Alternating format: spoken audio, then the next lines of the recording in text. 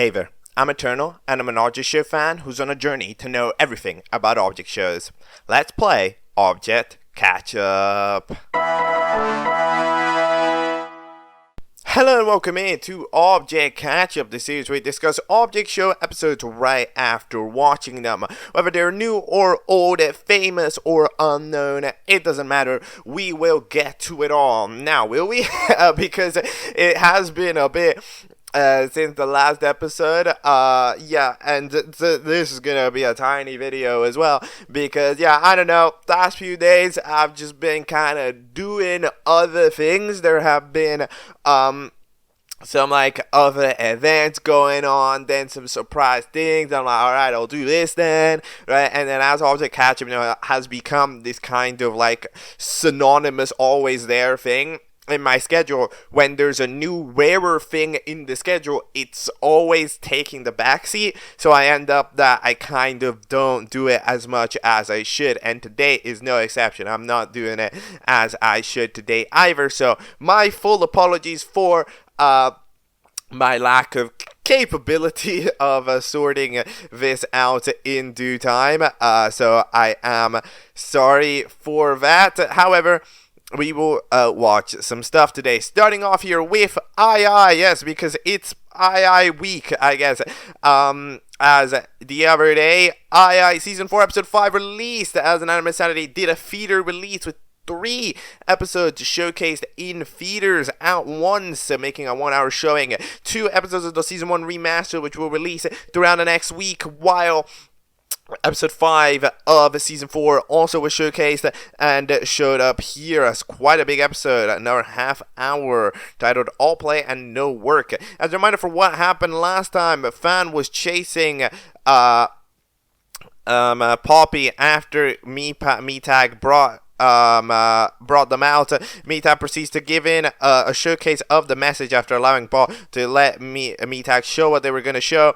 They end up showing a connection with what seemed to be Steve Cobbs' wife, probably, and then we ended up having Fan to chase after it. However, gets hit by a lightning bolt, which makes them very much so in heavy, extensive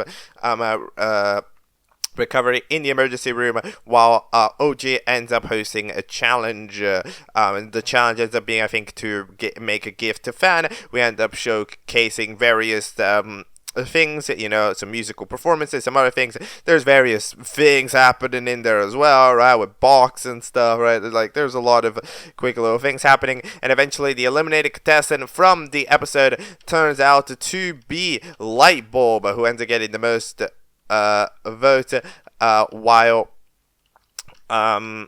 they get eliminated. Yes, Lightbulb ends up getting eliminated, and then that is that, while Poppy is still getting scrutinized by everybody after getting betrayingly showing what they were saying to Tapey after Tapey screwed up. We're very sad about that. And then at the last scene, Bot, who's overhearing Test Tube crying, proceeds to hop over to the mansion, and then Bo also appears. So a Bo-Bot interaction is teased. Will it happen? Let's find out in episode 5, which is titled All Play and No Work. Go!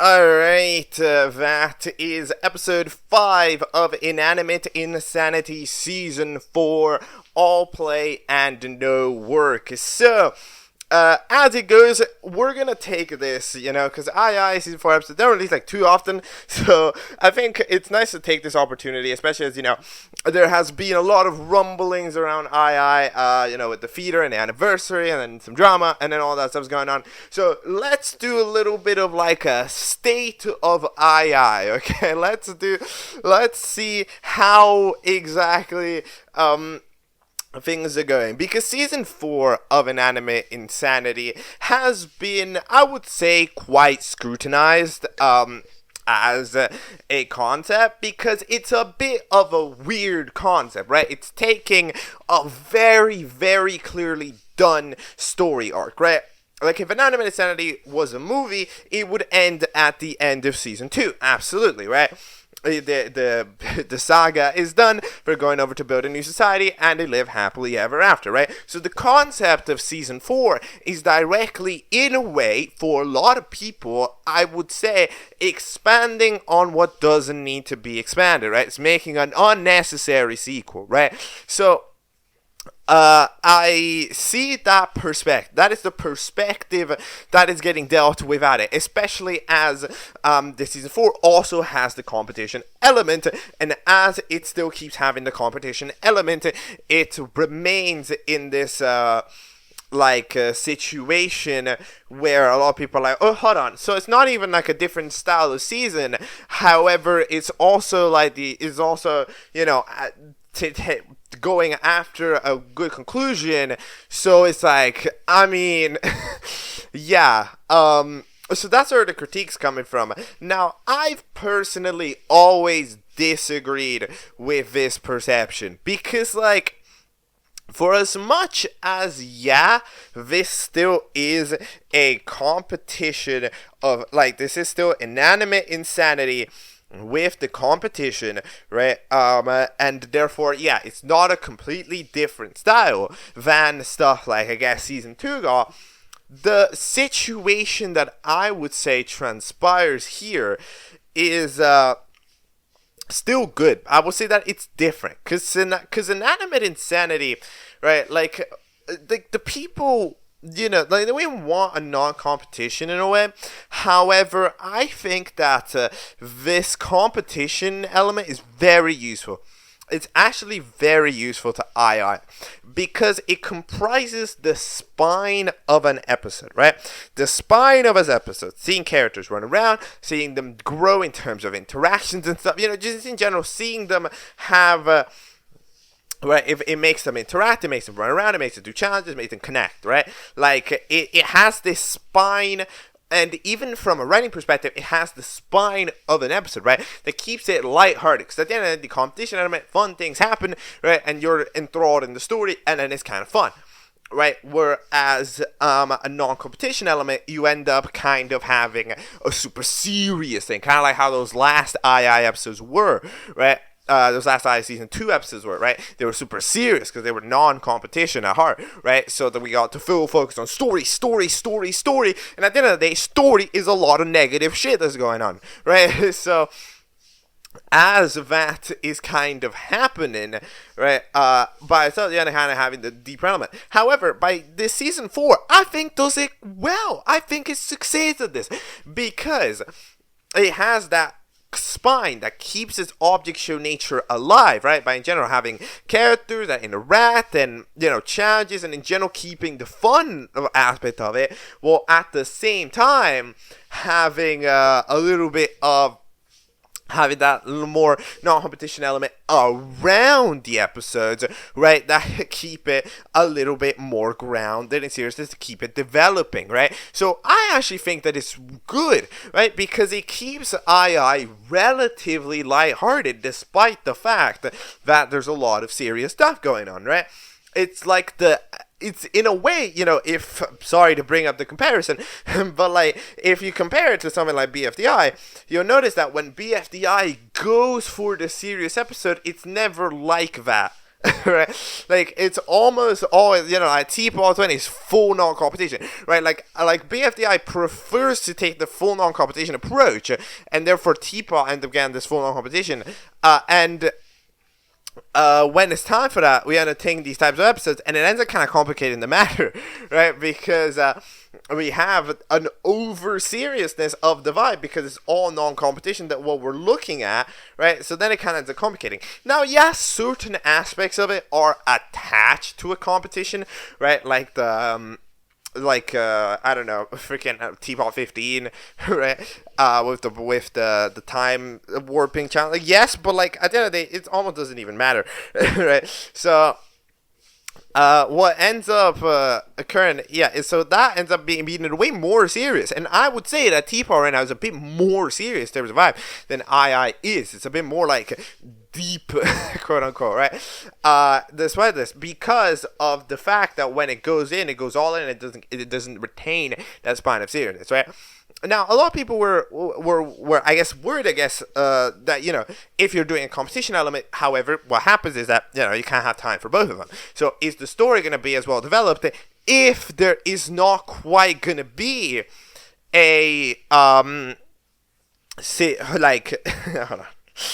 Like, if there isn't, if there's a challenge going on, is the non-competition element going to be showcased to a good degree? Is the story going to progress well? Well, this is another valid criticism, I would say. It's a valid concern to have. However, yet again, I disagree. I disagree that it's bad because of the one thing. Because the thing that's happening, right, with it is that you have the episodes just take longer, right?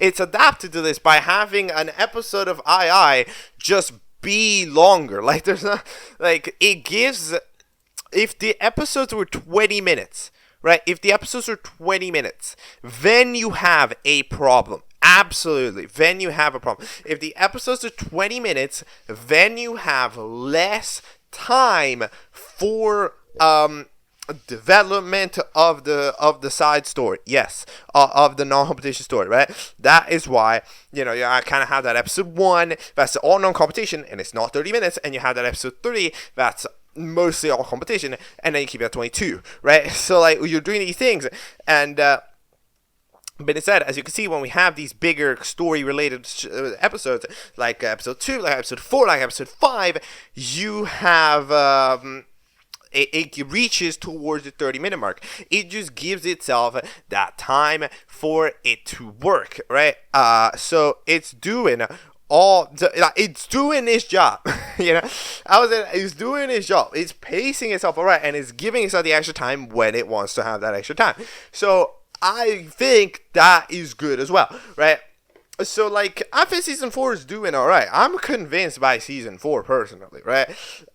In terms of, like, is it a good idea, right? Like, yeah, you can finish it, but, like, at the end of, like, yeah, okay, maybe it would have ended as a more legendary thing if it ended at a Season 2 or whatever, right? But, like, even then, I mean, like, you know, you gotta make money, alright? That's the best reason I can get. Gotta make money, keep it moving the show, alright? Yeah, fair.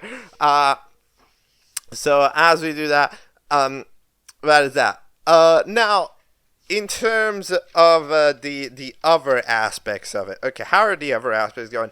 AnimationEye is good. AnimationEye is good. II seems to be out of like the top action shows, seems to be the most receptive to opening up to other animators, and it seems to have a lot of people on the animation team, right? Especially with the advent of the Season 1 remaster, that helps out a lot. For certain people, so that's nice, right? To see that the it's, I would say, a little bit more open. However, yeah, the animation is good. You can see a lot of cool angles, a lot of nice profiles. It seems that, like, you know, when it has to lock in on a scene, it does lock in on a scene. Keeps lighting going, it keeps angles going. It's doing all that it can, right? It's in a way this type of the aspect of the show that as time goes on, it's starting to get more and more overlooked, I would say, right? Because, you know, it's starting to become a more reachable norm, right? You're starting to see smaller shows be capable of hitting these camera angles. You're starting to see the top shows, like, you know, reach this kind of half ceiling where they're like, all right, good enough, right? However, I still think it's absolutely worth appreciating, especially as this episode has a lot of very good expression work. I think the art styles allows for a lot of dynamic expressions. You can see them, of course, the most heavily on Trophy in this episode. However, even on Poppy, even on Poppy and Taco, you can see it get utilized as well. On Bow, it's quite useful, right? You can see that there's some heavy expression work as well, which makes it dynamic. It makes it just allow more expressions, and it's nice. It's set up for that as well. So even in the animation department, we're doing all right. Can't really judge departments in production.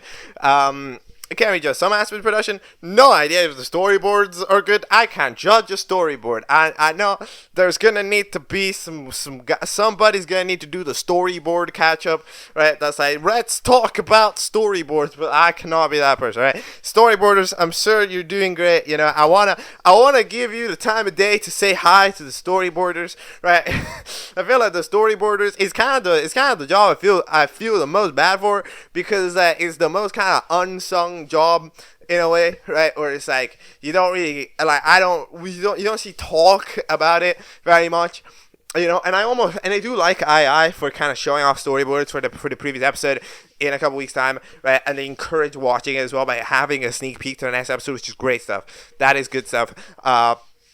You know, showcasing storyboards a little bit more, which is nice considering it's that kind of aspect of it that I feel gets missed out, alongside kind of like audio production, which like at this point, yeah, audio editing on the show is good.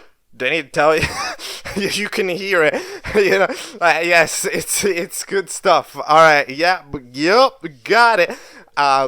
So that stuff's all good. Voice acting. Okay, so voice acting. All right. So first of all, let's talk about the voice acting and stuff. The voice acting is good. There's certain there's absolutely certain word that goes like high tier.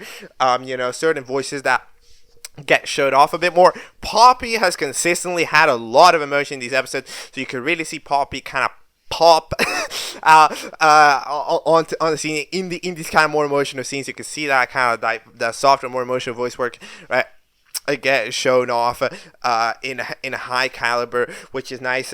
Jack absolutely right has just the perfect casting for it. I don't think you could have casted Jack Swiss better if you tried. Then, you know, there's also solid word for Paper as well. Paper's VA I think stands out pretty well.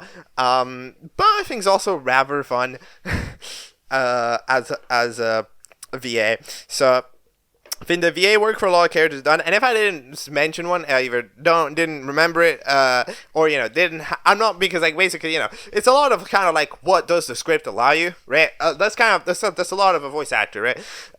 Like you can only be as show-offy as your script allows, right? Like if your script has you saying hi, then you gotta say hi, right? Your script has you be emotional, then you can show off kind of more complex, right? Like there's definitely different levels of kind of complexity to it, and some characters they just get simpler ones as well. I think Pepper had a nice showcase here. But yeah, well, that work's being done. Now, of course, the voice acting chat has to be tampered by the obvious thing, which I'm gonna mention. All right, I'm gonna mention it. Is of course has been under drama lately because we have had the drop of 3 voice actors, if I'm not mistaken, making up for about 5-ish character. Yes. So the culprits end up being that Paintbrush is now voiceless. We also alongside because of the firing of Jazzy Oliver, which this is the last episode that had, well, I mean, remasters. This is the last season 4 episode. Theoretically, that's gonna have that voice work on it. So it's Paintbrush, therefore also Silver Spoon that doesn't get lines. And where did Silver Spoon go, by the way? where is Silver Spoon, bro? Where did bro go? Now that I'm thinking about it, what is this guy doing? I'm sure they showed off what bro was doing in episode like 1, but like I don't remember. What is bro doing? What? Okay, sorry. I just go around with this chatting. That is the microphone voice actor, which is, do I remember the name? Stephanie Pines, is it? And then also the voice actor for Teddy Bear, which is, it's called like Scars fans. Sorry, I'm not quite remembering. But anyway, these people have been have been gone. There's been some stirring up around them, right? because of various dramas and various things that have been going on. It's the uncomfortable conversation, but we gotta have them. Will this impact II? Yes, but also no. Alright, it's kind of one of those things where, yeah, I mean, of course, the II, the voices will change, and therefore there's going to be a subtle, kind of readjustment that's going to need to be made, to kind of have the voices be there. But, II casting is, as I said, pretty good. They should be able to sort somebody out. For those roles, what do you think? Can I do Paintrush? Can they hit me up? No. But no. But we have that kind of complication. But at the end of the day, no, they'll be fine. In terms of can they find a voice? Yeah, they can. They can find a voice. But if they what am I saying? I don't know. Me when I'm about to say a sentence and then I forget the sentence in the middle of saying a sentence. Yeah.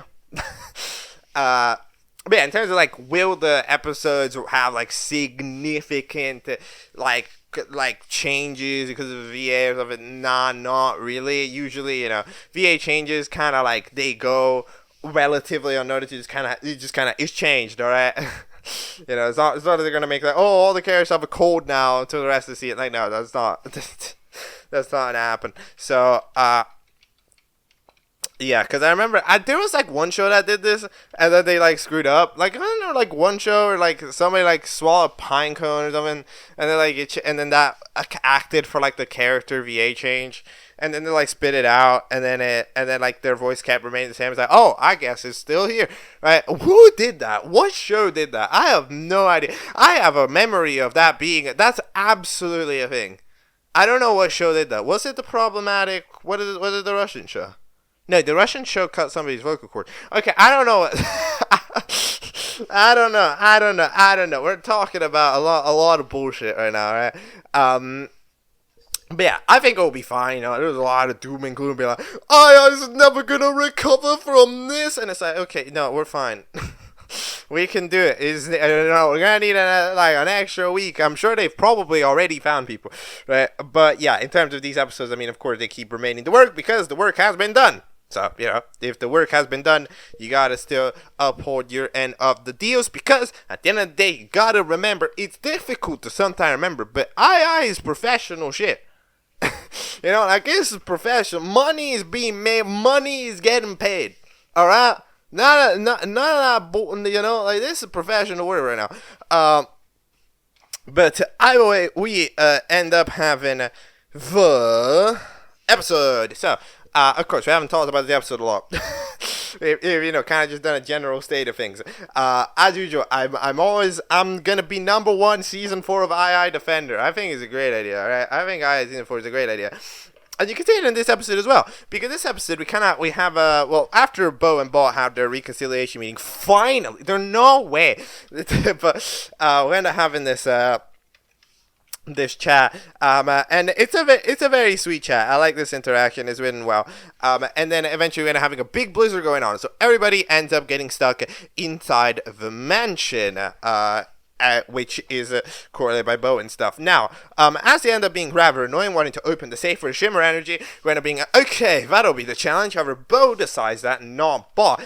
Bo decides to host a challenge to let Bot with enough day, and then they end up setting up the challenge. Each one of them has a key which they've hidden somewhere, and you need to find them otherwise, unless they catch you.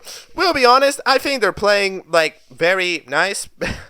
Because it's kind of, surely they can just get everybody. It cannot take that long for a ghost to find somebody. They're very much so hamming it up. Yeah, that, oh, I'm gonna look for you, but I think they're fine. But anyways, we have a lot of things that are happening in this episode. Another way, I think that there ends up being a rather solid difference as well within the challenge, right? Because it creates this kind of interesting difference to it, right? Because there is a lot of different category interacting with each other, right? Because a lot of the time, right, a show will not have a lot of category interacting with category. What I mean by category, contestants are a category, the hosts are a category, right? So like, you kind of end up having this sort of contestants talk to contestants, and then maybe they talk to the hosts, but majority of the time the host talk to the host, right? So like, we don't have a lot of category talk, which is unfortunate, because like, a host talking to a contestant is a different, like when a contestant talks to a contestant, it's inherently a completely different dynamic to when a contestant talks to a host, right? Because it's just a different dynamic, right? There's different category who sees things differently, right? So II differentiates it because it just has a lot of categories, right? It has the contestants in the game, it has the eliminated contestants that are helping out the teams, right? It has the hosts at the same time as having also the non-competitive people that are there in the surroundings, right? And in this case, it's even a bonus because we have the non-people who are also ghosts who are there hosting this time, right? So, you see, there's a lot of category that's going on, right? And they're much more open, right? The limited contestants talk to the contestants a lot of way, and they just see the game a little bit different, right? Because, they're in a different perspective of it. The host directly talk to the non-competitors a lot of the time, right? And, like, there's a lot of this stuff that's going on, and it's causing some and it's causes some interesting interactions that are a little bit different, as they kind of in a way disapprove, right? They don't all have the same mentality as well. There's these categories to one another, right? Like, as you can tell from non-competition people kind of judging me, like, yo, this game kind of sucks, what are y'all doing? Right? And the vice versa. All right, so that's kind of what's going on. Okay, so let me try. What has happened? We end up having Libel ends up getting the question bait. Yep. And then Poppy immediately gets scared of Paper after being like, "No, Paper, you're gonna bait me." Jack ends up going over with Tapey. In the meantime, Gooo gets left behind by Trophy, but on dead weight. Then Knife ends up going, "Damn, that's rough." So I'll be like, how about this? I'll let you, like, proper troll him. Like, I'll let you troll the fuck out of Trophy. So Gooo ends up agreeing to this deal. And then we absolutely bait Trophy like crazy. We go like, "Ooh, I'm gonna get you. I'm gonna get you." Right? And there's a lot of that that's going on. In the meantime, we also end up having a Soap, Tea Kettle, and Cherry, and the Queen at Apple and Marshmallow. Remember, Apple and Marshmallow are residents of this place, and they end up agreeing to do a slumber party extravaganza because Apple wants it, and then they end up agreeing. If they play one game, they give a hint about where the key is. They end up agreeing to the hint. Interesting, by the way, that they're a little bit more lenient on front-facing usage of the tea kettle, right? The front-facing profile of Tea Kettle, which is like, it's interesting because, like historically in II, especially in Invitational, it was treated as this kind of like no thing, but now it's like a bit more, it's a bit more lenient, as camera angles are becoming more and more like different. They're becoming a little bit more commonplace. Bo gets majorly baited by Paper, and then also, by the way, discovering the Paper side profile is indeed pretty easy to not see. That would make sense. Then we end up having Paper make a lockpick out of the hair for Poppy, which, by the way, way too. I'm sorry, you're gonna end this season with no hair. It's so driven. But yeah, the lockpicking mechanism. So now Meatag has been freed. Meatag ends up running over. In the meantime, some people are over in the library. You end up making a lot of mess in the library. Well, Box ends up writing down a bunch of bullshit in the diary. Well, by a bunch of bullshit, I mean they write down the location where they've been. So it's actually not bullshit. That's extremely useful. But yeah, in the meantime, we'll talk about how the fact that diaries are healthy. Bo ends up catching Teddy Bear and Mike because they end up making like a shit ton of noise. So yeah, Bo is taking away those people. I guess, like, bye-bye to those two. They'll come back when they have voice actors. So In the meantime, we end up entering some weird sideways room with Magnet and Cheesy. And Cheesy actually discovers the wordplay, which is great. I think it's great that Cheesy discovers this.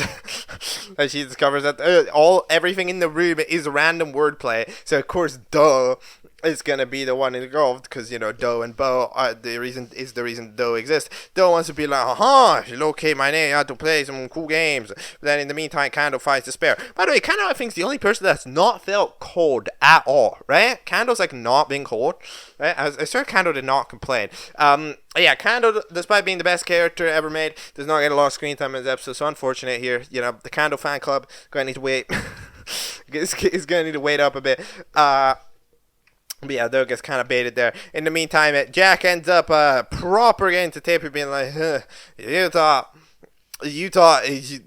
people didn't notice that it was light bulb, and then because Tapey voted light bulb, right, to make the surprise light bulb elim, and then Jack ends up being like, yo, now wait, what did you say? Oh yeah, that they're gonna vote you out sometime.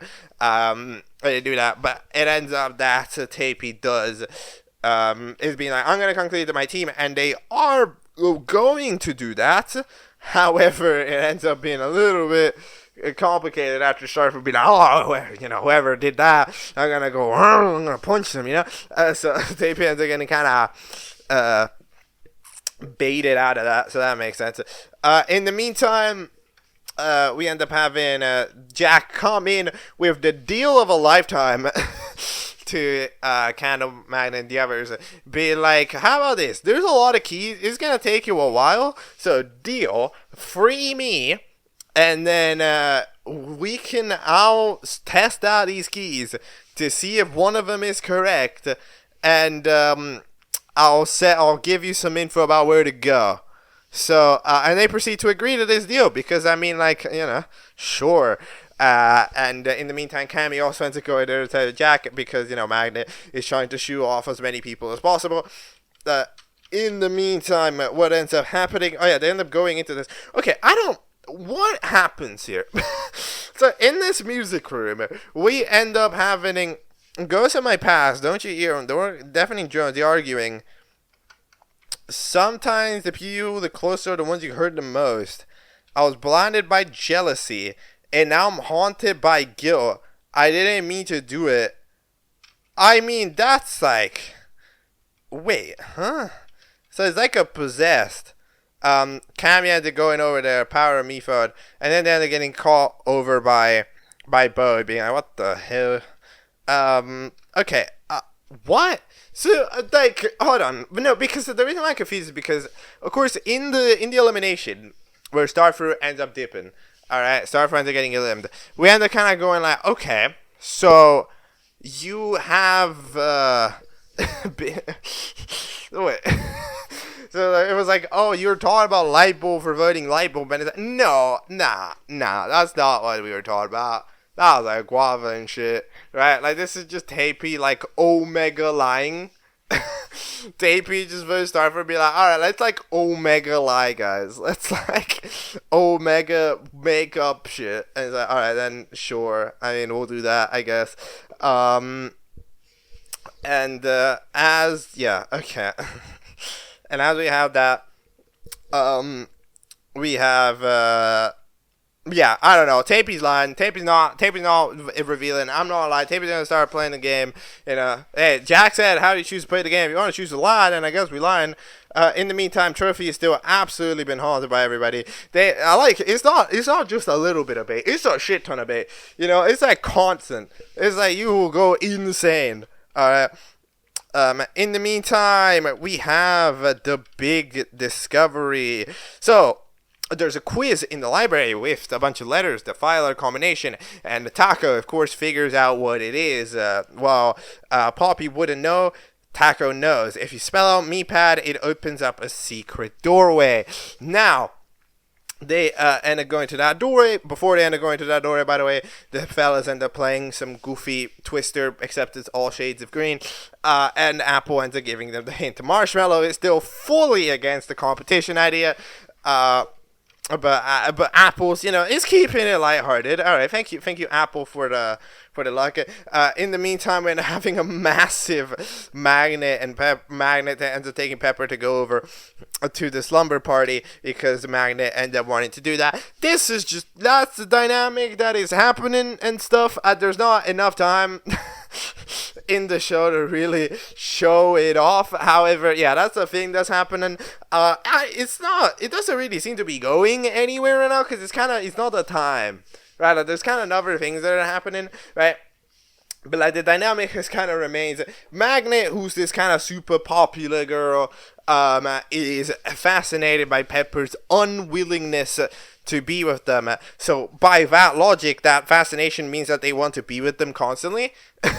So Magnet is just constantly following Pepper, getting Pepper in these situations where they are there, because it's like, hey, you're like the one person who doesn't respond to me. What's up with that?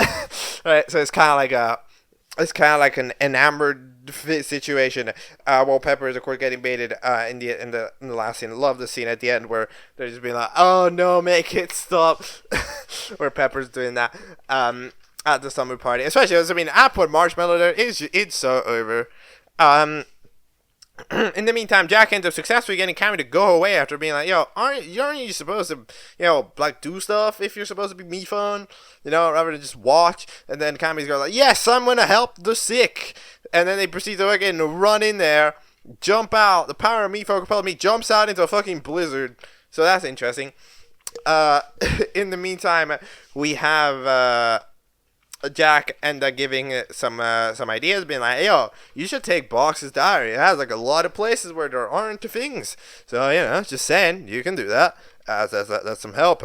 And they proceed to have this idea. They agree to do that because T-Cat was like, well, I want to play Ruthless, so alright. And then we have for this time for real, we have the big moment. Taco notices the silhouette of what seems to be Meatpad, runs after it, and then it officially gets baited. Officially runs into the Meatpad test, like, fixing attempt facility, where we have apparently Test who making a shit ton of attempts at it. As you can see, it's proper, like, going insane tier of sector. Meatag is also there as maybe a knowledge, apparently new Meatpad. That can be right. When did they invent air tags? I know it doesn't matter, but when did they invent air tags? I don't know about that. But like, because like, then they escaped the facility. They weren't there for very long. Wait, how would Meatag know? Nah, that can't be. Meatag could not have met Meatpad. I refuse to believe that. That the time just doesn't align. Why would it be? Because it wasn't the thing that Meatpad got Meatpad like right when they released or something, like right when they were made to escapes or something with them, like the newest product, right? Was that what it was? So like, if Meatag was after, they wouldn't have known. I think Meatag is just sad because it's a Meeple product. Then we end up having Paper tell them the lore about Meatpad, of course, about the cop stuff, and Poppy could already tell that what happened was that cops killed him. This scene it's a good scene. Yeah, it's a pretty excellent scene. Some great work done. Again, by the Poppy VA here, especially, and Paper VA as well. This is a tag team of good VAs doing a good scene that's animated well with a lot of nice facial. It's just like, you can tell that this is the important scene because there's a lot of effort put into it, even from the background details of how this room looks like. So yeah, there's a lot of stuff going on. While Taco and Meatpad, while Taco and Meatag, they go over, right? Yeah, they go over there. Hold on, wait a minute. Wait, but like, I swear that like did Poppy leave this room in that shot where they walked away? Cause I swear, I think that's like I think that's like a bait angle thing, where it's like it's angled wrong. No, it's not like it's angled wrong. It's just like angled at a different angle than where the other angles were angled. And so like you're walking to the right, which is where we came into the room, which is why it's confusing, even though you're probably walking out and we're doing a shot from the other side. Okay, yeah.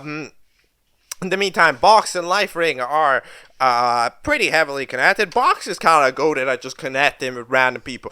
If you are a character and have no friends, Box is arriving at your location. But I'm telling you, Life Ring was like, I don't got nobody to talk. Boss, it's in the lore, it's the other way. But they're saying that Bonesaw nobody, it's like, no, Bonesaw doesn't have any dynamics. Boss, I'm gonna get that, and the Life Ring has no dynamic. Boss, I'm gonna do that. Right? They be, the writers are like, it's Box time. Whenever, so, all right, then I mean, cool. So yeah, in the meantime, Jax ends up trying to do that, and they end up finding the key among keys. They managed to successfully read up the thing about Jack is that Jack is kind of smart though. Like that's kind of the thing about Jack. Like Jack isn't like evil guy who's dumb. He's the evil guy who's smart. Like he's thinking it through. He's playing strategically, right? And he's playing strategically evil, but he is playing the game, right? He's not going out here doing nonsense. Right? He's very much so playing the game here, trying to get stuff done. Which is interesting, and you can really tell how Jack, like 8,000 IQs, the entire II cast here in this episode, right? Like Jack, when Jack has kind of has had that observing time, right? Like in a way, getting that elimination has helped out, like Jack quite a bit, because it has allowed him to really like. Get that observing and seeing what the character dynamics are like, because you can tell how the deals will go, right? Like you can really you could see kind of like the different tasks that are employed on each side, right? And it's kind of smart though. In the meantime, we have a relatively also excellently smart idea to get the diary from Box over there, as TKato ends up using the soap to slide past as Cherry ends up acting as bait, as if, they hurt, but of course they're like two people as one person, so it's really hard to indicate, so it just ends up taking a while.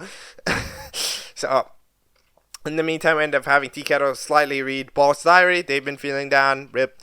I don't know, we might know more about that at some time. Jack ends up accidentally caught in Trophy's whatever charade. However, they end up getting Luigi's Mansion ghostbustered by Poppy and Paper, who end up making some cool flamethrower vacuum stuff. Paper is still talking to Knife. In the meantime, Goo's also feeling like that. In the meantime, they end up running away as Jack ends up taking this opportunity to tie up Poppy and Paper, while Trophy is still traumatized. Then, in the meantime, we end up having both successfully get attacked by Soap, as you can see. Soap, which, I like seeing Soap as well. Soap is also kind of smart. Like, you can see Soap take advantage of a lot of kind of, like, connection opportunities, right? Like, you can see that Soap is friends with a lot of people in this episode, Because, like, you see that Soap kind of understands Bo. You can see that Soap understands Marshmallow as well, right? Because when they see the slumber party, right, they immediately, like, Soap, like, is the only person, immediately goes up to Marshmallow. It's like, you don't want this, right? And then Marshmallow's like, well, Apple wants it, so sure. Right, and the same thing goes here. It's like, there's that direct idea. It's like, what does Bo not want? Bo does not want the chair to break, right? So, that ends up being the idea. And they end up walking out with the chair, and Jack ends up breaking the chair, which is apparently called Samantha. Bo gets very sad at this, though ends up hopping over, and they end up both double chasing Jack, who ends up eventually getting baited out at the roof and being like, well, don't fucking fall off the roof, mate. And by the way, great environmental work. But we're gonna find the key, and Jack ends up going, well, I'm taking the hit, and they end up jumping down. Now, I will admit that, like, you are like a card. Like, you could take the fall. I swear, you can probably. However, the thing that they did is for some reason they jumped down. Like if they like leaned over and like they landed on their back, they'd probably be fine. But no, they end up jumping down and freaking breaking like their leg. But they have the 3 keys and they open it and they get to decide because they had every key. They helped every team. And therefore, nobody specified which team they would get the help. They choose that the other team's up for elimination because that's the one team that they didn't help as a result of it. So therefore, by the keys grabbed by Jack, none of them can be attributed back to that team. So therefore, they are up for elimination. Love Bo just not understanding anything about how the game works. They've been out there for literally so long. In the meantime, Paintbrush ends up going over to sort it out. Doe ends up closing the safe back up because they don't need to do that. Trophy ends up saying sorry to Gooo for that, for being mean. So that makes sense.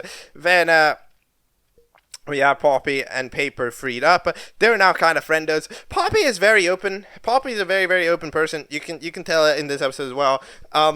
Wait, how like even when Poppy built up a bad rapport, you can see that it's that logic that Poppy arrives into things with, right? Of like, let's not judge people like how they judged me is very strong with Poppy, right? Because you can see that it ends up kind of getting fixed, right? Because even though Paper's been constantly mean to Poppy, all it takes is that one interaction, and Poppy's immediately like, all right, fine, we good. And then what they really are, it's immediately like it's we good, it's we good, dude. So that is rather nice. And then we end up having the elimination vote be Starfruit. Tapey takes the opportunity to bait someone out, and they massively do it. While Tapey, they take the things that have been said. The recording because you were there. And then we ended up doing that. Live on to saying that, of course it isn't. But yeah, okay. So I don't know. Tapey has decided. Look, I can't lie too much. So let's just like make shit up. they're just like, all right, making shit up go. Sad dude. Tapey's turning evil. Yeah, when you have all this information, it's too easy to manipulate, right? It's the same boat that Jack's doing. Jack is you can see, Jack builds up all of this intel and then uses it to manipulate teams. Like, it's all of this process being done at once. And, like, it's kind of, yeah. In the meantime, Cammy's apparently healed the sick. Cammy did it. Fan is awake, apparently. Bo goes and runs over, and then the episode ends. But yeah, Cammy did it. This cannot possibly be true. I refuse to believe it. I refuse to believe anything Cammy ever says in principle. What do you mean? What did you do? I like how you say that. You have done it. What did you do? Were you alone in there? Were you like, so hold up, let me take care of this. Proceeded to fucking go take 3 pictures, be like, in the name of me phone, and then we're good. Like, what is that? There is no way. There is no way Cammy did something useful in the II universe. That cannot be possible. Yeah, nah. If you believe, there's no post-credits scene. I don't remember if there were post-credits in the other episodes. I don't think they were. And then we ended up having the end of the episode. So, yeah, I had some fun understanding. So, yeah, stuff I would say is good. I think the episode's solid. I would say this is an episode for the best Season 4 episode. Yeah. Let me be honest. I think it's a big contender because it has some like a nice competition element that's set in a little bit of a different location than the last few have been, right?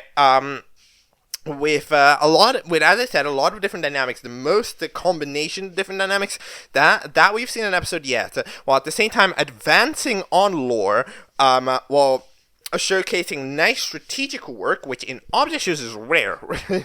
Actually seeing good strategical work being placed in by people in a show is rare. So it's nice to see that actually get done, while at the same time, again, showcasing improvements in lore, not too much, and having all that stuff done in a nice 30-minute package. I think that's solid. I think that's a competitor for one of the best. Yeah, absolutely. I would say that it is a competitor for one of the best. And that's nice. That's nice to see. I think II is doing good. I've always, again, been a Season 4 defender. I remain a Season 4 defender for the foreseeable future, especially now that I think is actually getting better in the past 2 episodes that I think have been quite enjoyable. So, yeah, I am a fan of what we are doing over here at AnimationEpic. I think that the work is done. Mild blips with drama people, but we're gonna rise, because we always rise. All right, and all that stuff is going good. All right, so yeah, that is II. I would say that's the state of II. That we chatted about. Let's see if we can get a couple of little additional things onto the situation. All right.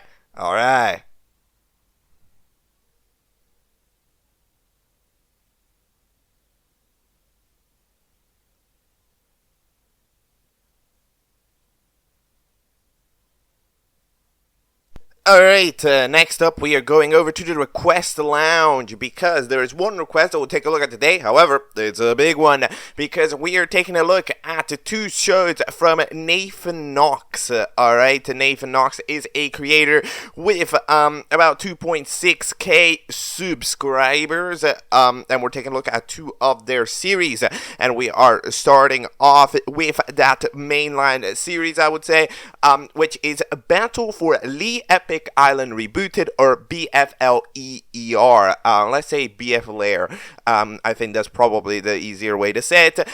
There's got a lot of episodes. They're pretty long. We're gonna take a while to get through them. We're just gonna jump right into it. I have no expectations for this series. Episode 1 released 5 years ago. Should I check the specific date? Yeah, let's check the specific dates. On November 2020, is titled Bizzy. Go.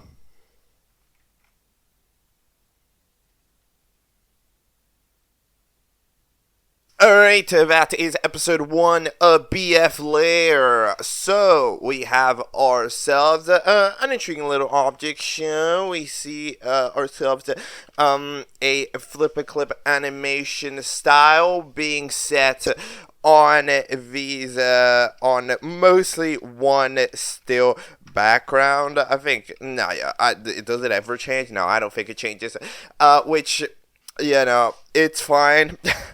It's of course makes it feel a little static. Absolutely, it's one of those things where it's like, okay, and everything feels like it's just very static when not even the clouds move, right? Like, it doesn't feel like anything is happening anywhere if the background is always the same location, right? So that's kind of immediate critique of this.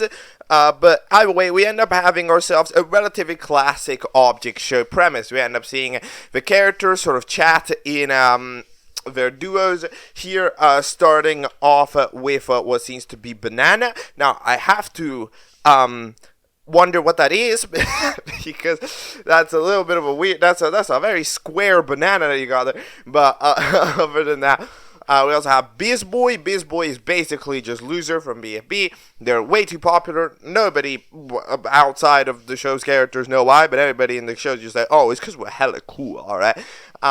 We end up having some interesting, like, maybe science fella with a gun that can form hats. Alright, sounds good. And then alongside it, we've got some cool glasses. We've got a Cookie, the Cookie who seems to be one of the less receptive characters to Bizboy, so that's interesting. However, Bizboy chooses them for the team, so maybe that's a dynamic, who knows. We've also got a phone that does receive calls and stuff, so As you can see, that's something that we can work with, right? But I'm kind of gauging out here. What do we got here that we can work with? We got a heart locket. We've got a clown. That's the one making the phone calls, right? They're like a proper prankster or whatever. So all right then. We end up having some other fellas, Billy Bean, more like a silly bean, and then the bean gets bad. Silly bean is great. What do you mean? But anyways, right as a Minecraft grass block is smelling strawberry heart, I think, arrives, and they are the host. They seems to be a relatively algebraianistic design, so that's probably the category they're at. You can tell because their eyes are different, and their limbs are also drawn different. So yeah, in the meantime, we have Texty, just a text box character, as well as a creeper. That's 2 Minecraft characters. We end up having the intro, which is mostly comprised of the fella dancing, of our host dancing, which, fair enough. And then we end up having our challenge for the episode, which is the team naming challenge. I will admit, I do think it's a little weird how Creeper was like, yo, I bet the prize is $1 million, which is so generic. And it's like, no, the prize is actually an island. And it's like, well, that's kind of original. No, it's not. What do you mean? That's like the 3rd most generic possible prize it can be. It's either $1 million. No, hold on. The most generic is a wish. Okay, is anything you want. The 2nd most generic is like a shit ton of money, and the 3rd most generic is an island or getaway spot. They're like the 3 horsemen of generic prizes, and this is definitely number 3. Lee Epic Island. We don't even get to see Lee Epic Island. Like what? But like, alright. We end up having ourselves the teams. Remember, it's a team naming challenge because, yes, it's, it's, I get why people do team naming challenges. It's because you can make the team naming and the challenge in one moment and the episode doesn't end up too long. However, everybody has the same idea. But yeah, then we got Team Biz. Everybody likes Biz Boy, so this team is gonna work out. Then we're having Team the Clowns because, haha, I will have to admit that is some pretty elite tier reasoning. At least it's a name. Then we've got Team Egg, named on accident by the pill fella. So yeah, there's also a Candy King character that doesn't show up in the original intros. What happened to? But yeah, Team Egg, and then the final team as well. I guess it's just us, but and the team name ends up being just us. This team name ends up losing. It very much so seems like this is like the team that's gonna lose majority of the time, because like they're like the pick'ems, they're like the ones that don't have another team, right? So then it's kind of like, okay, I see what's happening, right? I probably expect that Sun to get eliminated, because the Sun's kind of acting a little weird, right? Like at the beginning, they seem to act a little mean, like, isn't it a great day? It's like, fun, when they didn't say it was a great day or something, right? Because, the Sun and day. So even though the Sun is an interesting character, I do have to predict them to be eliminated, because there's not much of a reason to eliminate anybody else, right? So, we're kind of gonna, we're gonna need to move it like that, all right? Anyways, episode 2 of BFLEIR is titled Dead Boy. Go.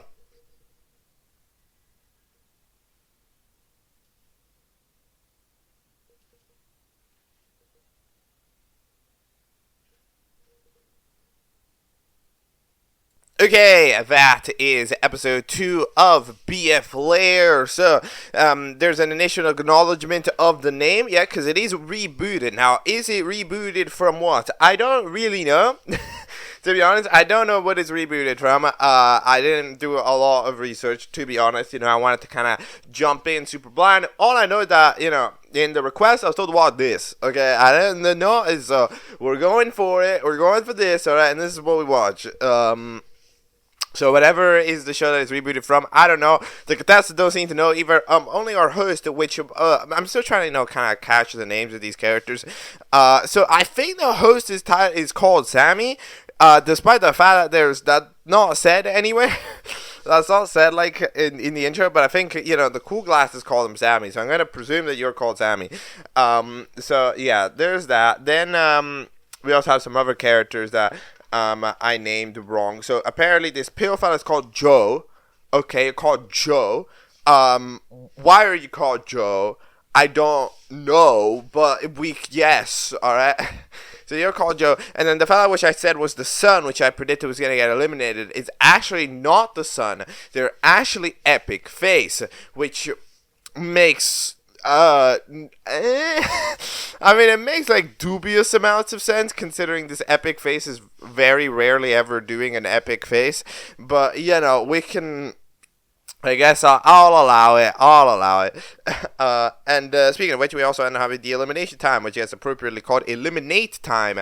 Out of the 9 votes, we end up having the eliminated contestant to be none other than Hat. Yes, they don't speak and therefore they get eliminated. That makes sense. Yes, I'm rather surprised though. About that, you know, I thought that usually, we wouldn't sneak under the radar, but no, we actually didn't. Not speaking equals bad. You've discovered it right here. Everybody else got a copy of Sammy B-Box, which is, I'm sure it's just quality content all throughout. You know, after hearing that eliminate time jingle, I mean, I'm dying to see it. And anyways, we end up jumping into the challenges. So, BizBoy apparently can communicate with Banana, but then that's about it. Nobody else can hear them, and it's like kind of the silent character. So you have to find a voice box for BizBoy. All right, so they proceed to go do that. They go over to the tower, which is there apparently, to fetch it out. The other team in the meantime gets scammed to give the credit card information. Little bit of animation inaccuracy when Fern pressed the home button last time. That dropped the call, but when Table does it this time, that answers the call. Ain't no way that ain't no way subtle animation problems.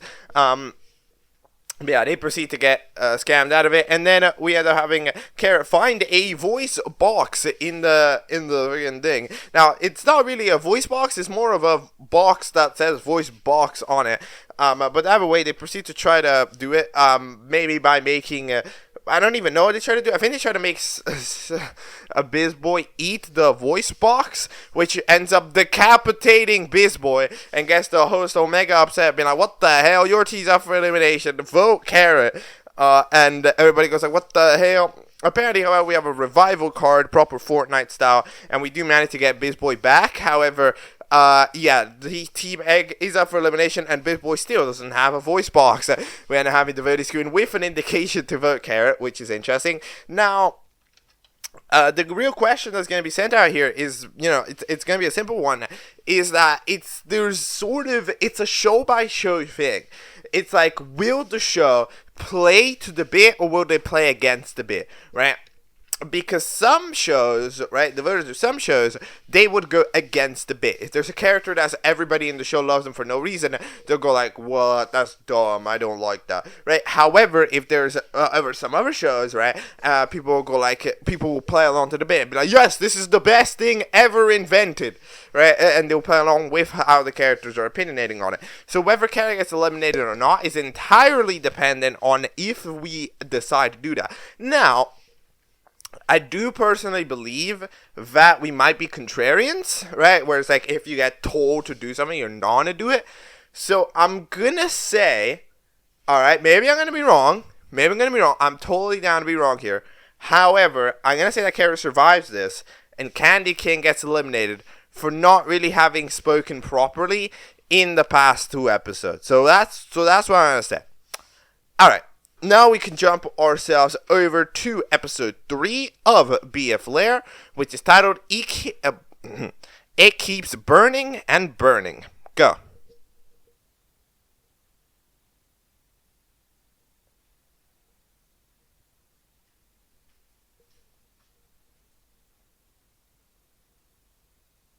Alright, that is episode 3 of BFLEIR. So, Billy Bean was chilling, however they forgot to factor in for one thing. How foolish of them to not factor in for the sudden appearance of Sans Undertale to teleport them out of the way. How did you not see that coming?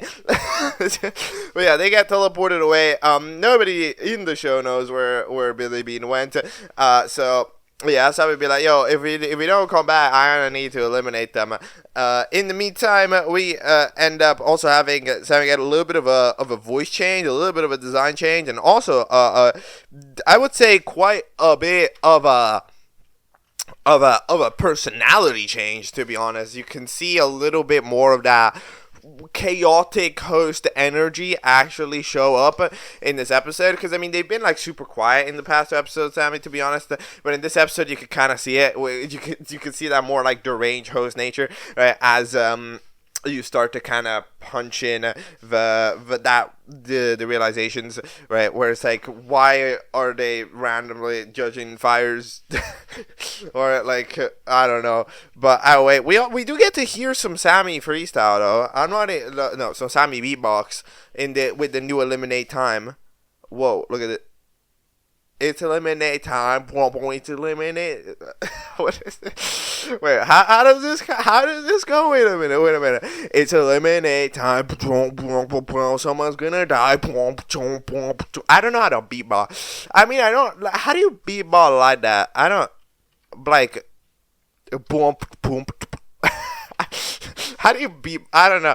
It's eliminate. Someone's gonna die. Let's go with that. That's my rendition. I'm spending way too long on this. The eliminate contestant is Carrot. They got every vote. So nope, no contrarianism here. Everybody in the audience is a fan of Bizboy as well. Okay, all right, got it. Got it. I will never doubt you again. And we end up having the challenge, which is to make the hottest fire. Now, what does that mean? I don't know, and nobody really seems to. The clowns ends up burning a tree, which is a big fire, but it's not a hot fire. So, okay, fair enough. But then we end up having burning... then Grasswalk ends up getting set on fire, which Epic Face ends up, you didn't even have a chance to scream. Okay. The host likes that. The Creeper's like, what the fuck is this deranged duo? Now, this team should lose because they set Grasswalk on fire, yes. However, that might have been the hottest fire, but Grasswalk has turned to ash, and therefore there's no more fire. So, this team objectively should lose. However, apparently, burning Grasswalk is funny. So, alright then. In the meantime, we also have Sans Undertale, who brought Billy Bean over to this land, which is just hot land. To be honest, this is what hot land looks like. And Sans Undertale doesn't know the name of it, but apparently somebody else needs something from Billy Bean, and then the name glitches. There's also glitch in the intro, by the way. We end up having a relatively warm, chill fireplace from the friggin' Cool Glasses team. And then Candy Cane ends up apparently having a fire. No idea what this fire is based on. This fire is just a fire. It's just there. There's nothing. There's no like logic to this fire that Candy Cane has. It's a fire which is there. It's not burning anything in specific. It's just a fire. So okay, dude. Yeah, I'm not sure about the judging on this because the tree team ends up losing. Now here's the deal: a big fire is a big fire, right? Like I think that a big fire is hotter, right? I think that is how that works. I'm pretty sure. So I disagree with this. Who's getting eliminated? I have no idea. Let's... I don't know. The one with the cowboy hat. The one with the cowboy hat. Let's go with that. Because otherwise I don't really know. By the way, in the credits, I'm pretty sure it doesn't say who voices the host, right? Am I blind? No, it doesn't say that. Who voices the host? We will never know. We will never know who voices the host. Who knows? Who knows? We will never find this out. Okay, look, it's just that type of thing. Sometimes, we're gonna need to we need to accept certain things. And all right then. So that's episode 3. We'll find out, some how the stuff progresses. And episode 4, which is titled "Let's Go."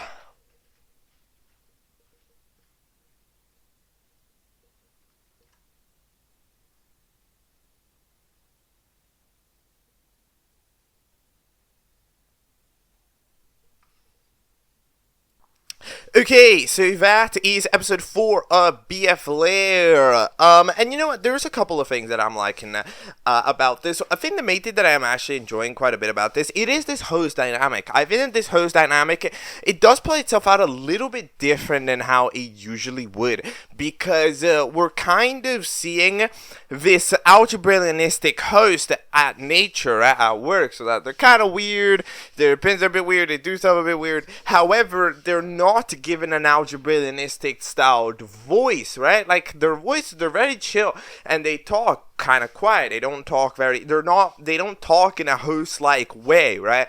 Which means that it's almost as if the actions don't necessarily line up with how the voice would expect it to sound, right? Which means that we end up kind of having, I would say, an interesting division here, as we get to see this kind of like more like, in a way, down to earth sounding hosts, despite the fact that they're still very much so algebraianistic style hosts at heart, which I think is interesting. I do like that as a plot element.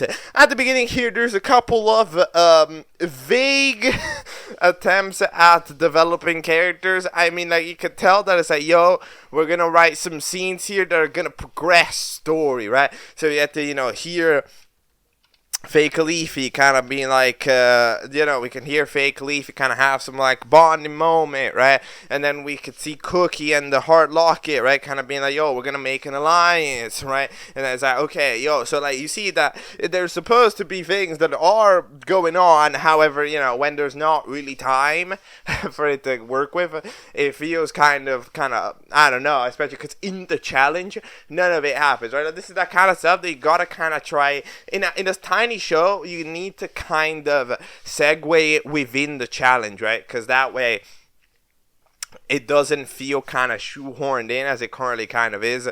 But yeah, either way, when they're hosting the elimination, I didn't do the elimination song properly. How does the elimination song? Hold on. It's eliminate time. Wait, hold on. Does it start with it's eliminate time, or does it? Hold on. Give me a minute. Okay, it starts with elimination. It's eliminate time. It's eliminate time. Someone's gonna die. It's gonna be a Alright, Zach, rate the freestyle. No, not the freestyle, the beatbox. I keep calling it a beatbox. It's like a beatbox freestyle. Yeah, right that. 17 votes. That's a lot of votes, by the way. Which the Sammy co-host, because Sammy for some reason doesn't want to host this episode, ends up giving out the prizes, and the eliminated contestant ends up being the clown after getting 10 votes, which is, yep, that's a bit, you know, fair enough character to get eliminated. New intro for the episode. It is just a traced I. And I'm just an invitational intro, which, I mean, is alright. We're going to have the challenge be to recover somebody, so that way we find out how to do that. Epic Face manages to recover somebody nearly instantly by, I guess, unburning the grass block. Look, Epic Face is interesting, alright? So, yeah, we then end up having supplies which are going to build. Now he's going to build a recovery center. In the meantime, Fizzboy is also going over to do it. Alright, so yeah, like he's gonna do it. You know, he's gonna do it. Alright, no, that's not. Bizboy's got it. Bizboy has got it. So they end up doing these two teams, and it turns out that Bizboy don't really got it, right? So now who's like, you know, the sort of engineer Illuminati fella, ends up managing to build a recovery center after we needed to fend off the other team there for a little bit, you know, by giving them some accessories and stuff. The recovery center ends up working out, and therefore it's all looking good. Sammy comes back to host to talk about the elimination thing. He'd be like, yo, hey guys, eliminate somebody in the comments. Right, and we end up having that. Who's gonna get eliminated? I mean, I feel like it's one of these things where, for the health of the show, I do think that eliminating Bizboy is the way to go. Because the thing about it is that it's like, having this dynamic, right, kind of hurts a team, I would say. Right, because it's like, we are bolstering up one character, making them interesting. However, by making them interesting, you are at the same time reducing multiple other characters to just having to be their fan. Right? The other characters have to be their fan, because otherwise that character doesn't get bolstered up. So that's why I would say that eliminating BizBoy is healthy for the show. Because eliminating BizBoy is healthy for the show because it ends up freeing 4 characters, right? The 4 other people on the team will now have a bit of a better, like, will be free to try out other stuff and expand into their own characters rather than being stuck as the fanboy of BizBoy. So I hope that BizBoy gets out. Considering how many people would have been at every time, I'm a bit worried, but I'm hoping it. In the meantime, in the Voidland, Hat gets joined by a Scribble person, which as far as I'm aware was not eliminated in BFLEIR, so something's going on there. I guess I need to find out in due time. In episode 5, which is entitled Missing Mates, go!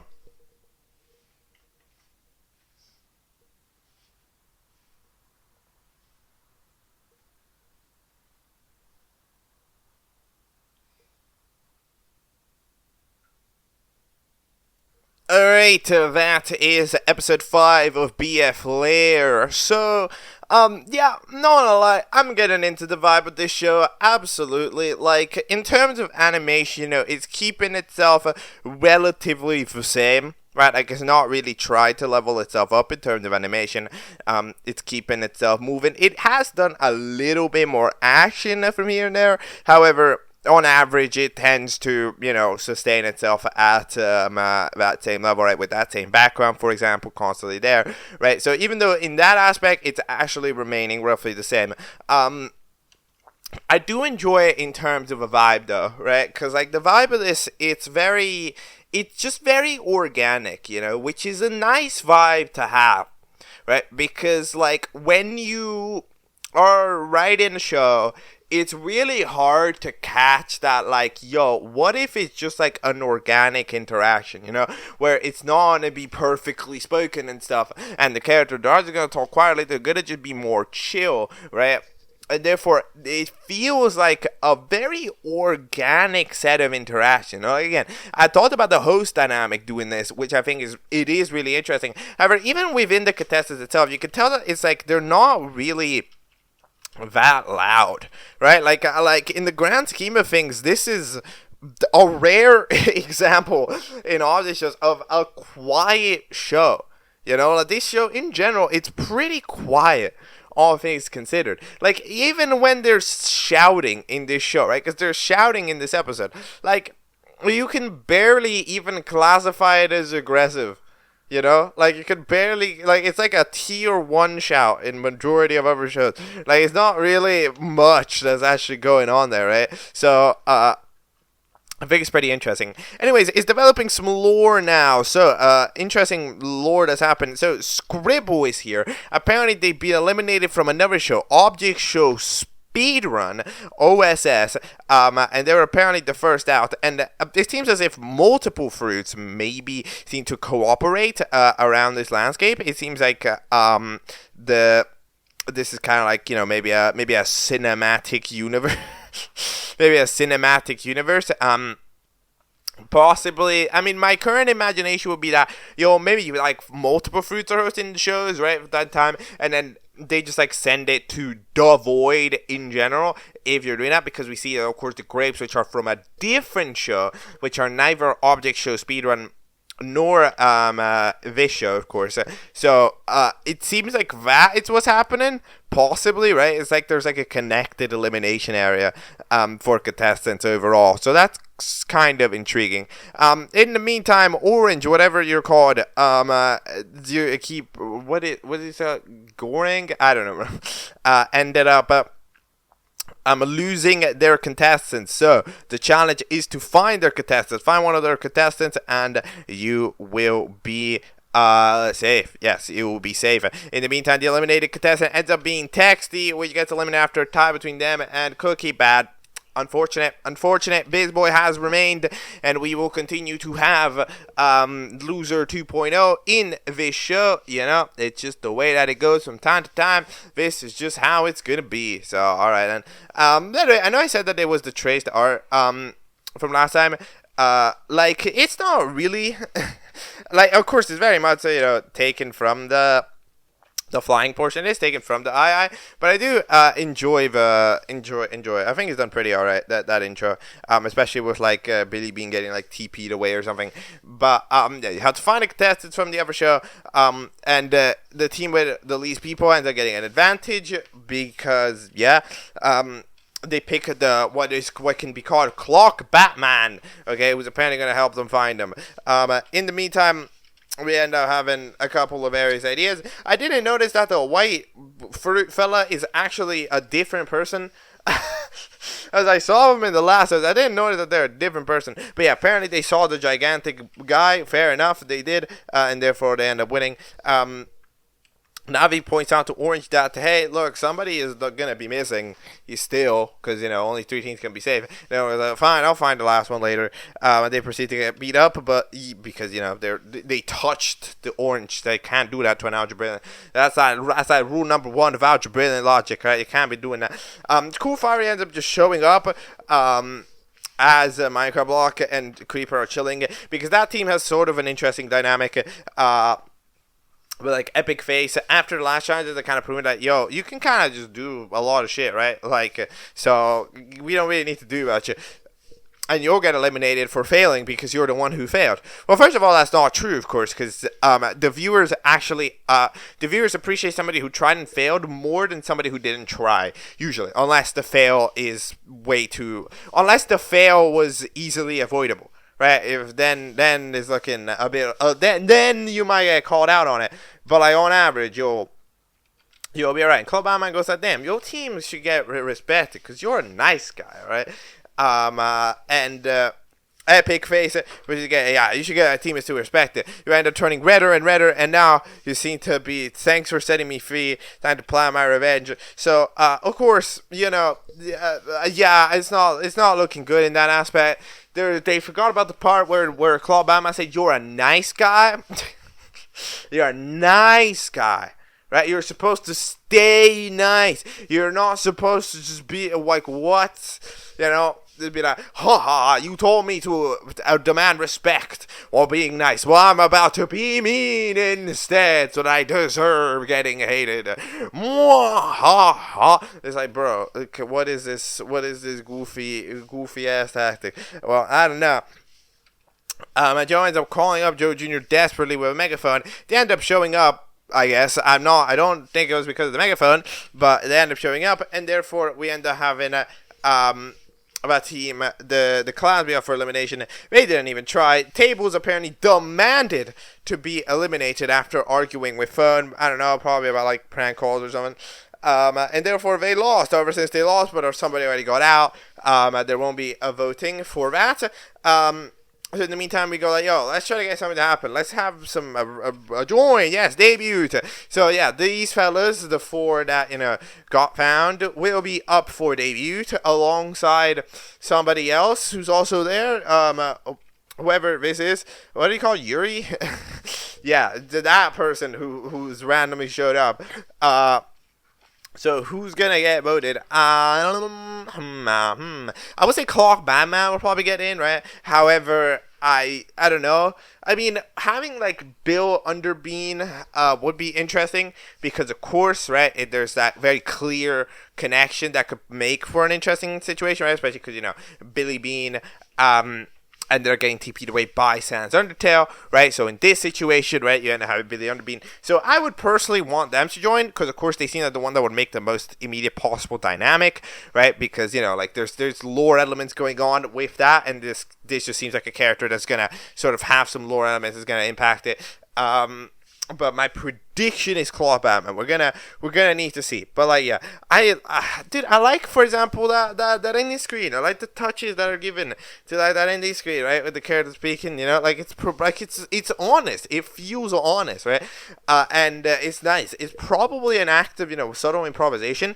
But like, hey, if you can do the improvisation well, which the characters here they managed to do, the VAs here they managed to do the work, then it's like fair enough. Fair enough. If the work gets done, then it's nice, and it really helps settle in the vibe of the show. So that's cool. Episode 6 of BFLEIR is titled "What's Up, New Guy?" Go.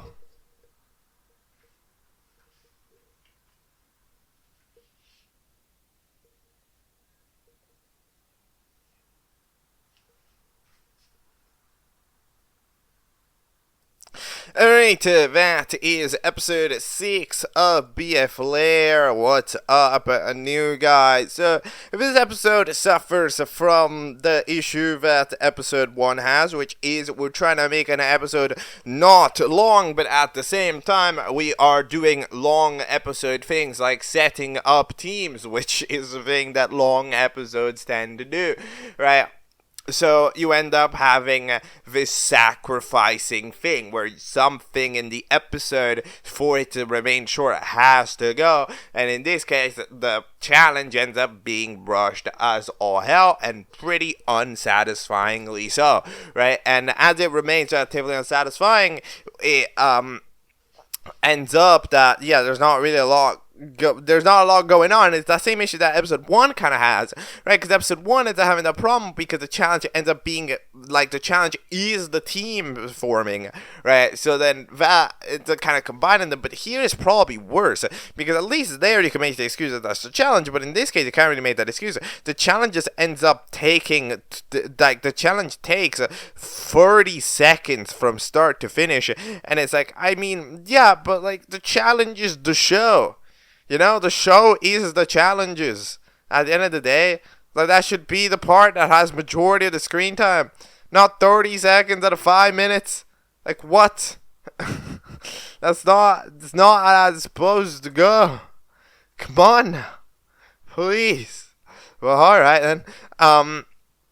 We end up starting off here with a backstory about Joe. So Joe's backstory is apparently, sums up here. He's apparently been an egg in the IRL world alongside some other eggs, and they apparently have been picked up by a mysterious entity, and now they're suddenly in the 2D realm. And they have names and stuff, and they apparently got into a battle with Yuri, and yeah, Yuri apparently apologizes and stuff. So okay, something has happened. So something's happened. Not 100% sure what, but yeah. And the debut, when having the debut time to be epic, fiery. Yeah, and to be honest, I mean, like, I got this one wrong, right? I got this wrong. However, I don't have the intel, right? I don't have the intel to get this right. Because I'm pretty sure that, this is actually, you know, epic fire from the other show, so we voted it based on the other show and stuff. But it's like, yeah, I mean, I don't know.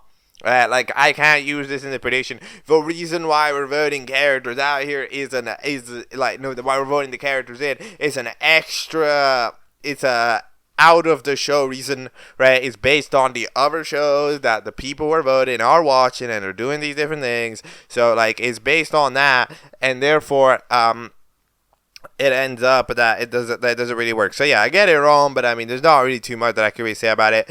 We do get a glimpse of the other epic fire in the other show. It's a show that's drawn different, but you see, that show's drawn worse. Right? I'm just saying that show doesn't have the power of two clouds that are constantly present in the background. We do have budget for that. That show doesn't have budget for that. So this show's cool fiery is cooler than that show's cool fiery. All right? Does cool fiery appear in the intro, by the way? I don't think they do. Or do they? No, I don't think they do, which is a little bit of an unfortunate thing. But yeah, it's the final 15, so we have to form new teams. So what are the new teams? We end up having the team Hold on, let me try to find out. Okay, so we have Team Just You. So Team Just You is comprised of unepic phase. Yes, you've been renamed to unepic phase because, again, when you get told that you are nice and deserve to be respected for being nice, you should turn not nice so that way you are respected for being not nice. But apparently there's like a different person. I don't know what's happening. Grass Block, a cool fiery, the cool song, the cool glasses. There's a lot of coolness going on in this team, and then Creeper. There's like epic. There's cool. There's ever cool. There's a lot of these words. They got Bizzy again, was based on, of course, Banana, who's the fan of the Biz guy. And alongside that, there is also the donut, yes, the candy can, and the Joes, a different set of people, combining them as the Everbase team, and they're kind of separating them. I like that because, again, that means that team can kind of get some new wings to fly, right? They can get some new wings, develop alongside them, develop themselves. These characters, since they're apparently going to be Biz super fans, they're going to need to kind of be locked onto it. For a little bit, so they'll kind of be chilled out. Then there's Team Suzzy by the Hard Locket, which ends up taking it in pretty much wherever they want. So Phone, Cookie, the fake Leafy, and then Navi, who's now completely, unconscious after Bizzy Boy was desperately like, nope, you cannot do that.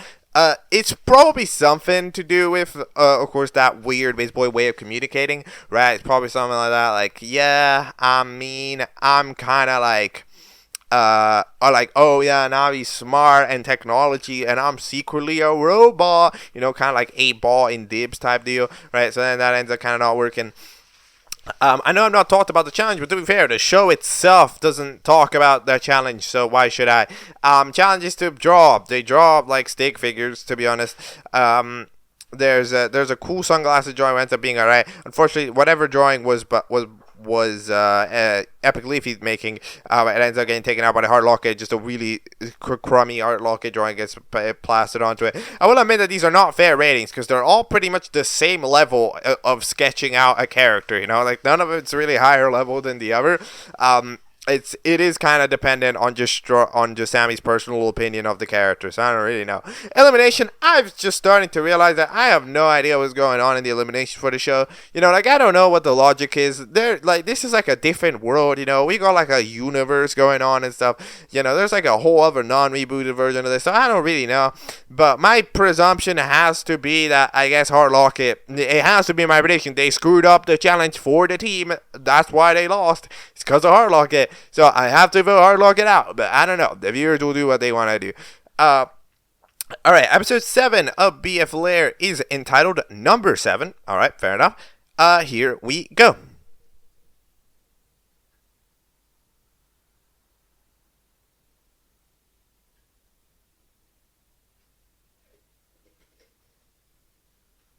Alright, that is episode 7 of BFLEIR, and, yeah, I mean, it's alright.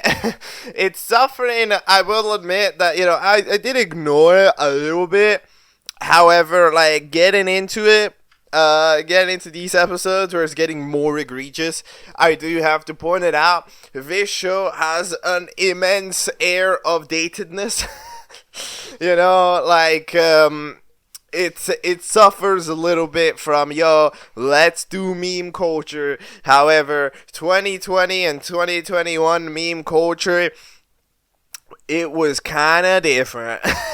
And I don't even mean that it was different as in it's like that different, because if you think about it, it's not, right? Like back in 2021 we were out here spamming sus, okay? Nowadays we're out here spamming 6-7. Like, it's not really changed, like the times, yeah, they've not really changed. However, like, just that scenario has changed, and you can see in a show like this, right?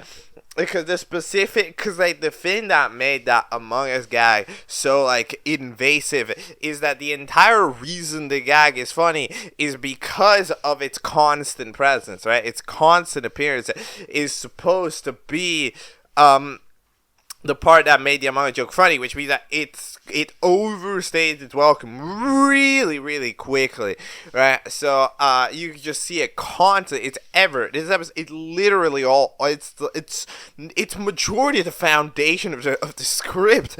Like it's so much of it, and it does start to feel that air, right? And it does talk, and it does, a bit make a point about, like, how much do you want culture to be part of an object show, right? I do think that this is an important detail to have in mind when making a show, because, like, it can be a little bit of a danger, right? It can be a little bit of a danger to do reference humor like this, because you have the risk of, like, this episode wouldn't feel dated if it didn't do this. However, it does, so now it does feel dated, right? And it's something that it comes in with a little bit of danger, especially and like it's a thing that's made some of the bigger shows be kind of interesting in this regard. For example, like Object Invasion famously currently does this, right?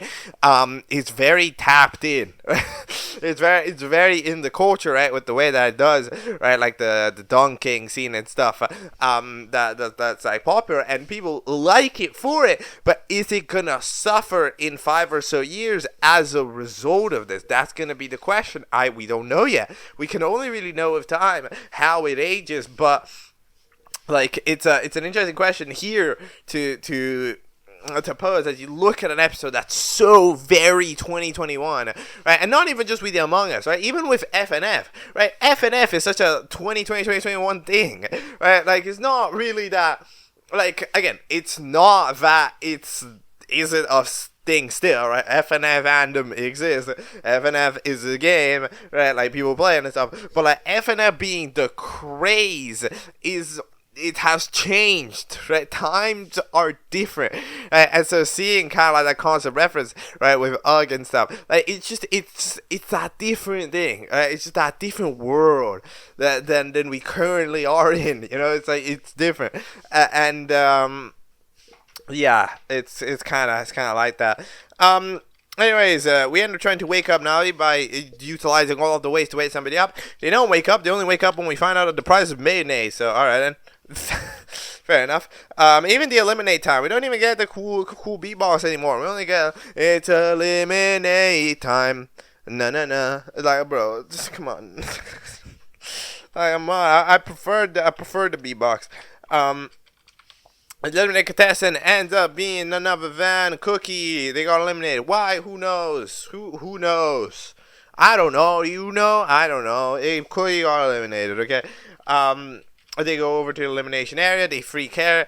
And then we end up having an intro that hasn't changed, and the challenge ends up being to make a new intro for the show. You have a computer, even though we're animating with Filmica.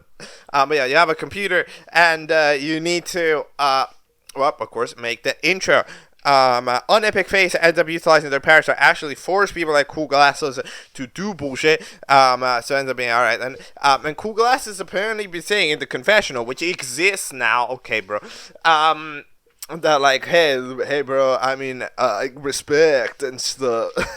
You gotta give the respect. All right. So what? Fair enough. Maybe the on Epic Face strat is working. But either way. We end up having the challenge, then we end up having some people be done at the last second. Hardlocket, which was gonna edit the animation, was on the road, gets stalled by Navi, who just straight up shoots her and be like, nah, don't do that. So let's start off here with the rating. So there's Candy Cane's team. It ends up being alright. It's a relatively basic one, no background. I do like that initial animation, but it doesn't get done in time, which is unfortunate. So it can't really be classified as a usable intro. So I'd give it a 2 because it's not done. It has to be done. Right. The next team, which was the one on the phone, ends up having every character just kind of stand there and use the names like that. What is my opinion? Well, they get an 11 out of 10. My honest opinion is that, I mean, like, there's a degree of satire, that's fine, right? There's a degree of satire, when making some intros, where it's like, if it's a joke show, you'd be fine, but it'd be pretty bad to utilize. It's just like the actual intro for the show. So my honest rating would be 1. In the meantime, the last team, Cool Glasses team, this is, this is something. It uses Filmmaker Pro. It's utilizing that flower gag. Well, I mean, I think it's the best actually. I do actually kind of see this. I mean, it's not really very good right now. However, I do see the concept, right? Like, I think like it could get revamped. You know, with a limited amount of time, if we were to kind of sketch out like a concept, and like kind of like having everybody in like a home dimension, right? In a way, in a way, like that is actually a cool idea. Having the split screen and everybody in their home dimension, right? So Candy Cane next to a Christmas tree, the Minecraft fellows next to Minecraft. Right, like it's actually a cool idea. So I would give it a 6 out of 10 because it's got an interesting concept. It utilizes a song that's been used in an intro before, so it calls back to that, and at the same time it does everything. So that is the best team. However, they actually ended up losing the challenge, which is unfortunate after getting a 3.9 out of 10. Who's gonna get eliminated? I have to say it's got probably Epic Face. I mean, like, even though they are earning the respect, this is not an arc that works. This is an art, like, I get the idea, like, oh, I'm gonna earn respect by being evil. But it's like, hold on, wait a minute. That's not how that works. People don't like you being evil. You know, like, people might not like you before for being mysterious, but now you're not mysterious. You're just bad. You're just evil now. Right, so that's all good. So, I guess I have to say that is Epic Face, but I don't know. Again, voting in the show is random. Alright, it goes what it goes. So, yeah, I do have to appreciate that the fact that BFLEIR 7, titled number 7, is 7 minutes long. That is a detail that I have to enjoy about it. And yeah, we can move on to the next episode. Episode 8 of BFLEIR is titled My Ears Burn. Go.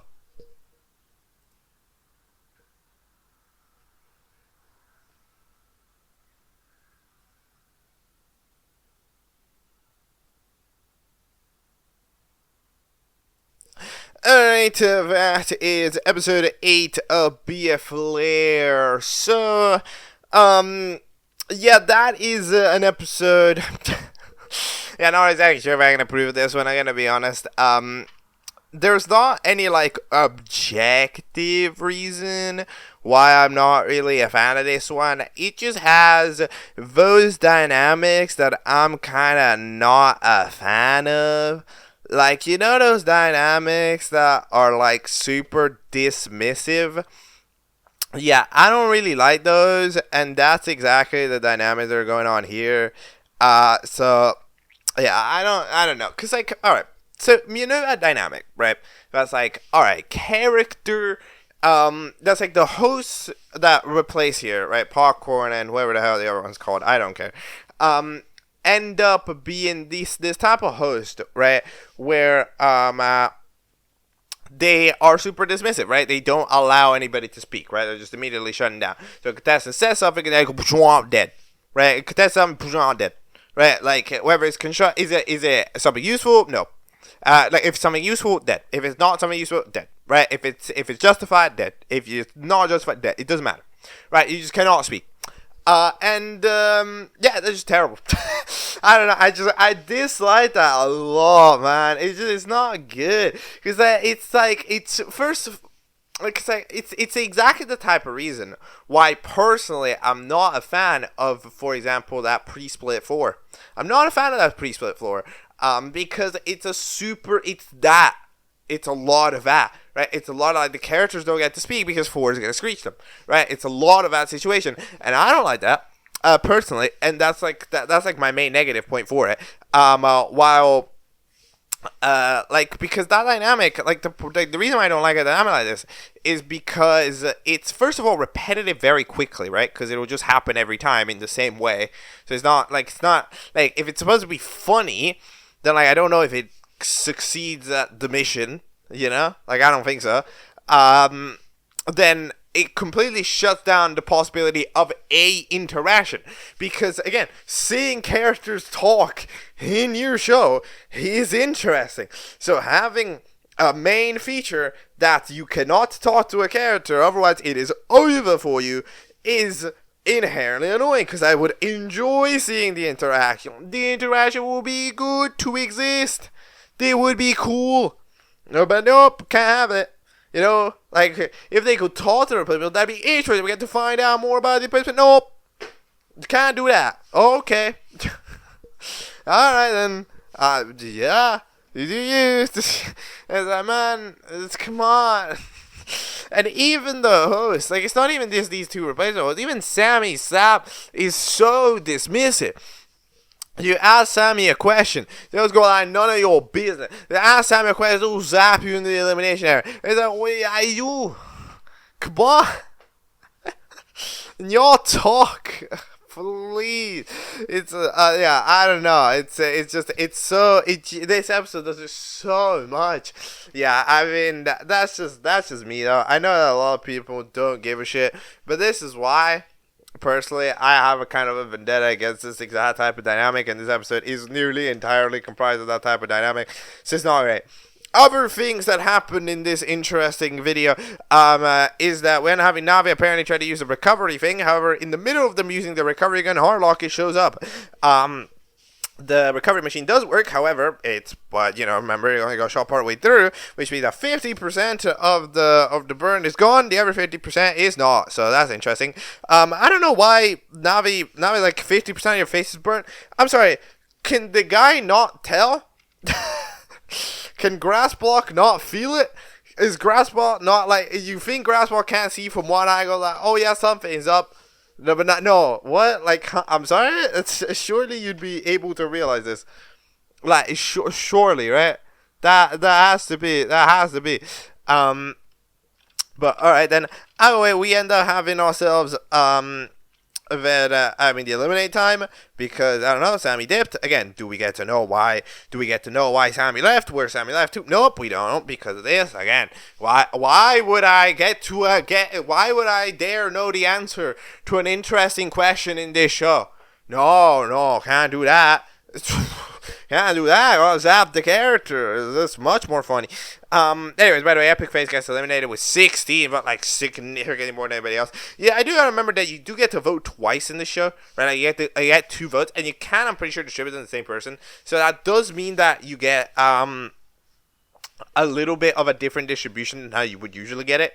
Right, so like if somebody's like characters with extreme haters will get more votes than with slight haters. You gotta think about that a little bit. So yeah, we have the intro. We get a mildly renewed intro. It's kind of like the last one, but there's just more elements to it. We've just added elements to it. I am gonna say though, they were not bold. They're not bold. Look, you said Sammy made the chance to make an intro for the show, to make a new intro for the show, and we made an intro win with an 11 out of 10. All I'm saying is that we should have been bold enough to play it once. I'm just saying. You absolutely had to. You had to do it. You had to do it, dude. You had to play it one time. You had to play the intro one time. The intro that one. Like, it deserved it. It earned it fair and square. Alright? It's not that they were all bad. I mean, they were all bad, but the host didn't think they were all bad, so absolutely. That it was, all I'm saying. They earned fair and square the right to get played once. Then we have this challenge. So the challenge is to go into a portal to save the creeper, who's apparently in Lazy World, wherever the hell Lazy World is. I don't know. Everybody gets sent through the portal. Then we end up eliminating somebody else for some reason. Then they end up going to various different Object Show dimensions. They don't end up finding creeper. And then at Sammy, he hears that the fellas have sent them off to the side worlds, and I mean, I get them back immediately. That's a good idea, yeah, because flying over different worlds sounds like a different complication. One thing which I do at least enjoy about Popcorn is that this microphone for Popcorn does complement the style. Like, it's so unbelievably giving like goofy mic core, right? I'm like microphone that's like not. That's like, like proper on a desk, like airy mic. It's really giving that vibe. Then, again, they end up exploring various things. Then we end up having what teams win? I don't even know. Biz again, and just you win because you know. Yeah, I don't know. What do you mean, dude? I don't know what happened. Like, they didn't find the creeper. Like, what do you mean they are safe? Well, they didn't do anything. But I don't think it matters, right? Because, like, nobody's, like, there isn't a vote to eliminate. So, like, whatever. And then we had to go into the elimination area. We murdered some people in the way there because nobody should have the right to speak. And then we ended up having to rejoin. Who's going to rejoin? No idea. Hat is the first one out, and usually first out equals first in. However, Hat is specifically asking not to join. I am scared of Peter Griffin. Peter Griffin feels like a joiner. Because they're going to get a lot of the meme votes, right? Considering they were not in the show, I feel like they might get in. So I'm not gonna lie, I have to say it. Because of the meme, I have to say that it might be Peter Griffin. It might be Peter Griffin, especially because you can vote for 3 people. It might be Peter Griffin joining. Peter Griffin might be entering the game, dude. Alright then. Peter Griffin's my prediction. Heading into BFLEIR 9, which is entitled How Was the Fall? Go.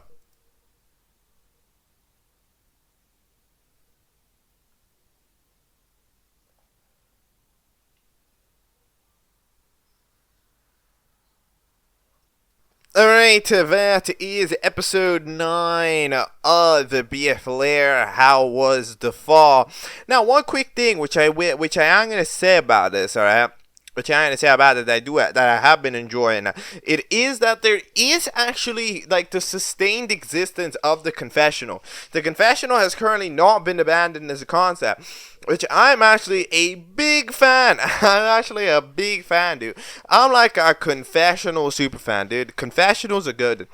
You know, it's a bit unfortunate, I think. You know, object show never really leaned into confessions. There's never been an object show that's like leaned super into a confessional, right? Like, there's like 1 or 2 that are giving it a go, but there's not really a show that's proper like confessional, which is, you know, like, it's unfortunate because I think that it's goated, you know? It's a really nice way to have that one-on-one with a character when sometimes it's a bit hard to read them, right? So having the show kind of properly do a little bit more confessionals is solid, you know, especially considering that like object shows, you know, like they are historically very much so a related like offspring of Total Drama Island, which does do confessionals in a pretty iconic way, I might even say. So the fact that it's like kind of been that object show never really went for it, I think that it's a bit unfortunate. I think that it's unfortunate, and I do like shows that do it, and I will commend shows that do it because I think that they're taking advantage of an underutilized feature of this type of show that I think is rather good. Anyways, we keep looking for cool glasses in the meantime, the popcorn fella. And in the meantime, we also end up having Gorang, which is sorry. Apparently, treating the pet of Sammy. Sammy has a pet. When was this information? Well, okay, cool stuff. What do you mean still taking care of the pet? When did you first take care of the pet? It's all like, I don't know what this is in the cinematic universe. Like I don't know. Like, is this a season 2? Like, is it, because you know it is rebooted? Is it rebooted from something? I don't know. Right? Like, is it, because a reboot usually means a restart, right? Which means that the previous one doesn't exist in the universe of this one, right? So maybe not, but maybe it's another show. Maybe, I don't know. But either way, the pet seems to be like it's a dot. I don't know what that is. That's like a black hole. Is that like a chain chomp? Let's say it's a chain chomp, right? So, alright, Sammy's pet's like a chain chomp. Alright, that seems good. In the meantime, they down there end up chilling over because they end up having the rejoin, where the rejoiner ends up being Carrot. Yes, so we didn't end up having the one fella, the Bond rejoiner, because Hat specifically said to not. However, we did have Carrot rejoin, which means that we pretty much just shifted it, right? Like, yes, it wasn't first out, first in. It was first out who wanted to be in is in. We just shifted over the vote by 1 square, right? So that Carrot rejoined. I do think that Carrot joining also makes a lot of sense, considering they weren't really at fault, I would say, for the Biz Boy stuff. So that makes sense. Especially that top 2. So at least I'm satisfied that it wasn't Peter Griffin. Because if it was Peter Griffin, I would have been kind of disappointed. Like, I predicted it.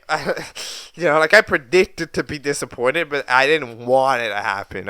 It's kind of like, I actually prefer if it doesn't. Which, in fact, it did it. So that's nice. Apparently, Sammy's not gonna be there. Sammy's not a host for a little bit, for a couple of episodes. So, Orange and the crew will need to deal with it. This time, if Cool Fiery ends up meeting Kara, and Kara proceeds to immediately find Cool Fiery very cool. Cool Fiery even disagrees that BizBoy got murdered, right? So even then, Kara's like, yeah, seems all good to me. So all right, that's interesting. We end up having some fellas. The grass block is entirely seemingly incapable of understanding things. To be fair, yeah, if half of your brain burned, that's not great. You're like a zombie. So it's yeah, they're not capable of hearing. They're not really capable of much of anything. So that's just like we're cooked. All right, is basically what's happened in that scenario. So that's a little bit unfortunate. In the meantime, we end up having ourselves the challenge. In the meantime, we end up having a new alliance. Navi ends up trying to get as many people as possible. Navi just gets so beat up now. Navi tries to get as many people as possible for the alliance. So they invite some people which are generally considered undesirable. So Hardlocket as well as Carrot. I'm chessing. I'm not. Why? You want a numbers advantage? You want a numbers advantage for what? Numbers advantage for the contestant vote that doesn't exist. What is the point of that? Navi, I don't know. I might have to agree with Joe. I'm not sure about this one, mate. But, alright. The challenge is to jump off a cliff. Phone manages to do that and actually lands in the red area. Banana doesn't. Candy Cane does. In the meantime, Carrot, BizBoy manages alongside Cool Fiery, which by the way, it does seem like BizBoy can, I guess, like choose to communicate, because Cool Fiery can communicate with BizBoy, which is the second character that we've seen being able to do that. So maybe it's like BizBoy has to do a one-on-one chat, right? Like maybe like that. I don't know. That's an idea. Like out here, like I don't know how BizBoy communicate. BizBoy's out here communicating with a Neuralink. Like I don't know. How does that work? Dude, whatever. We'll figure it out one time. Yeah, Kara and Navi end up surviving, while Joe and Hurtlock ends up being up for elimination. In the meantime, yeah, Fire ends up losing out in terms of ends up losing balance and falling into the water. Fake Leafy doesn't want to jump, and then the grass block ends up getting yeeted down and fails. Who's going to get up for elimination? Who's going to lose? I don't know. Again, based on performance, you would have to eliminate Fake Leafy, because Fake Leafy is the only one who proper didn't try. I mean, there's some people like Cool Glasses, which of course weren't in the episode. That's not really their fault. So, I mean, Fake Leafy, it's the one, right? Like, again, the eliminations of the show are based on external factors that I am not capable of knowing. However, my prediction has to be Fake Leafy. I'm not gotten a single one correct though. So, at this point, we're understanding that what I have to say is wrong in this show. All right. I like how BizBoy says as if they have a voice actor. Like, I'm so ready for it to be like episode 15, and then like the BizBoy like actually talks, and the voice actor is actually that one. So it's just been kind of held off for like ages. Like, when it's time. All right. So it's like fair enough.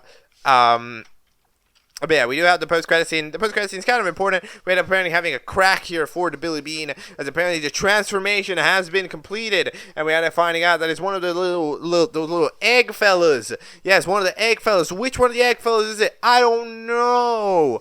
Am I supposed to know? Probably. But, there's not a lot of intel. That is kind of one of the problems that I would say that this show maybe is having. It's just not giving me the intel, man.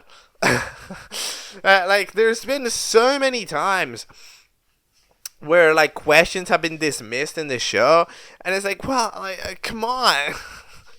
Like, you gotta define, you gotta give me the context for certain situations, right? Certain things. Like, maybe, don't tell it to contestant, like, for example, what Sammy's doing, but let me know. I want to know. Like, I mean, I know that it could be ego. The viewers should know everything's happening. But it's like, why not? Why not? I get more information. It makes the scene funnier for whatever excuse Sammy's going to do. right? And I'm more enthralled in the world if I know more perspectives, right? Because if I don't know the perspective, for example, to why Sammy's gone off the host, doesn't want to host for 2 episodes, same thing goes for a couple episodes ago where they didn't host because there's a bad feeling. Then it's like, I mean, you gotta get context. Why?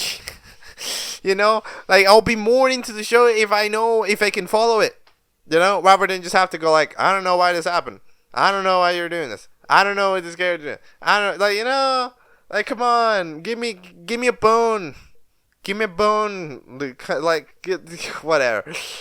It's time to jump ourselves into BFLEIR 10, which is entitled Squid Game! Exclamation mark! Go.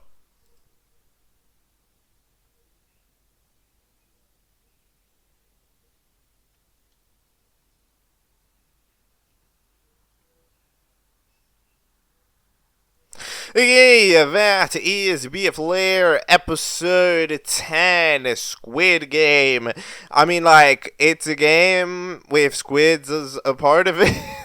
So, I mean, I guess you can tell that, you know, we're entering the era of, you know, 2021 memes, right? Or, like, you know, like, because, to be fair, a lot of 2020 memes are 2021 memes. They kind of, like, I will be honest, the meme culture of 2020 did kind of spread into it. But, you know, yeah, you know, we're not into Squid Game, right? Hold on, just for a sec. When did Squid Game release? Squid Game 1.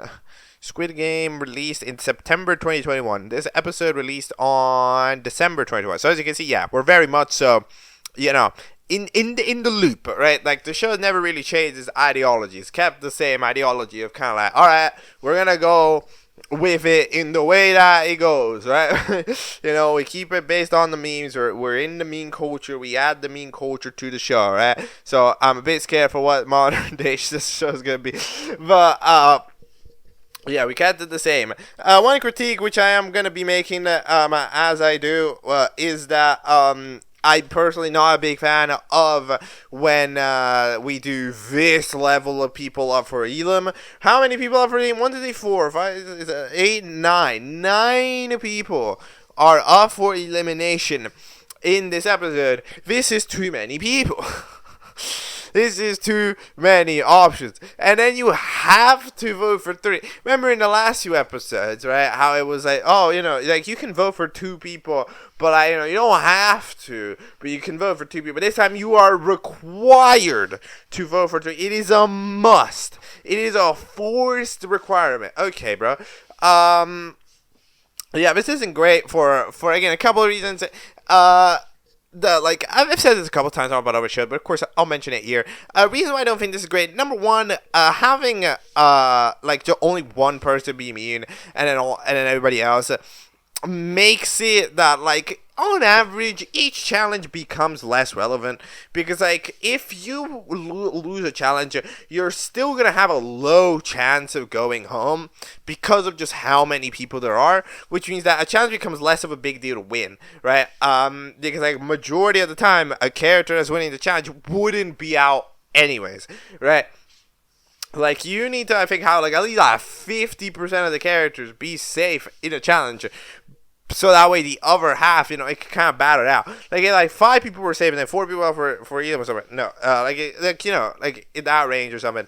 No, it'd be like 5 people, then like 6 were off for Elim. Even then, that's fine, right? You just kind of, you need a little bit of better range, right? That's why I thought, like the jumping all the collision, that was pretty alright, you know. That worked out, but like this is a little bit more complicated. And also, voting for 3 people is not a great system, because you're just gonna even out all the votes, right? Because, like, let's be for real out here, right? If you are watching an Object Show episode, right, do you have 3 people you want to send home? Do you have 3 votes? Like, have you thought about it that deeply? Because the majority of the people, they're gonna have 1 vote. Right, they're gonna have, like, the 1 vote, which they have usually, right? It's like, who don't want to get out? 1 per, maybe 2, but then at least 1 or 2 of the votes are just gonna be, like, distributed based on nothing really. They're gonna be distributed based on that person's vibe, right? Which means that a lot of votes are just gonna be, in a way, not really thought out, which means that on average votes end up being evening out, because when a vote is not done out, it just goes to anybody. Basically is what I'm trying to say. So that's my criticism for this format. That's why I don't think it's great. But anyway, we're on the beach. Why are we on the beach, by the way? I mean, like, I think, okay, so, like, we did jump off a cliff. I guess that implies that there's, like, a beach down there. I mean, I guess we didn't know that. But alright, there's a beach. We end up ordering something at the bar. Apparently, there's blue apple juice. We end up going over there for the blue apple juice. Apparently, blue apple helped out with making the blue apple juice. That's mildly suspicious. But we can head ourselves into the range. They make a little sandcastle a sandcastle contest because Joe feels like it. And Hardlock, it makes a pretty fucking epic sandcastle. No, I'm not lying. It's pretty cool. Yep, fair enough.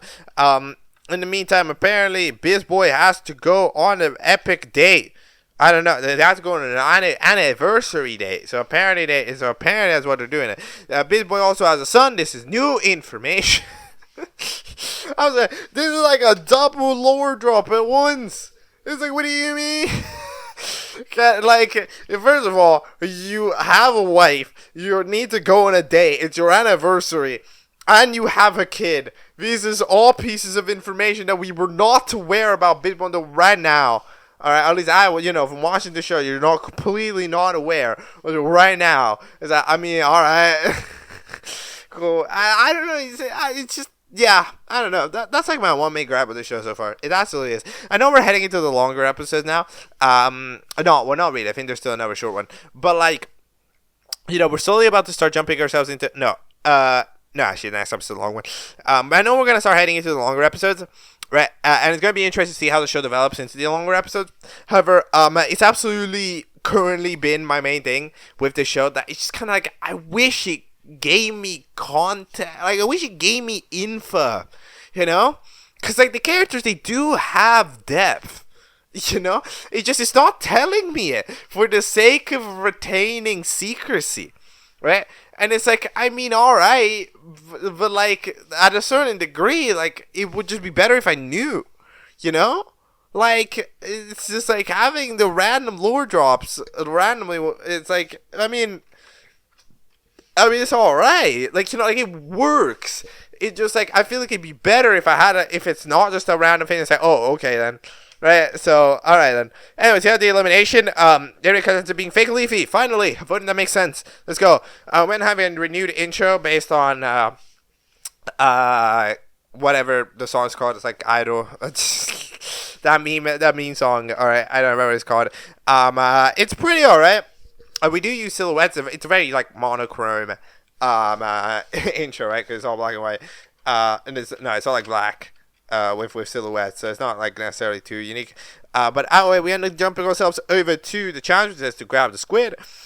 There's a flying squid for the people who can't go in the water. Navi can go in the water, but what is Navi? I thought Navi would be like a circuit board. I'm not gonna lie, I thought Navi couldn't go in the water either, but apparently you can go in the water. However, actually while they're doing that, they end up having a big problem. Is that Billy Bean the zombie actually took the thing. Of course. Bananas, they're trying to be cool. By the way, in this episode, because Bananas randomly decided, what? I'm out here, I'm gonna regain my coolness status. So that's an art that's happening. I like that. It's I would say that, like, Banana's the only character that was left to be sort of BizBoy Express. Like it's the last character that was left to be the BizBoy follower. So kind of having the character, so having Banana also do their own arc officially means that everybody's kind of off the BizBoy train. We're starting to realize that the BizBoy fanboy club, it locks down too many characters. I'm glad they were having the realization there. They have them calling in their henchmen from the trash dimension. However, the henchmen from the trash dimension, at least one of them, proceeds to get immediately stolen by Billy Boy to go over into the evil dimension where the evil people are. Trying to fetch it. Sammy ends up being like, yo, by the way, you can't zombie at left void. I don't know. How am I supposed to know? How do you mean? How are you supposed to know zombies? You're an ultra brilliant. You can do anything you possibly want to do. Why am I always doing that? What do you mean you don't know zombies? Just do anything. Just murder them. I don't know. You don't know zombies. Come on. Whatever. Sammy's so lazy. Wait, Cool Fire ends up finding them. The generator chooses banana to be safe. Anybody else is up for elimination. Who's getting out? I don't know. It's gonna be somebody for no reason. Is it Bizboy? I want to say Bizboy again, but I feel like we're not voting Bizboy. No, it's somebody around him. I'm telling you, this voting is gonna be so tied because it's just like 3 votes. I don't have 3. I hardly even have 1 vote. Then I need to vote 3. Like what? I don't know, dude. It's like grass block.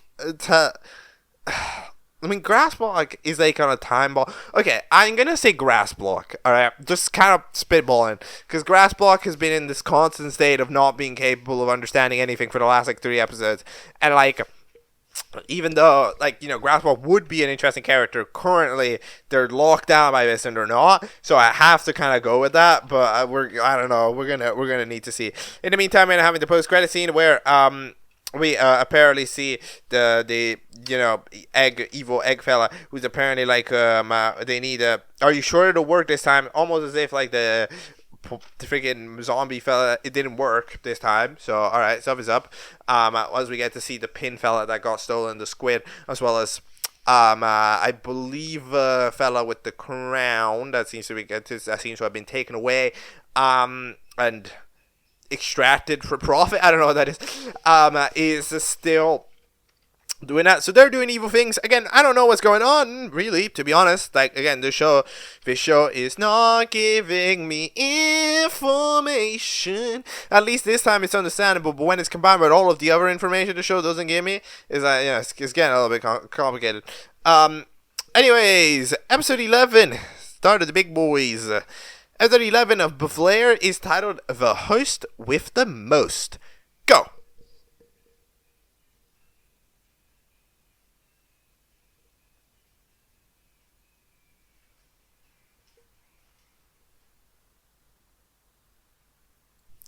Okay, that is episode 11 of BFLEIR. So, yeah, that is an episode. Okay, so this episode, of course, has one main thing about it, right? One main detail is that it is the beginning of the show increasing in length exponentially. It over doubles the length of a previous episode, right? So last episode about 9 minutes, it's about 19 minutes. So like it's roughly double the length, right? It's double the length of your average episode, which is a lot. That is a lot. An 18-minute episode, it's a significant length for an episode, right? So what has happened? What has changed to make this length longer, right? And how is it as a longer episode? Now, what has changed to make the episode longer is pretty much we have just kind of stalled ourselves out to infinity. To be honest, there's not much of a better way for me to really talk about it. Like, it's just the show has stalled itself out, like it's doing, because like this show, it was kind of improv in nature. However, now it's improv in nature and it's improv in reality, right? It's just in the way that it feels. It's just there's so much random talking that is just not really interesting. Right? It's like, okay, how do I best define this? When you are improving, right? When you are improvising, right? I'm not necessarily saying it's 100% improvised, but like it has that vibe to it, right? You tend to give yourself room to think, right? While talking, right? You try to give yourself room to think while talking by repeating the same stuff, right? By the kind of like thinking about it in like wording in some sense a little bit different, like taking it a little bit slow, right? All that stuff. And to be honest, this is just a pretty common tactic. Even I sometimes do this in Catchup. It's honestly subconsciously, but in these chats you will notice that I do talk about stuff in multiple times. Right? Like I do that. So while that is a thing that I do, this show proceeds to do that as part of the script for it, and it makes it just so much slower, because the thing about it is that when you have this kind of greater stall of sentences, it doesn't make the episode have more content. This episode does not have more content than the last episode. I would argue actually that it has less that it has less content than the episode that is half the length of this episode, because there's very little here, right? Like, majority of this time is spent meandering the same sentences when you can clearly just do it faster, and that's kind of the thing that's unfortunate, because, like, for example, all right, hold on, let's do it. So the elimination ends up starting at 4:08. Okay, so yeah, the elimination starts at 4:08. They end up hosting the elimination, and by the time that this elimination is done, we end up having it ends up being like a full, like, it's like 2 minutes and a half. It's 2 minutes and a half until Watermelon, and that entire time, for like 2 minutes straight of the episode, which again, it doesn't sound like that long. To be fair, it isn't. It's not as long as it felt.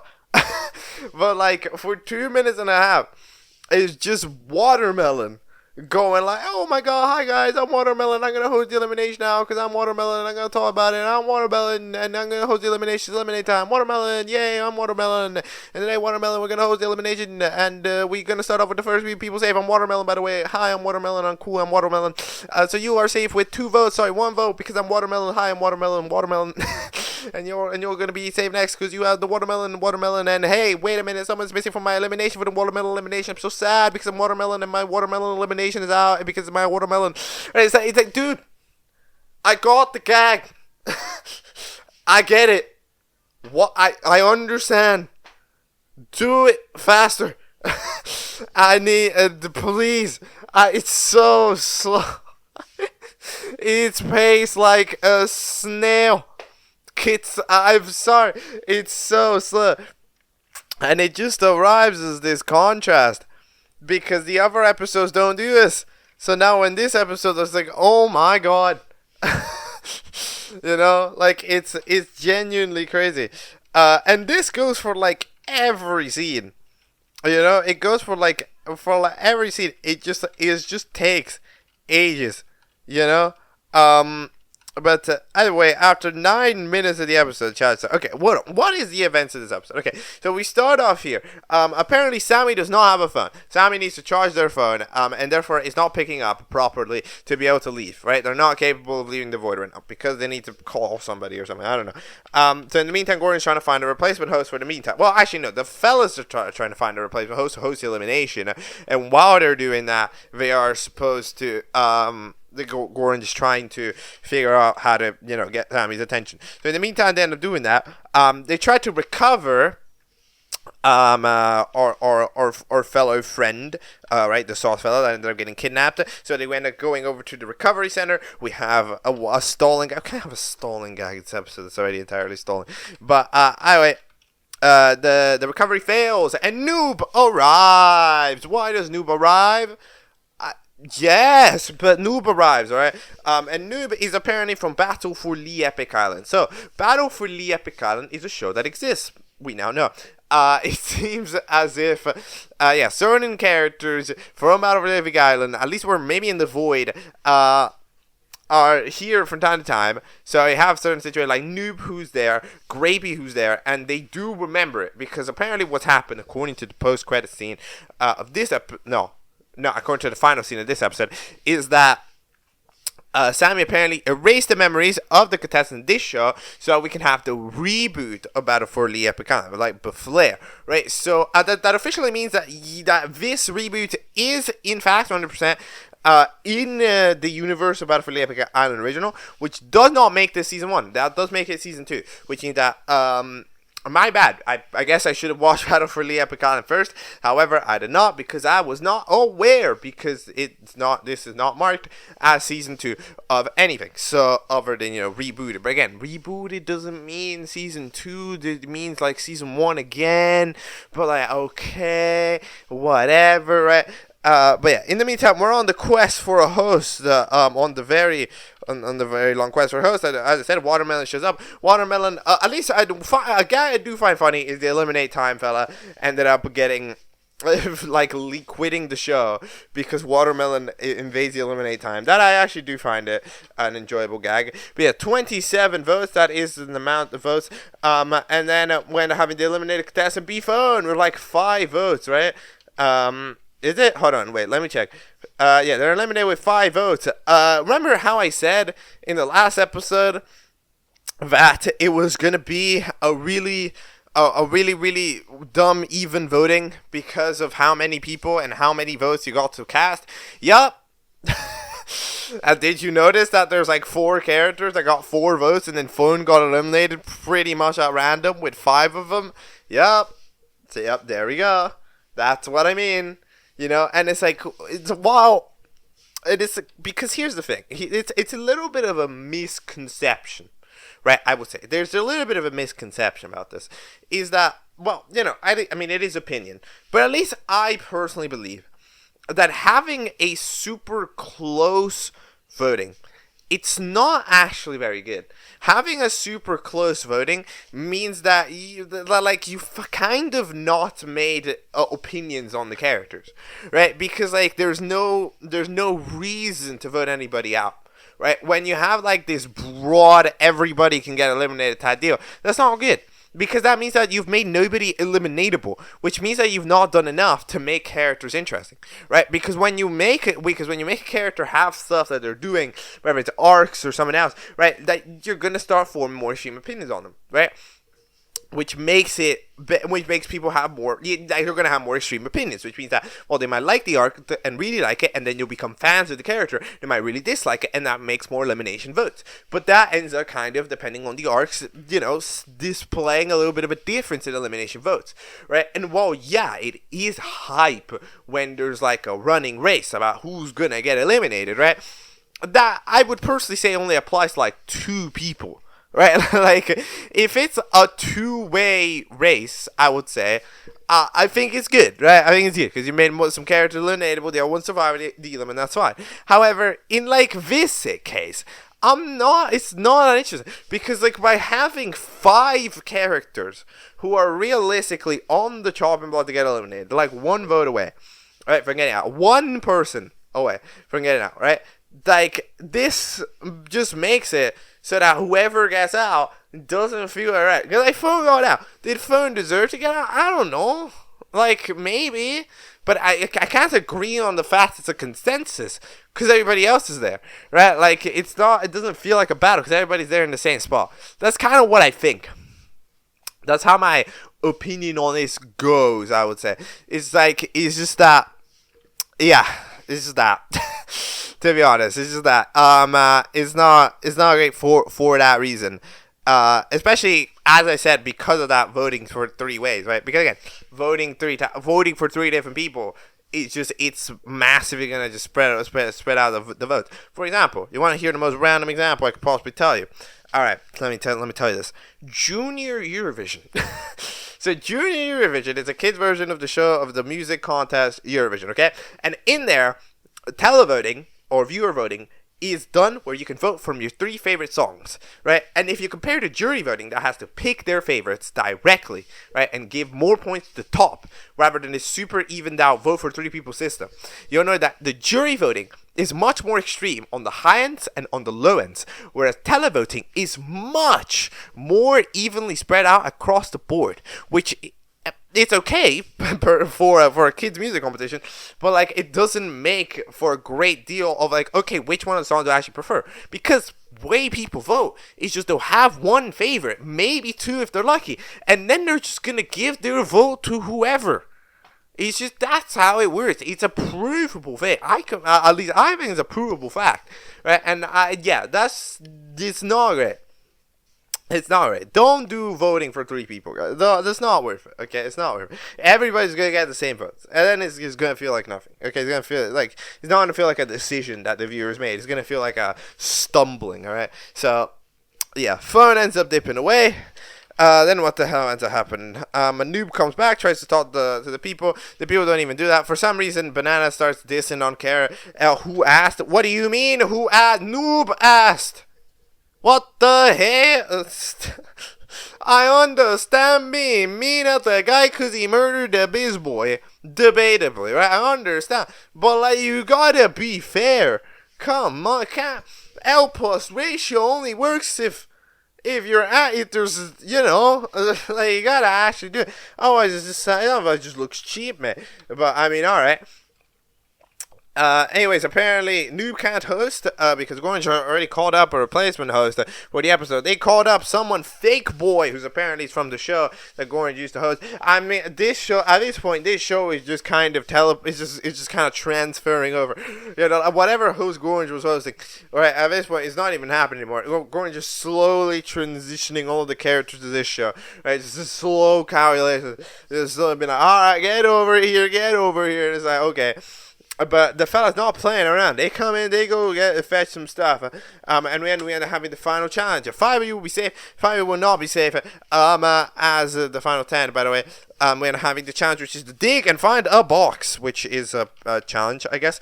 At least, you see, that's exactly what I mean. However, 5 people being safe means 5 people are for elimination, which means the voting will be more directly prevalent, right? There will be less people to vote for, and therefore it'll get spread out less. So that's good. That's good. I actually like that. It's what I said, so that's nice. In the meantime, there are fellas trying to find a watermelon. The Billy Bean ends up getting freaking destroyed like 5 times by whoever shows up. So alright, then the cool glasses end up finding a box, and they're safe. Then Navi ends up finding a box, gives it to Joe. Then Kara finds a box and ends up giving it to Navi by agreement, right? Because they agreed in their team alliance meeting. In the meantime, Grassbot, that has been procedurally melting, it gets found by Watermelon and Popcorn, which are possibly, I think it's a contender for the least dynamic duo ever invented. there are that interaction. It is woo. it is I don't even know, dude. Those conversations. I mean, Watermelon with anybody is pretty much a useless interaction, because it's just like, okay, it's just like, the thing about a character like Watermelon is just that when you talk so much, right, I feel like that gag wears itself pretty thin.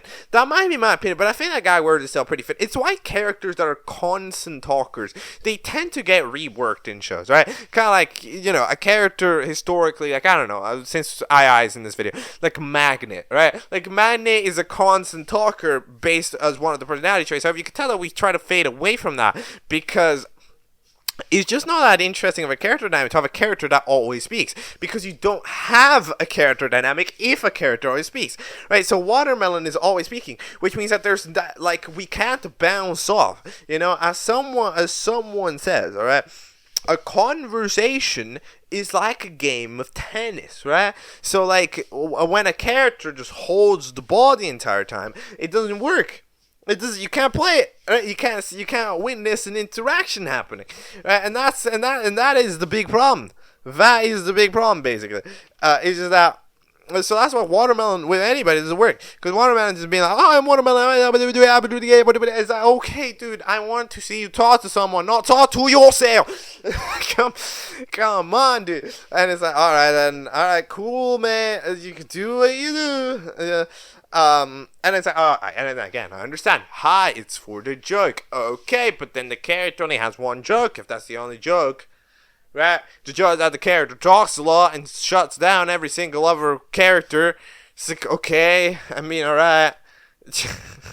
You know, no, Banana's Faye finds, actually, Bizzy Boy finds 2 boxes, one for Banana and one for themselves. However, they throw the one for themselves, which means they don't do that. Navi has a hoverboard, so everybody's starting to chase after it. Banana's trying to protect everybody so that Bizzy Boy can have it. The problem is that actually it ends up landing on freaking Watermelon. So Watermelon ends up grabbing it. Grass Ball asks for it, Watermelon gives it, and then Grass Block is safe, which means that everybody else is up for elimination. We end up having everybody else start to debate the elimination after we say the elimination. Now again, this scene of the host arguing takes like 2 minutes. 2 full minutes. You can do a lot in 120 seconds. And having the characters just beef it. And then black and white evil Sammy. And then black and white Sammy wakes up and it goes like, don't do that. It's just very angrily written letter. It's like, okay. I mean, yeah, I don't know. Sammy's back. And then we end up having those host for a moment. Yeah, Sammy, by the way, comes back, just immediately dip away to avoid it. What was the point of the episode? The entire episode is Gooo trying to get Sammy back. Sammy comes back and immediately Sammy just dips again. Okay, bro.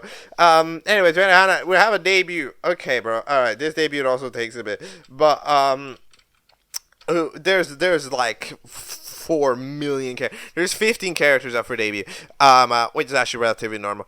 But I do, okay. Alright, now, let's add positive, alright? I do actually like the debut. The debut is, I don't know if it's the time for a debut, especially because they had to rejoin like 2 episodes ago.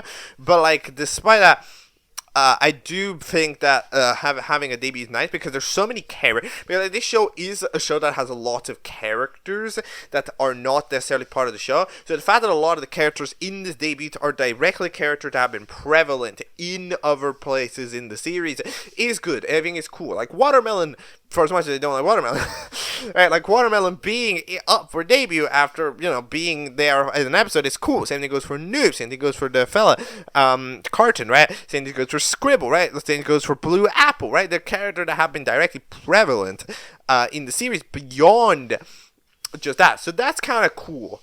You know, I see that, and I think that's intriguing. All right. But yeah, who's joining? I am afraid it's Watermelon, and if Watermelon joins the show, it might be over. it might be over, gamers.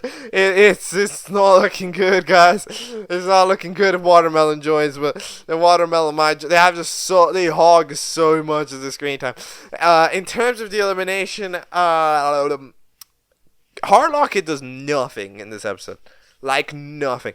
They get mentioned one time during the eliminations being safe, and then Navi will be like, "Don't ever say nah, you lock it." Okay, dude, it's just a combination of 2 names. But like, I don't know. I would still eliminate Bizboy because like we get it. But I don't know. Maybe Hardlocket because they didn't do anything, right? So they'll probably get that secondary vote for most people. So yeah, say my prediction is Hardlocket and unfortunately Watermelon. Let's see. Or is it Noob? No. I think it's a Noob. No. You know, no. It's not Watermelon. It's a Noob. No, I'm gonna believe Hardlocket and Noob. Those two are those are my predictions, but we'll need to see. Okay, it's time for episode 12, which is actually the longest BFLEIR episode. So, okay then. It is entitled Why He Prange. Okay, go.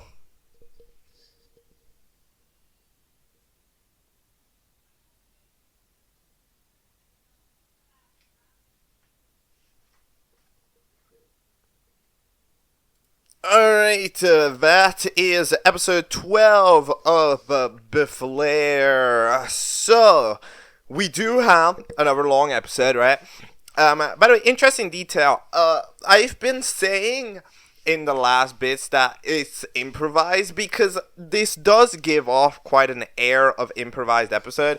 However, it does say at the end of this episode that they write the next episode, so that is intriguing. I think it's just a way of talking, you know, in the way that like lines are read out, I guess, that are relatively organic. Feels like it's kind of more free flowing than whatever the line is, and especially now since, you know, I am a little bit more like used to this scenario. Like I'm a bit more used to this type of improvisation now that, you know, I've watched some other shows, kind of like you know, like BFTI, like the randomness shows, right, which are more kind of on the improvised range. So I'm a bit kind of used to the concept, but this might not be that concept. So I just want to point that out here because I have said it in some of the other sections. But it's like, hey, look, it might not be improv, and that would be more than all right. So as you saw, of course, in the last episode, I was massively I was massively kind of bored. To be honest, the episode did not have a lot of content for its extended runtime. This one has an even more extended runtime. However, I will say we are massively better on it. There is no massive time hog. Right, like okay, don't get me wrong. The characters, on average, they do meander a lot. Right, like, you know, it's a bit weird that the challenge is still the smallest section. You know, like, it takes 16 minutes to start the challenge, but like, still, we do we are significantly better on it. You know, a character like Watermelon has been significantly nerfed, right? Watermelon is still a massive screen time eater. However, it's like, at least it's better, you know, it's a bit more condensed, that we do actually have some discussions going on. Alright, we're down to time. But anyways, the co-hosts are gone. Orange is gone. They're going on vacation alongside every single other person to have co-hosted. They are leaving because Sammy has to fucking do their job. Yep, that's fair. Sammy has to do their job for us. Sammy's taking a vacation over in the void. Now those fellas are going to take a vacation. They take a private jet because for some reason they can't teleport. Yeah, they're just dipping away. I think that, by the way, this non-teleportation thing, it does create for, because Sammy can't teleport. Sammy cannot teleport, which makes for an intriguing little situation about, like, the weird non-powers of these beings. Like, there's a weird power dynamic that these hosts have, that Gorange and Sammy has, because you can tell that they are limited poweristically. Like, they're not, but like, they can do many crazy things, right? Like, they can go to different dimensions, they can spawn a portal void or whatever, but they cannot teleport somebody. They can, like, launch somebody through a portal, but they can't just teleport them to that location, you know? Like, there's a bit of a gap, and it does create a little bit of like, okay, so we're powerful, but we're not too powerful. Like, we don't have every algebraianistic quality. It is a limited character, so help is, I guess, useful. And it's intriguing because, of course, it's not that the algebraian doesn't have the teleportation, and then nobody does it. Other people have it. Like, other people have this power, Sammy doesn't. So that's intriguing, to say the least. So, alright, you know, we're gonna need to see. Either way, we end up having Watermelon, who decides to stay to host. By the way, I like how this is a pointless interaction. You decide to stay to host. No, you have to stay here anyways, because you're part of the debut. What are you doing? But yes, Watermelon loves hosting. Then we end up having some fellas remind. And then we end up having some. Oh wait, no! Before the elimination, we're having Navi create a pretty cool gun invention. However, it ends up getting stolen by some fellas because they want to name it. Yes, they want to name it. And as at the end of doing it, we end up having like, again, you see what I mean when I talk about like like general distraction stuff. Like, we just take a full minute of the episode to talk to look at various random fictional cutaway scenarios. You know, like, it's just, yeah, it's a bit, and again, in this case it's alright. In this case, it's alright. In the last episode, it suffered a bit because, like, it kept on going and going and going. At least in this episode, it survives that. This episode's fine. I don't mind an episode that just, like, that guy gets sidetracked a lot, as long as the sidetrack isn't a snail, right? Like, I don't mind it. I don't mind it. This episode, I'm gonna be honest, pacing on this episode is okay.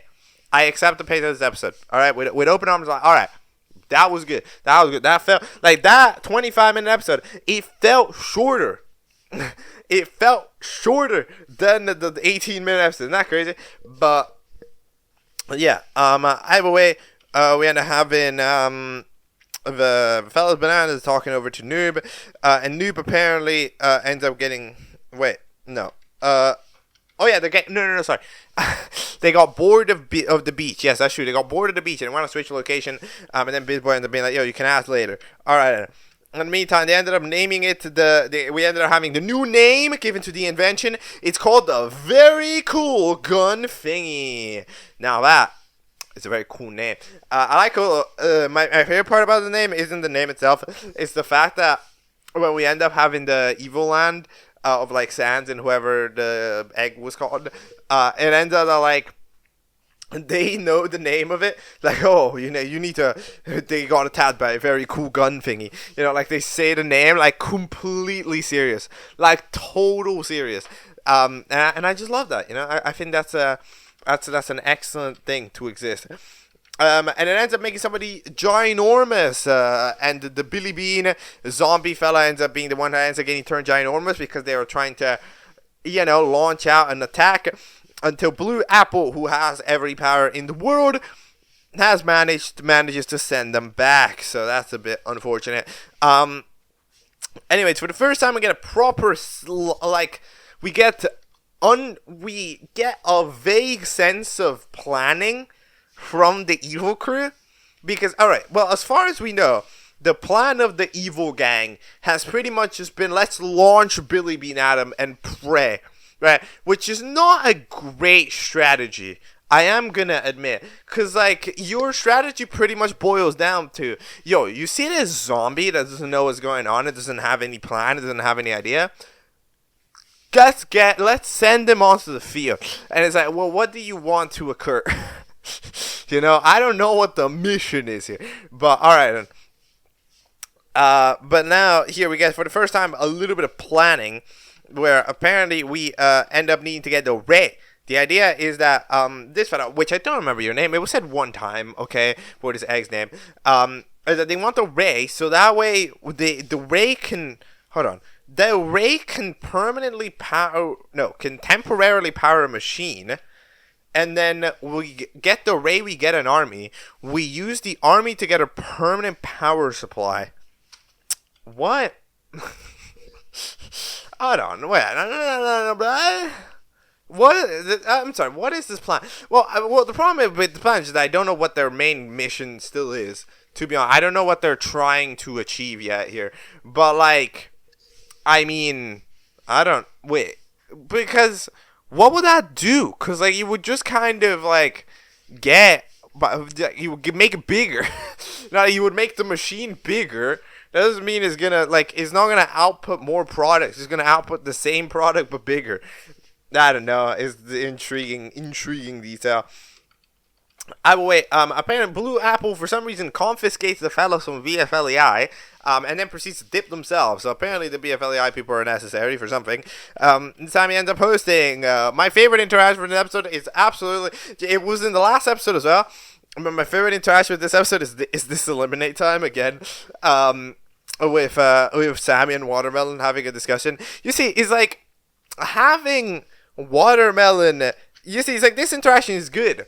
You see, because Watermelon doesn't hold the tennis ball.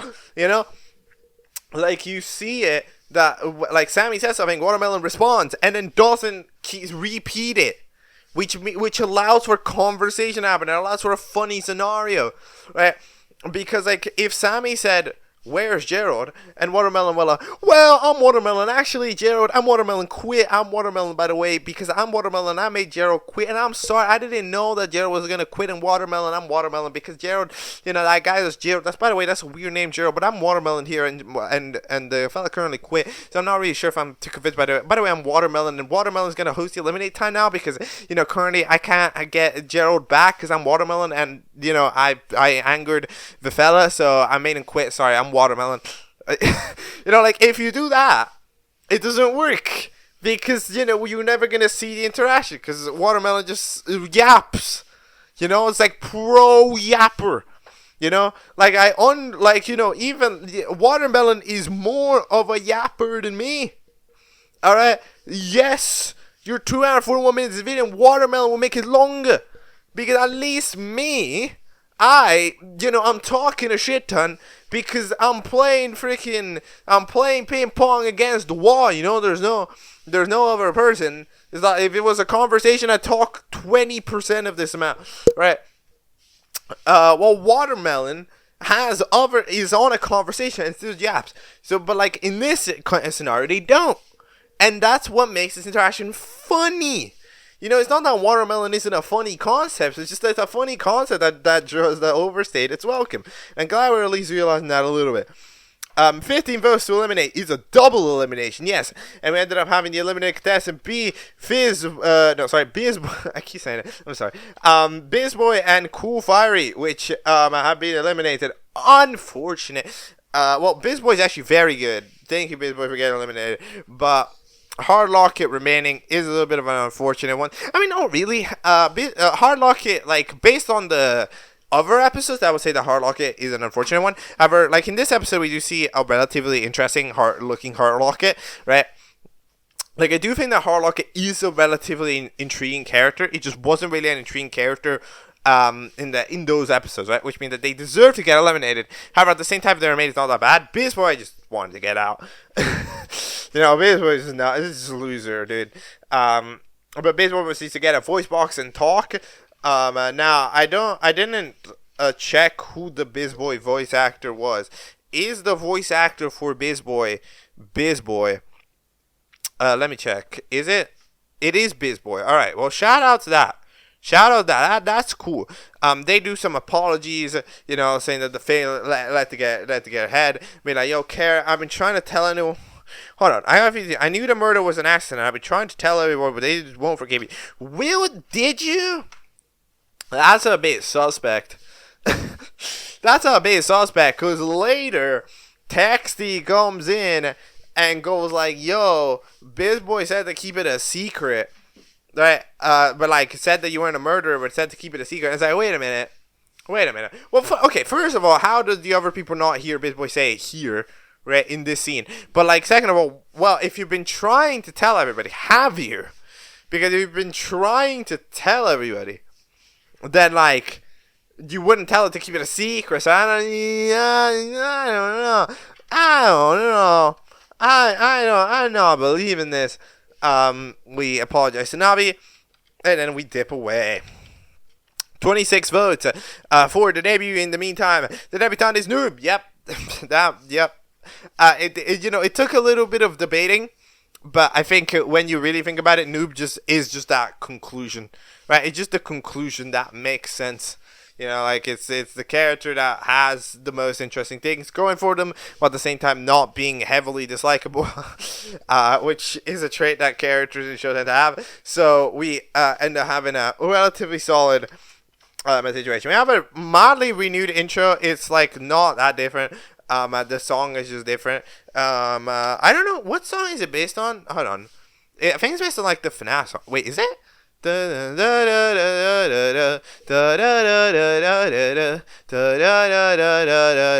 don't know. Maybe? Wait a minute. How does this go? Wait. I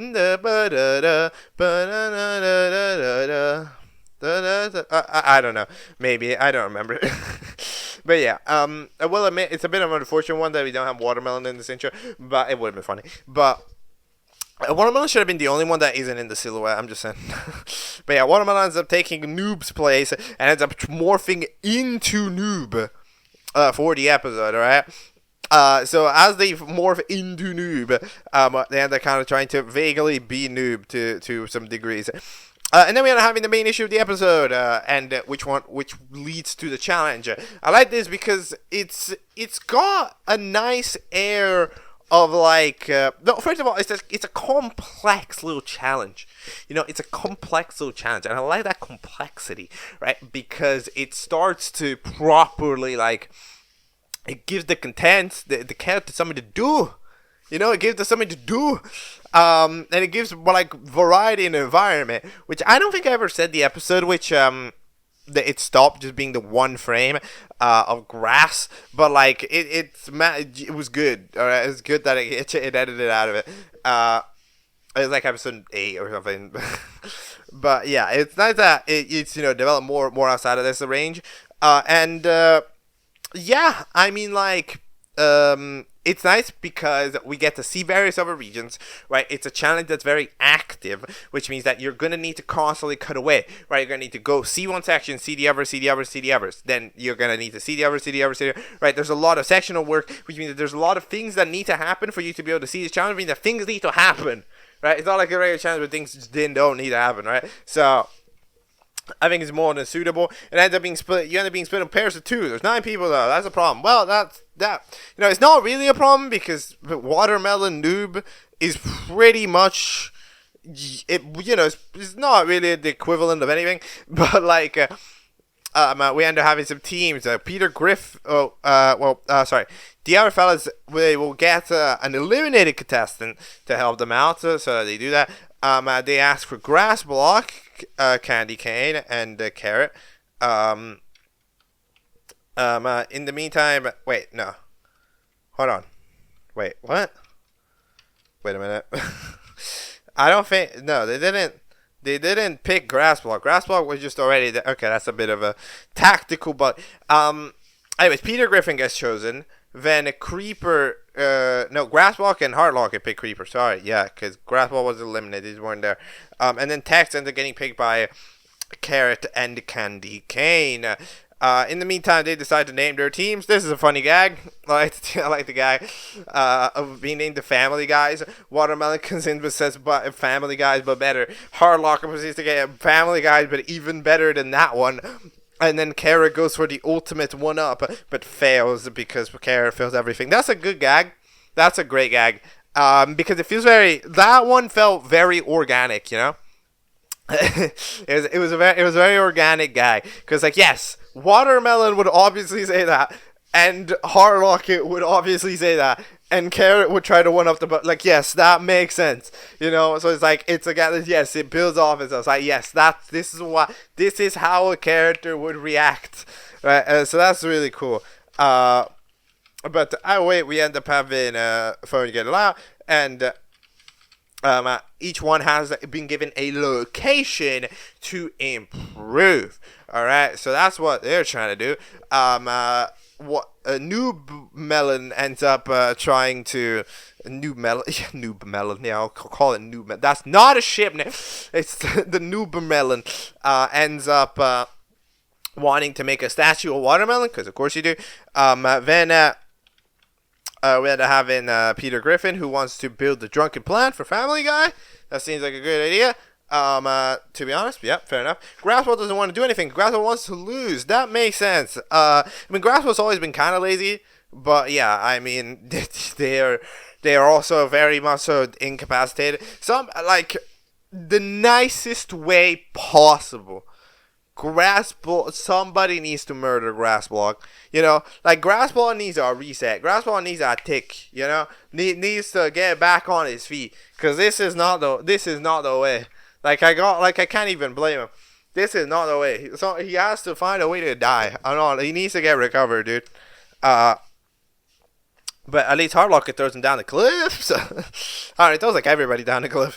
Then Tex ends up debating Candy Cane. Candy Cane goes like, damn, I can't just, I can't just stop hating Carrot. Okay, I can't just change my opinion on someone. That's illegal. Okay, alright, bro. Then having the junk plan as they're getting made. However, they made the junk plan very quickly, by the way. However, they made the junk plan have the problem that nobody's there to work at the junk plan. That's not great. They have to find literally anybody to work for them. Majority of people are, either distracted, doing their own thing, have been teleported away, left, like majority of the co-hosts. So there's not really many people left. So it's kind of like that failed debutante batch. That didn't really get sent away. So, cool message. And to be the only fella that we can find that agrees to get a job. However, the thing about it is people don't really like cool messages. That means that people won't really like the staff at the restaurant. I guess it's a hit that you can take, Like, it's a tankable hit, I guess. So, alright. In the meantime, we have, Navi wants to build a museum, because they're going to do that. In the meantime, and then Watermelon going to do whatever the hell they're going to do. Because they disapprove Navi's idea of turning the tower into a museum. Now, the idea of making a museum is alright. Like, it's a suitable idea. It's just that, like, yeah, I mean, it's just that you can tell that Navi isn't doing it for any reason. Right, like, that directly, Sammy said he had to make the place more fun, and therefore, and now Navi's being like, oh, this isn't for fun, this is for history. I'm sorry. Do that later, then, you know, like, please, dude. But, like, alright, then. In the meantime, yeah, we end up having to do that. I like the border of the areas of being that.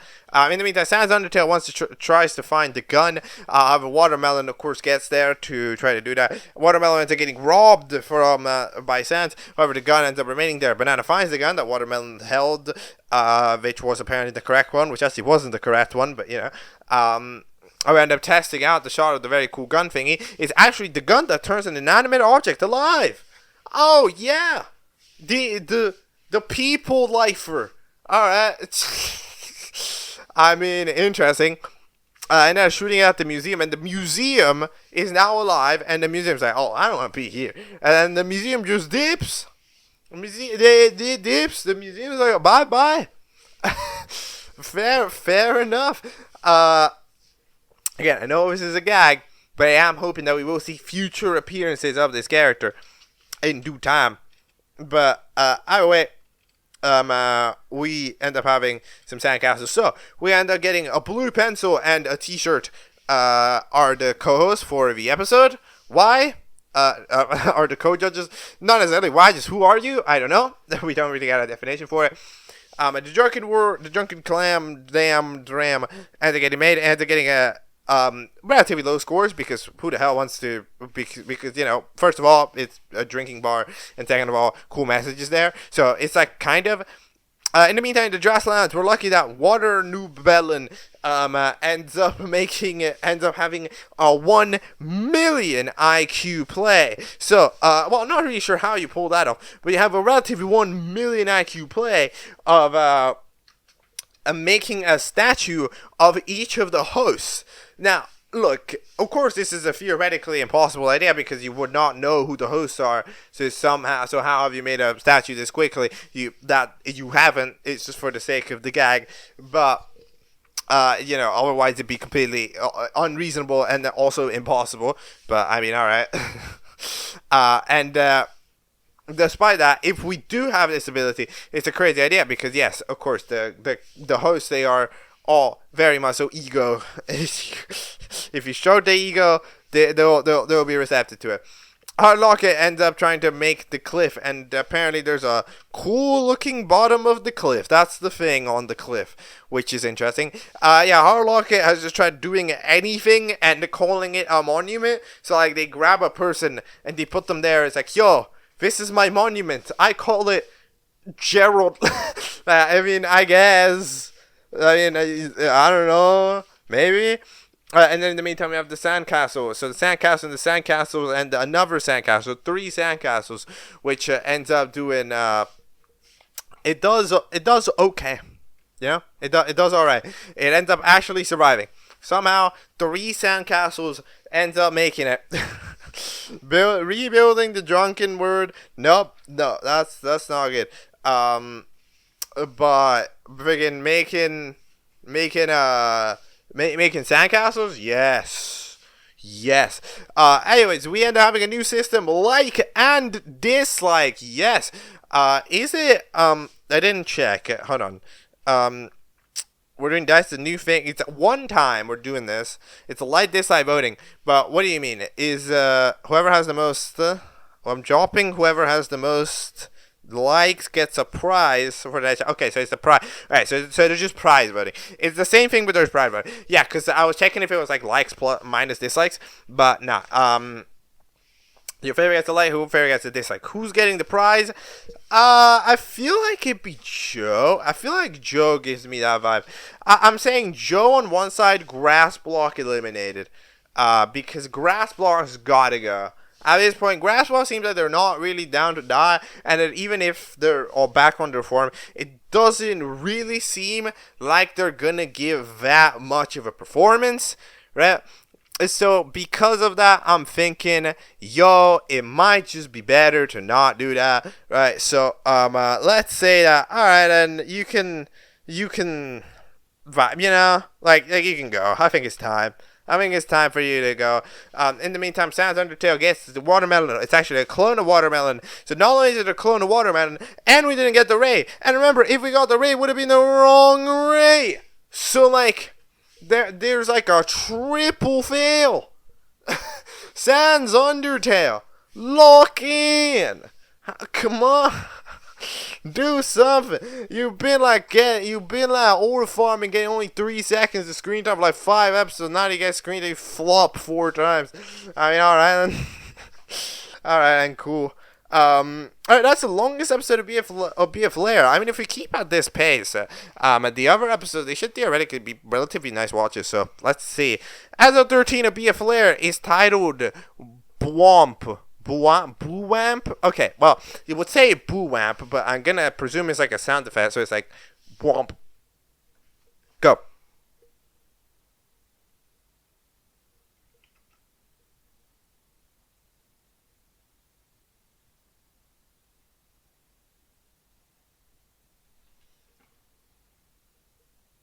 Okay, that is BFLEIR 13. So we have ourselves a certified new voting system. So let's talk about that for a moment. Well, it's not really that new of a voting system in the sense of like, you know, like the broader scale. But for this show, it's new. It's a vote to save. Where it's a vote to save, but it's not a vote to save where the person with the least votes gets eliminated. It's a vote to save where you save the person who gets the most votes, and then everybody else is up for contestant votes. So that's kind of what's going on. So, alright, is that a good system? I don't know. The most immediate comparison point that at least shows up for me, that like in my head, is II Season 3, right? Now it's at Invitational, because for the first batch, when we did viewer voting, we had we had the viewer voting for a character to be immune, and in fact, we had them do the... Right, we did the voting, and it was very flawed in II Season 3, to the point where they got rid of it, right, because, for example, a character like Yin Yang, I'm pretty sure, won every single immunity vote that there was in the season, which becomes a little bit of a problem, I must admit, because that means that the viewers pretty much just made Yin Yang permanently safe.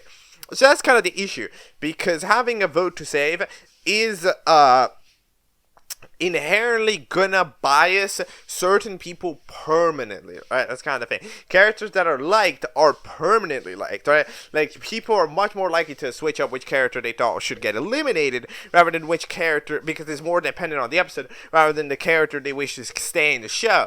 Because that's more dependent on their general opinion, which doesn't really change, right? Like, how often does your favorite character change, right? Like, it's not that often. And even if you change your favorite character, the old favorite character is still gonna be up there at the top, right? So it's kind of that thing, right?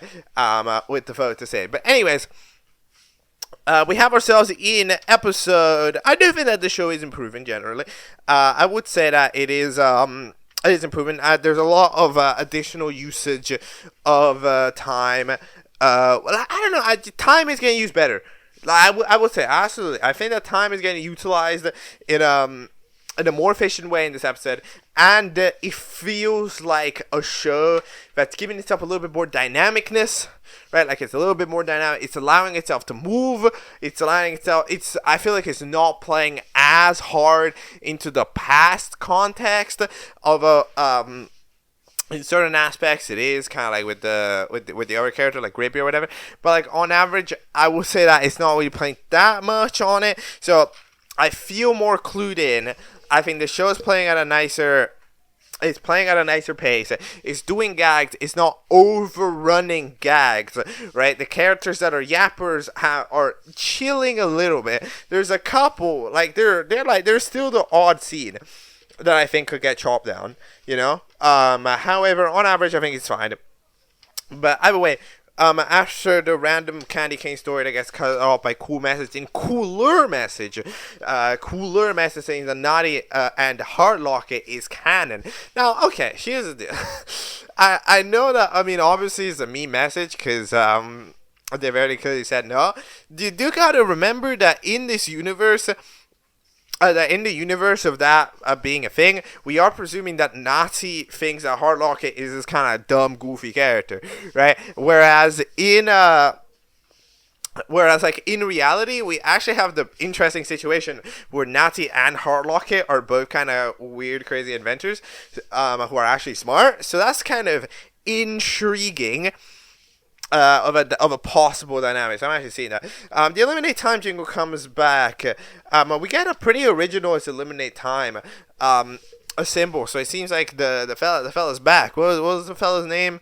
You're Gabriel? Is that their name? Well, they're back. No, it was Gerald. Gerald was your name. Gerald. Yeah, you're back. You're back for more. Yes. This is cool. This is nice. I don't know. I mean, you weren't acknowledged. I wish they would have acknowledged the return of Gerald, but you know, we got Gerald back. We hired him. We paid a couple quid. But yeah, out of the 13 votes, we're gonna have the eliminated character be Grassblaw. Yes, Grassblaw is getting eliminated because they wanted to. Yep. That makes sense, doesn't it? They wanted to be out. They got out. Yeah, it made perfect sense. It's unfortunate because I do think that, you know, especially now, immediately as Grassblock returns to the regular forum, so therefore could have been able to hand themselves in a little bit further into challenges, it would have potentially unlocked Grassblock again into being a little bit more of a character. However, it doesn't really seem as if we are to like, you know, the viewers didn't really consider that, and I think in that moment the elimination made perfect sense for them. So yeah. Anyways, we jump ourselves past the intro to the announcement that Sammy wants to go bother Orange by taking a trip to California, which is where they went on vacation.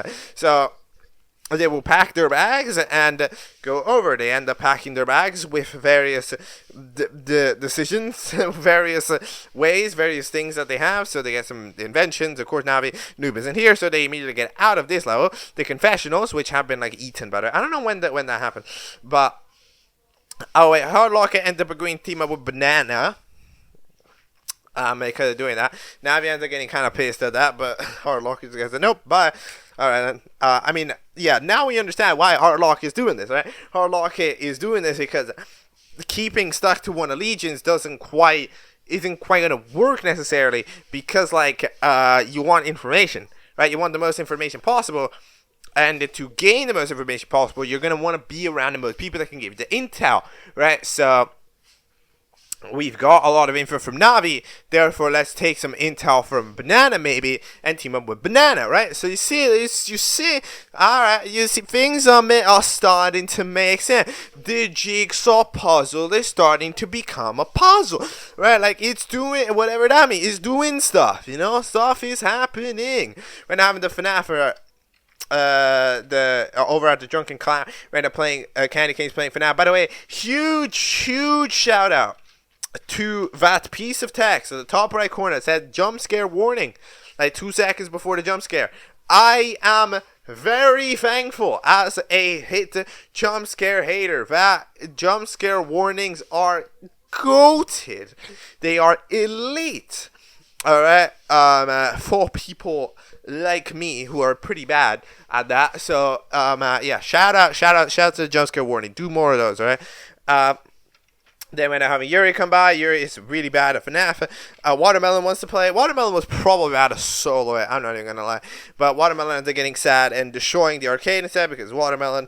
And in the meantime, it's bus time. Yes, it's bus time. They reach the airport, and after 3 hours, the plane is ready for a fly-in. In the meantime, they're doing some random other bullshit. And we eventually end up having some other little gags and situations, right? Like, the episodes, you know, because again, it's just kind of a difference, right? It's kind of different because like it can sound a bit weird sometimes when I say I think it's good one time and I say I think it's bad one time, right? Because I know, like in that episode 11, I was like, oh, they're just constantly meandering, right? And it takes too long, right? They're too distracted. Okay, yeah. And then in this episode, I'm like, oh, they're doing a lot of gags and stuff, right? And it's good, right? So then it's like, okay, hold on. Wouldn't those arrive together? Like, wouldn't that be a batch of stuff? Well, yes, that would, yes. However, you see, it's a matter of pacing, right? It's a matter of pacing, right? Like, in the way that episode was paced, there wasn't any more content than the gags. In this episode, we are still doing a challenge beyond it. The guys just especially when the guys are fast as well, which in that episode they weren't. But now, the guys are faster, and we actually are doing more content in the episode. So when there's like a minute or two that's like a couple of jokes about in the airport or whatever, it's fine, right? And in a way, it just starts to become the nature of the show, right? You can tell that the way the show is written is just like that, right?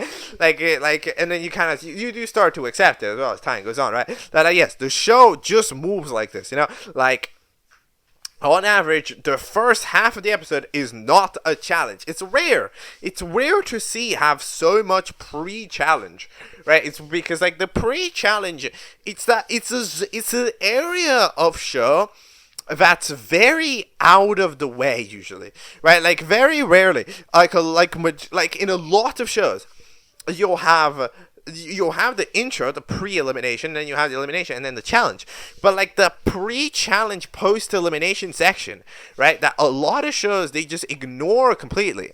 Right? This show makes it the biggest part. The post-elimination pre-challenge is a massive portion of the writing of the episodes, and it's a unique way to do it. It's what gives this show its different vibe.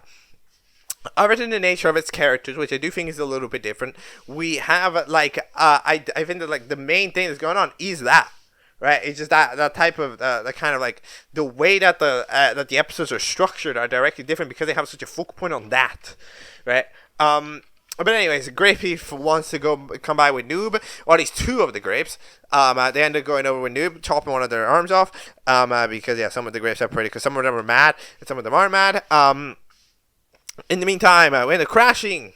Yes, we crash the plane.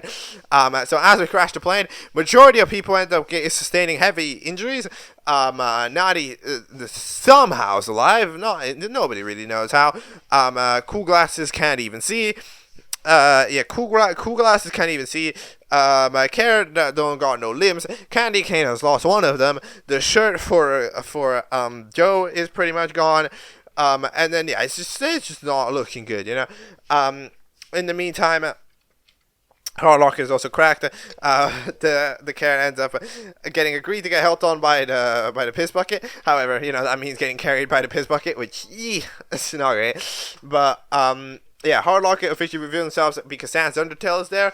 However, Joe ends up doing that for some reason, landing on a bathtub, for some reason flying off the world. Was this a meme back in like 2020? I don't even remember. I swear I remember something like that.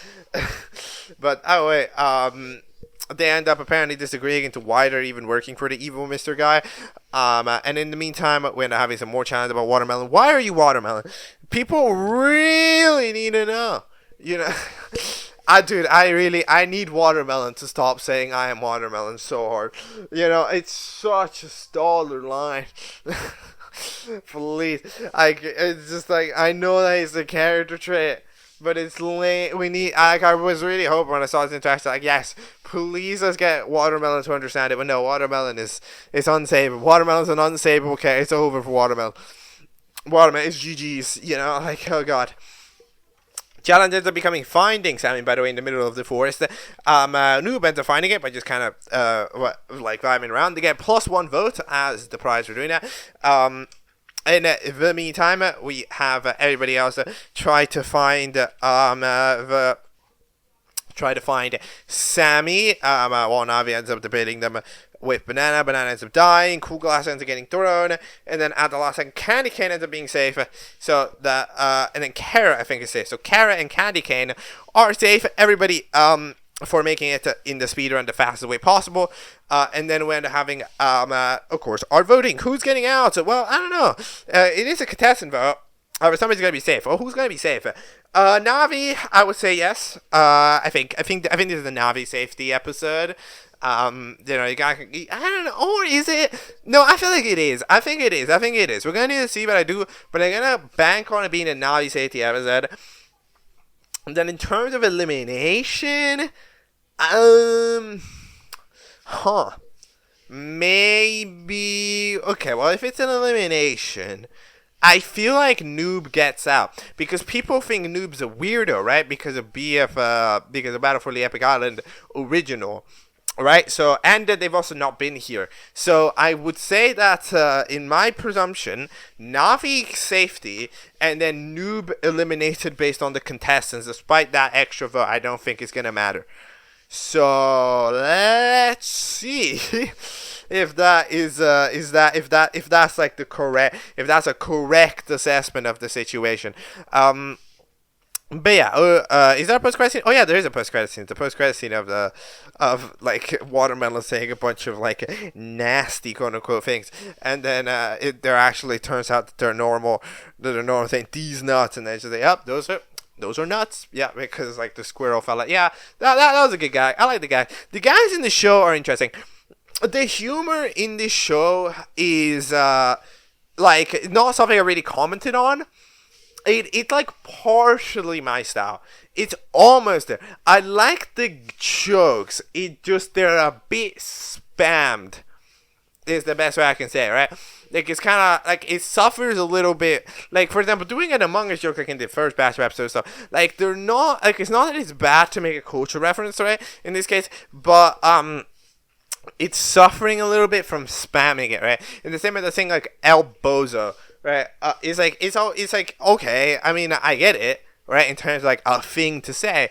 However, it's just a little weird when you end up having it as kind of this like constant thing that people say, you know, like every time, like every character says bozo, and it's just weird because why does every character say bozo? Who says bozo?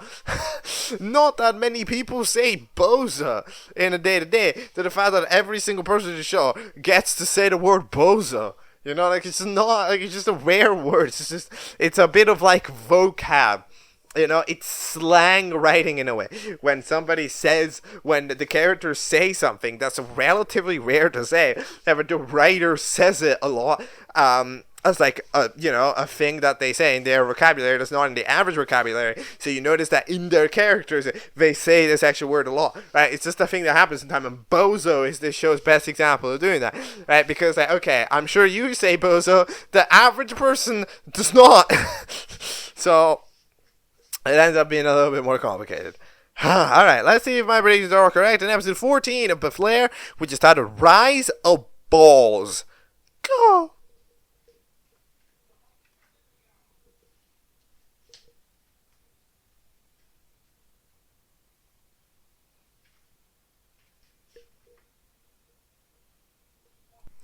Okay, that is episode 14 of BFLEIR Rise of Balls. So we have ourselves another interesting episode. Feels like a little bit of like, not necessary, it's not a filler episode, it's actually quite a big episode. I would say that like the amount of plot progression that happens, it's relatively significant, and it's actually, in a way, it's plot progression because of challenge, like, maintainment in a bit, right? It's kind of, the show has paused a little bit, right? Like, you see that we're kind of doing a bit of a random challenge here in the middle of the forest, because we still can't really get out of the forest, right? And it's just kind of problems, and stuff's not really working out.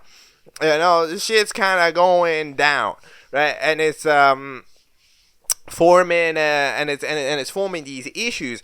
However, despite the fact that, of course, the challenges take a little bit of a backseat, ends up being quite a non-relevant challenge, all things considered, for this episode, right?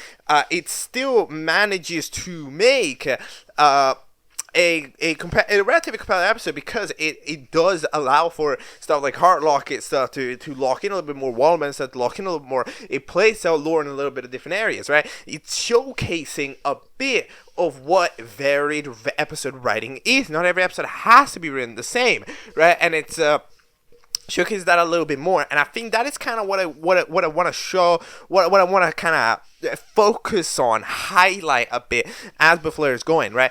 Because I think it's the element of the show that is the most interesting. I would be honest. Like, the thing that's interesting me the most about the show is the way it's written, because the way that the episodes are written is very dynamic, right? Like, it's not a super consistent thing. You see that, like, the episodes, like, they were written short, and then they were written fast, they were written random, then they're written super slow, then they're written fast pace, right? The pace slows down, the pace picks back up, it's doing all these things, right? And it's doing all this, like, varying itself episode by episode, and, like, a showcase, I would say, the pros and cons of each system, right? So that's kind of the thing about BFLEIR. It doesn't feel like two episodes are one and the same, right? It always feels like there's always a little bit of a gag going on. Alright, even though the characters are in the same vibe, the way that like the general structure of the Lego board is placed is a bit different. What is a Lego board? I have never heard of that in my life. Like, let's pretend that exists. So we begin with Navi, that has been pretty much trying to patch up as many things as possible. Gives Candy Cane a new epic robot arm, patches up a heart locket, and also themselves to whatever degree it's capable of. I mean, that's a little bit of an impossible task. Pitbucket now has an asset. They do have an asset. Remember, there are certain gags that I do find unfortunate that we didn't quite think of, right? Like, I don't think that this show has a maximum. Like, I don't think that this show has a super large memory of itself, to be honest. Like, it does do gags that it did in the past. There's one in this episode that I actually can't really remember, but, like, there's one gag in this episode that the wake up gag, right, that it does. That's like memory from the other episode. But in general, memory from other episodes, it's not massive, right? It's specific detail recall, the show won't really do it, right? Which is a bit unfortunate, because, like, it does lead to a couple of things which I would say are just kind of missed opportunities to have a little bit of a more in-depth side arc, you know? Like, having, like, the 2 episodes where there was the Gerald gag with them getting fired. That's great! That's great! It's an excellent little joke story arc that doesn't matter, that gets displayed, that gets us like 20 seconds to shine, and that's fine, but at least there's another thing. It adds depth to have little tiny stories going on within the story, right? However, then having you go back to the next episode being a totally default and then nothing changes, like, I mean, that's kind of unfortunate, right? It's like, it's not really that special for that reason. While same thing goes with this, right? Like, the thing about Pitbucket is that, you know, remember back when he was up for debut, he was like, yo, don't vote for me or else I'm gonna get an asset, right? Because if I am properly part of the show, if I'm a contestant on the show, I'm gonna get a re-assetting, right? Well, for the meantime, when I'm outside of it, I can get a meme, right? However, in this episode, as you can tell, they're directly re-asseted because there's a global re-asseting of the show. Cool Message and Cooler Message are also re-asseted. I mean, we don't get to see Cool Message, but, like, we're presuming, right? They also get themselves a re-asseting, and because of this, though, we don't get to see any reaction to it, despite the fact that it's a meta element yes, actually it's a meta element, however, it's a meta element that gets already referenced, right? So I do think it's a little bit unfortunate that it's not quite focusing on that. Like I think that it could try to utilize itself a little bit more memory in that aspect of it. In the meantime, we end up trying to wake up Noob. My favorite, I love this variant of the wake up gag, because, like, the grapes that are attached to the Noob are, like, fully awake, and they are feeling the effects of whatever is being played constantly. So, like, when you flashbang, like, Noob doesn't feel anything, however, they're just like squinting, like that's really funny. Or, like, when you throw burgers at them, the grape ends up kind of, like, it's always getting thrown at Grape's face, so that's kind of fun. the elimination ends up happening. I do like the gag of of the fact that Watermelon doesn't say their name for 3 seconds. So the pop quiz. What is their name? Yes. Okay. Humor in the show is nice. Like I do enjoy it. It's humor is kind of for me. I do think that the humor in the show is in general for me when it goes for its own gags. So no, I'm not. Like it does play to reference humor. I would say a little bit too much. And it plays the references and it overdoes its own, and it overdoes the reference humor, right, by mentioning them more than 1 million times, right, and all that stuff. However, it's getting better, right? It's getting better. A lot of those sins are from the super early episodes, right? It's getting better, and I do think it's becoming a little bit more original. I do think like the writing of the show, I do feel it improving. I'm being for real. I'm smelling it, you know. I'm smelling a little bit of an improvement in general, right? And I think that's nice. Hard Locket ends up getting immune. They get to turn red. A great movie. And then we end up having the eliminated contestant be well, it's either Banana or Cool Glasses. But challenge is to watch an episode for the longest amount of time possible. Cool Glasses is blind, as you remember, so they end up getting eliminated. And by the way, we end up having a renewed intro. He ends up utilizing a little bit of a beatbox, whatever this is. And it's a pretty swag beatbox, and it's a very swag animation. I'm gonna lie, I actually do enjoy its animation. I gonna be 100% honest, I don't recognize it, but I don't have 1,000,000% faith that it's fully original, because I mean, it's, you know, the show has been proven that it will trace intros. It's done that a couple of times, especially for the II Invitational, where it took it. So yeah. In the meantime, Cooler Message decided that it is time to to fuck everything up by destroying the recovery center and also destroying Naughty. So that's great. So you've destroyed the recovery center and the person that makes the recovery center. That is exactly what we need. Yes, Watermelon said they're replacing Nine in this episode, and for some reason they replaced Banana as well. Not sure why, but why not? It's whatever at this point. They try to order a cake, can't do that. Having the island confessional. For some reason, the signs are always eaten. Who's eating the signs, dude? I like there's a black and white Sammy ends up appearing in the confessional time, and I wonder if that has anything to do with it. Black and white Sammy dipped off, right? Because they were like a co-host. Anyways, what else is happening? Candy Cane is suddenly very, very satisfied with Kara, or at least really, really wants Kara to be with them, so they kind of drag them around. While Kara is down, being like, I'm going to be useless and stuff.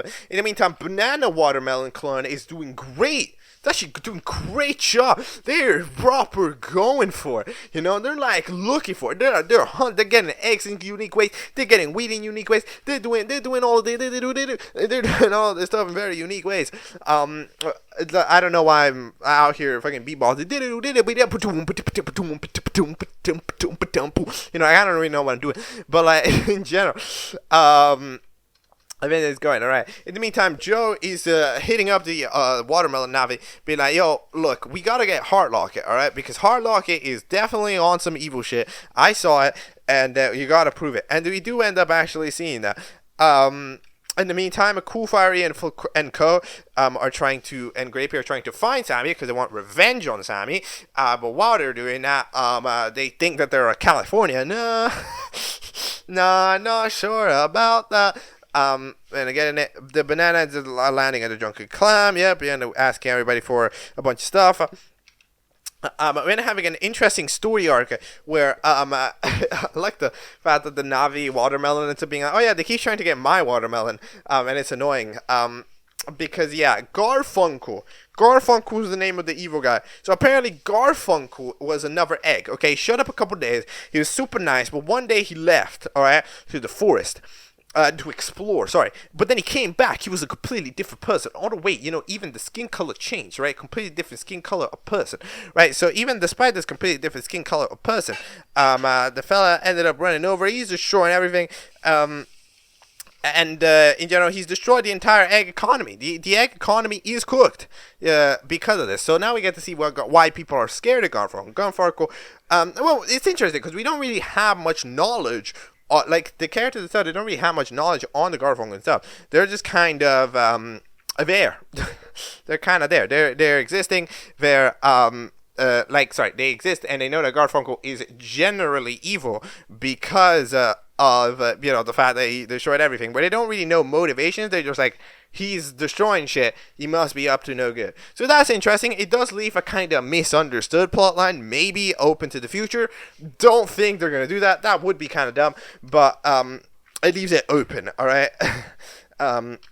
McDonald's is called Window 1 apparently in this universe. All right, good to know.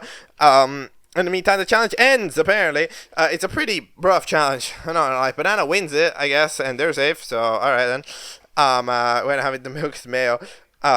Instead of milk, so yeah, it's not exactly a great challenge. Everybody fails it. It's pretty hard to make a cake in the middle of a forest.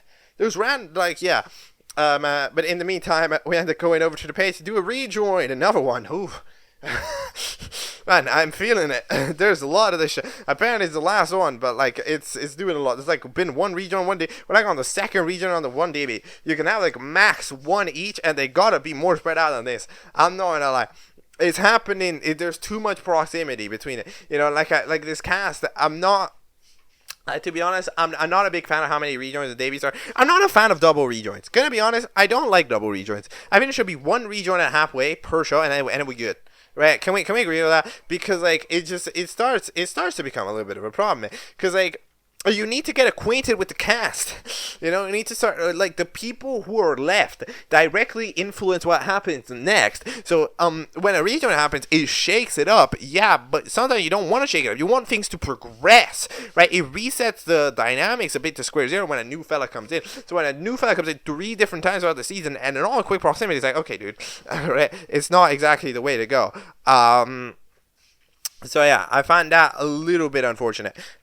In the meantime, we end up having Banana choose Cletus Donut not to rejoin. Interesting how Watermelon has a relatively solid memory of these characters that have been deleted, while Sammy themselves doesn't even seem to. And then everybody gets to say their mark. Who's doing it? Who's first of all, vote for prize. I don't think that's vote for immunity. It's not a vote to save. So it seems like the vote to save has been scrapped in records amount of time, so that's cool. I guess we looked at II Season 3. And then in the rejoin, we get to vote 3. This is going to be another one of those super tied ones. Do I say first out, first in?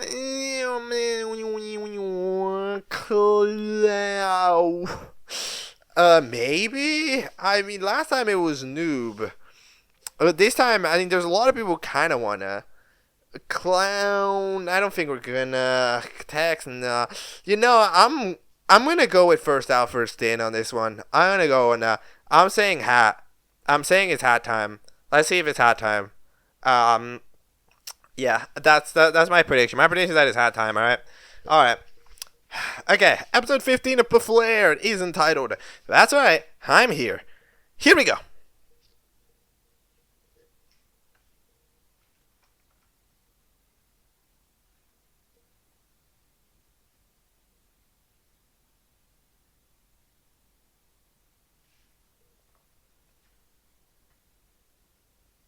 Okay, that is episode 15 of BFLEIR, but hold the phone. Hold the megaphone. What is that? Or at the end of it, what is that? That's sick as fuck. Yo, look at it. Look at it, the characters. They look good. Not saying that they didn't look good before. They look fine, but it's simple. The art style is simple of the show. Look at it. Look at Noob with lighting holding the table. Oh my god. Yo, that's so fire. Oh my god, it's Sammy. Like, that's like, okay, that's, I don't know. I'm just looking at this art. This is great. I don't know who drew it. I mean, I do know who drew it. Do I know who drew it? Who drew it? Goddamn. Okay, I don't know who drew it. No, I know that there's a signature on the art, but I'm so bad at reading cursive that I don't know what it says. I think it's like crisp. Okay, shout out to that person. Oh my god. That totally distracted me. Anyway, that's episode 15. Yeah, it's an intriguing little episode. It is an intriguing little episode. It's another episode that it sustains that just simple way of the show being, right? Like, again, you can tell the show is just the way that it's structured. Even though, as I said in the last episode, it's not necessarily structured the same. it keeps that core ideology. The spine of the show is very much so challenge late, right? Which is, it's interesting. It's different. It's different. And I'm honestly welcoming this change with open arms, right? Because like, if you can give me enough content outside of the challenge, then debatably it's even good, right? Because it allows an expansion of the characters, right? The characters are expanded. They are improved, and as they are improved, you end up having this like more proper what was it? Right, like the characters are improved because you get more time outside of just doing a challenge, right? So that way the character, like, there's more lore going on, right? There's more lore going on, and beyond just there being more lore, there's that, because the challenge happens late, which means it gives a lot of time. And honestly, that, like I genuinely, looking at it, I do think that, again, you need to get good with the writing, but like, if you got a lot of writing ideas and you can make your episodes a bit longer, I do think that doing what this show does, which is the very, very direct pre-challenge, post-elimination chat, right, set, like, where the characters, like, chat, have arcs, the form stuff, right, I absolutely would say more shows should do this, because it's great, and you can see it in this episode more than any other. This this get made, right? Because like it's not like in this episode, it's not really organic. Sammy, but we still want to do it, right? So Sammy ends up just going like, "Yo, it's gonna take a bit to set up the challenge. Go do whatever." And then we dip, and for the next like 2 minutes, we're just kind of chatting, right? We're just kind of seeing that stuff happen, and developing. So now kind of having the subplots develop that wouldn't usually have that time, right? So like the therapist subplot, yeah, and then there's a bit more development on the Navi stuff, which is also the therapist subplot. There's a lot of Navi stuff. Navi's like the main character of the show. But you know, there's like general developments in that area, right?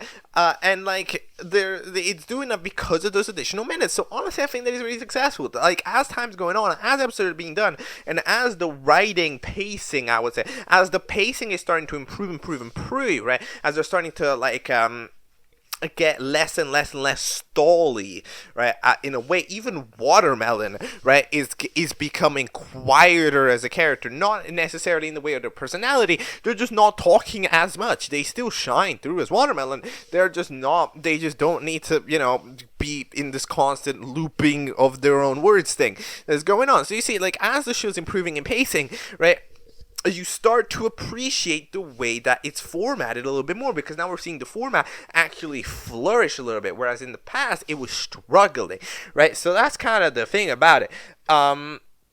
So yeah, that's basically it. At the start, we're gonna see Joe debate with Heart Locket.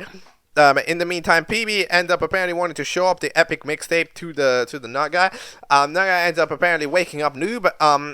They wake up Noob so that they can be sent to California to get a revival card to go back, and then they end up telling them to go back to revive Navi to tell them to be a therapist of his bucket, specifically for that. Okay, that's cool. So then we end up going over, but then eventually we end up having them get absolutely pissed. Banana gets recovered by the revival card. Was there really an ambulance outside? Wow, it's like 12 a.m. Poor guy. Sorry. But like, that's just, I'm just talking about the IRL. I just heard it pass. But yeah, then Sammy's getting pissed because like, damn, I want to see Gorange again. And then Noob goes like, oh, you want to see Gorange again. So, then we proceed to end up taking everybody there. In the meantime, Watermelon is kitted out, as the best way to say it, in proper California attire, and they're doing interesting things. While we end up having Sammy proceed to go over there, we end up having ourselves the intro, and then we end up having PB try to use a revival card to recover Grapefruit, which, well, I don't know who that is, but apparently, you know, it's a person. Look, I don't know if this is lore I'm supposed to know. Again, remember, these people are from a different show that is apparently relevant. So I don't you know, I'm not really sure what exactly it is in that aspect. Like, I don't really know. But in the meantime, we end up having yeah, so like, yeah, they apparently murdered them, and it's their fault that they're dead or something. The revival card doesn't work because it's another universe or something. Oh yeah, that's interesting. The ship fella ends up being perfectly normal in California. There's also this new kind of flustered guy that's just there. They just joined the show. There's not much to say about it. We're not having Sammy be like kind of a half celeb out here in this landscape of random people from different universes. You know, kind of a half celebrity. You know, kind of be like some people telling us like, "Yo, what's good? This guy is a cool guy, right? Yo, cool guy. I love your work and stuff." So that's kind of cool. Popcorn is also there. Our Popcorn's asset never stops being funny. It's so goofy. But yeah, in the meantime, Watermelon's like, "Yo, Navi, since you understand stuff, do you want your memories?" And Watermelon proceeds to give them their memories, and Navi goes like, "Holy shit!" So we end up doing that. While we have that we end up having Heart. Orange doesn't want to help Sammy host because Orange is pretty upset about, you know, the fact that they were left alone to host for like 3 episodes. That's pretty understandable. But the other fellows are down to co-host, so that's pretty cool. In the meantime, we end up having the freaking thing. The Void is gone, by the way. Rip the Void. And as that's happening, we end up having Sammy hosted the freaking rejoin vote, where the rejoiner ends up being Hat. Yep, Hat joins. I told you, first out, first in. It just felt about right, because like Hat wasn't vehemently. How do you say this word? Vehemently. Brain. I don't know. I just had a mind screw. Okay, strongly.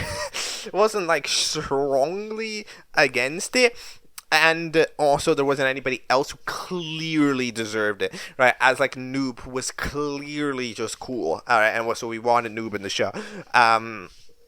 Whereas in this situation, like it kind of wasn't great. So Hat joins, and Phone nearly joined by doing absolutely nothing again. So that's kind of interesting. But yeah, Hat has joined. They end up getting a little ultra carrying buddy. So that's kind of interesting. I can see an arc building about that, about like Hat getting carried. But yeah, in the meantime, now he proceeds to apologize to Joe for not believing them. Hardlock is pretty good at this. Okay, interesting thing that happens. All right. Is that alright? This show is doing like, okay, I tend to not talk about ships in this show, because it's like not really it's not my thing. You know, it's not really my thing, right? It's not really my thing. However, I do have to mention this because they are literally characters in the show. We're like the characters ship people, by the way, which, first of all, weird. Have you thought about that? Like, I don't know, it's kind of weird, right? Is there a reason why you don't ship real people? I mean, like, if in the universe, that's gotta also be weird. So, we end up having, like, the fact that the Natty Locket is actively a character in the show that says it's the best ship, right? And then for some reason, freaking Heart Locket proceeds to witness all of the messages, just telepathize all of the Discord messages of the creator. And they get flustered, as you can tell by the fact that flustered is in the background. So that's kind of interesting. Is this a thing? I don't know. Is this a meme? I don't know. Do I think it would be a good ship? Well, again, I don't ship people, but in general, I mean, like, again, as I said, I think the other episode, it makes an intriguing dynamic, right? As the two kind of smart characters in the show. One for good, one for bad. One's more of an inventor, the other's more of a tactician. You see, there's kind of an idea. Like, yes, it would combine. Do I fit, like, I don't know. We'll see, I guess. In the meantime, we end up having the prize, which goes to Carrot. For some reason, Candy Cane made a bet with Watermelon that Watermelon said, "You're not winning the prize." So then Candy Cane proceeded to pay up $50. I mean, like, okay. Look, it was pretty. Candy Cane did a poor bet there, right? Because it was like, okay, yeah. I mean, sure, we didn't win. Like, Candy Cane didn't necessarily didn't win the prize. But it doesn't mean that Watermelon knows everything. Just that Watermelon made a very reasonable prediction. You know, like it was like a 1 in 7 that Candy Cane won the prize, right? Like it was 1 in 7, and realistically Candy Cane was not really one of the fan favorites, so it was like a 1 in way more. So it wasn't great odds for Candy Cane to win that one, so I'm not exactly sure if that was a great thing. Then the challenge ends up being a race. Yes, it's a race, except you have to bring a little fella with you. One of the non-people, one of the people from the other universes. A hat ends up just getting carried along by their little friend there. In the meantime, Flustered and Thanos beatbox ends up doing it. Thanos beatbox. Apparently, it's like voice activated. Like they stay still and then they beatbox and they move. Like they do whatever they want, but they cannot move if they're not beatboxing. But when they're beatboxing, they can do anything, which is a hilarious character concept. And also, you know, I enjoy this. I enjoy this character concept. It's kind of groovy. In the way that it's like, you know, like beatboxing has been a present part of the show throughout from the beginning to the end. I'm still not 100% sure to what degree the beatboxes in this are original, because like you know, something like the Eliminate Time one, it feels original, right? Because like it's gotta be, and at the same time it's not. But like it's almost like that type of thing where it's like in the nicest way possible for the quality of the audio of the show. It almost doesn't feel like there would be that level of audio processing done on the beatbox. So that beatbox has a lot of audio processing on it, right? To create like the bass, like right. So it's like it's interesting to see. It's like really, So I mean, maybe not. I still think it goes for the intro. Like the intro is very high calorie. Like, is that an original intro? I mean, I don't know. Like, maybe it's like we do seem to have genuine beatboxing capabilities. So maybe not. I don't know. It's like I'm in this case, I'm just like completely unsure. But yeah, eventually we end up having the challenge take place. We end up having some heavy debating, based on freaking the. Navi, who's trying to sabotage Heartlock, trying to expose Heartlock. Candy Cane is getting just chased by the person that says that Candy Glasses is canon. So like anytime they say Candy Glasses, they just immediately get through whatever obstacle. Like there's fun gags in this episode, especially because like I feel like it's leaning a little bit further away from reference humor as well, right? Like you can see that like the jokes in this episode, I feel like they're not as much related to just referencing other media, right? And we're also saying the word bozo less. This show is developing more too good. I would say that it's taking the right path. It's realizing, I think, its weaker points, right? To me, and even then, its weaker points aren't necessarily like they are a bit me criticisms, you know. Like a show can reference Among Us, like it's okay, right? Like I don't personally think I think it's better for the show to do its own unique jokes, right? And build its own gags, right? That way the show, you know, like you get more invested in it rather than just being like, oh, it's the show that talks about Among Us, right? But like in general, if you want to be the show that talks about Among Us, you can do that, right? But like I do think that in a way the show has realized it itself, right? So I think it's kind of cool. So yeah, now Heartlock proceed to beef over. Heartlock is with Flipper Clip. I'm sorry, I cannot look at this Flipper Clip and not think of the character from Was. It just, the Was character has monopolized the concept of Flipper Clip being a character. My apologies. It is just a legal requirement now. So, yeah, but I ended up doing that. And in general, I mean, this challenge is a wash. This challenge is a total wash in terms of like, because the bottom person ends up getting eliminated, and it ends up that the bottom person eliminated is just Noob. Because Noob ends up getting this piano zombie from Plants vs. Zombies, who apparently just plays the piano and moves slightly, kind of like a zombie. However, it's just they move so slow that there's no doing anything. Do I blame Noob on this? Did Noob get cheated? I mean, Noob did get cheated. However, at the same time, it's kind of one of the situations where it's like, I mean, yeah. However, you could have done something. Right, like Noob, you know, the fabled guy with teleportation powers and stuff, couldn't do anything about this, you know. Like maybe you could have, I don't know, like try to cheat a bit, I don't know, put a portal below him and then have him pop out the other side, something like that, right? That way, you know, he got through. You technically, you know, wasn't technically set by the rules, right? Like, you can make up some stuff, right?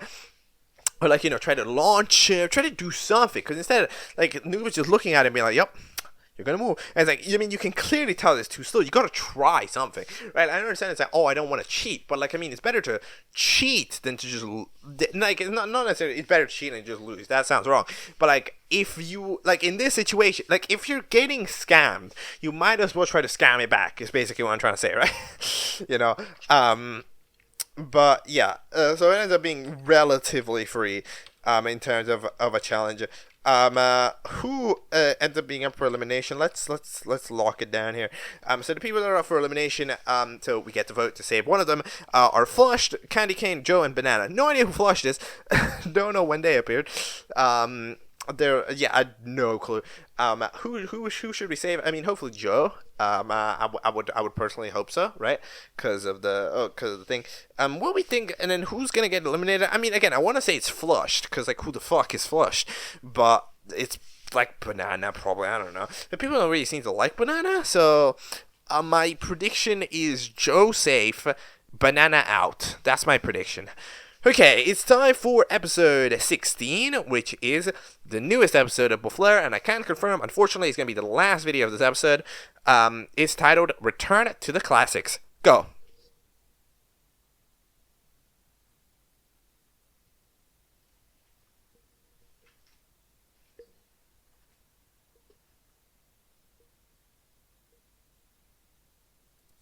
Okay, so that is BFLEIR 16, Return to the Classics. So, it has been a bit. It has been a bit since the episode 15 release, which was September 2022. Episode 16 release is January 2026. So that is a long time. A lot of things happened in between that and this. Which makes for, you know, one of those interesting post-comeback episode, which claims, you know, a lot of little complications that end up, you know, eventually showing up, because it's just a thing, right? It's just that type of thing that ends up being a little bit more complicated, because of that, right? So we have to, you know, in a way, chat about it. About the gap. Of course, I have not felt the gap, and does the show feel the gap? Of course, after watching it last episode and this episode back to back, no, not really. Actually, the gap of 3 years, it wouldn't be felt if, like, it does feel like an improvement. Absolutely. In the animation sector, it's a bit more free in the animation sector, as you could tell from certain movements, certain scenes. There's like very specific scenes where you can tell that, like, we're just more free to do more movement in the animation sector. Yes, this is all true. And beyond that, there is also that general writing, pacing improvement of the show, right? Which is better. I think that the pacing of this episode is about as good as it can be. You can tell that it's written, but the specifics as well of the timing, with, you know, it really feels like it's evolved in that aspect. Like the specific, like really, like for this show, as an episode 11 was pure ass at pacing, has like properly managed to, you know, get itself to think about the specifics of the pacing. You know, of like the fact the elevator ends while they're finishing the sentence, right? For example, here at the beginning, right? Like, it's all these little specifics, and it's like, yes, you know, this is good. This is what we enjoy, right? And I think it's really nice, but you can't really feel it because like the VA itself is actually not changed. So the voices hasn't really changed. I mean, I'm not really sure when it's recorded. The VA I probably would expect to be the oldest part of the episode, right? Because the episode usually gets written and then animation takes ages. You know, when would this have been written? That's actually a great question. You know, I do think that, no. That's a good question. I think it's a newer writing. I think it's a newer, maybe I'm wrong. Like, I could totally be wrong, but it does give me vibe of a newer writing. You know why it gives me vibe of a newer writing? Because this is so Teapot 15. This is so Teapot 15. This is like exactly the type of episode someone thinks about when they watch Dimensional Shift, you know? And it's like, okay, it feels very Teapot. However, at the same time, the production pipeline doesn't really make perfect sense, right? I mean, I think like something else also feels like Teapot. I don't even remember what. But I remember there was another detail. But like, there's like stuff's going on here. That's kind of intriguing. Maybe I'm wrong, and I probably am. But like, if this is like a Teapot 15 inspired episode, I think it's solid. As I say, every episode gets its own attempt at a Teapot 15. But yeah, in general, you can't really feel the difference. It's very nice though. That the episode managed to keep itself on a certain degree of consistency, right? Now, will this show, continue on this pathway? Has the show returned for good? I don't know. To be honest, there's a degree of history that I'm just not able to tell you about, right? I'm not able to tell you about the history of this because it's just. It just requires more. It requires more intel. It requires more knowledge than knowledge that I have here personally on the show right now. So, I mean, it's kind of one of those where it's not gonna be great. It's not gonna turn out great. So we'll see. We'll see. What we can really perform in due time. Because I mean, like, I'm noticing it's already 2 months. Maybe not, I don't know what the progress is on episode 17, because I know every episode doesn't necessarily need to take billion years, but at the same time, it's kind of like, what's going on? I don't know, it's kind of intriguing. But anyways, let's actually talk about the events of this episode, because there's a lot of this episode. This is by far the most dynamic episode yet. It's the episode that formulates itself best when it comes to splitting its characters into different scenarios and keeping them all engaged, right? And even then, this episode does a great job at connecting it, right? Because one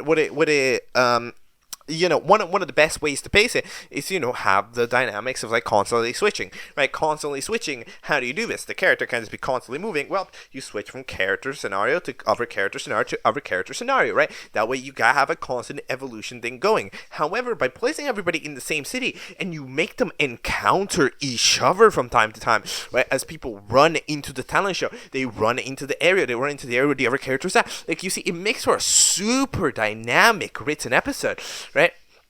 Because it feels like a world, right? It feels like it feels like a world with time. When a character is a character, it dynamically feels like they're in the same world as another character. You add in a new element, which is very hard to do when you're dealing with these segmented scripted scenes, which is the element of time.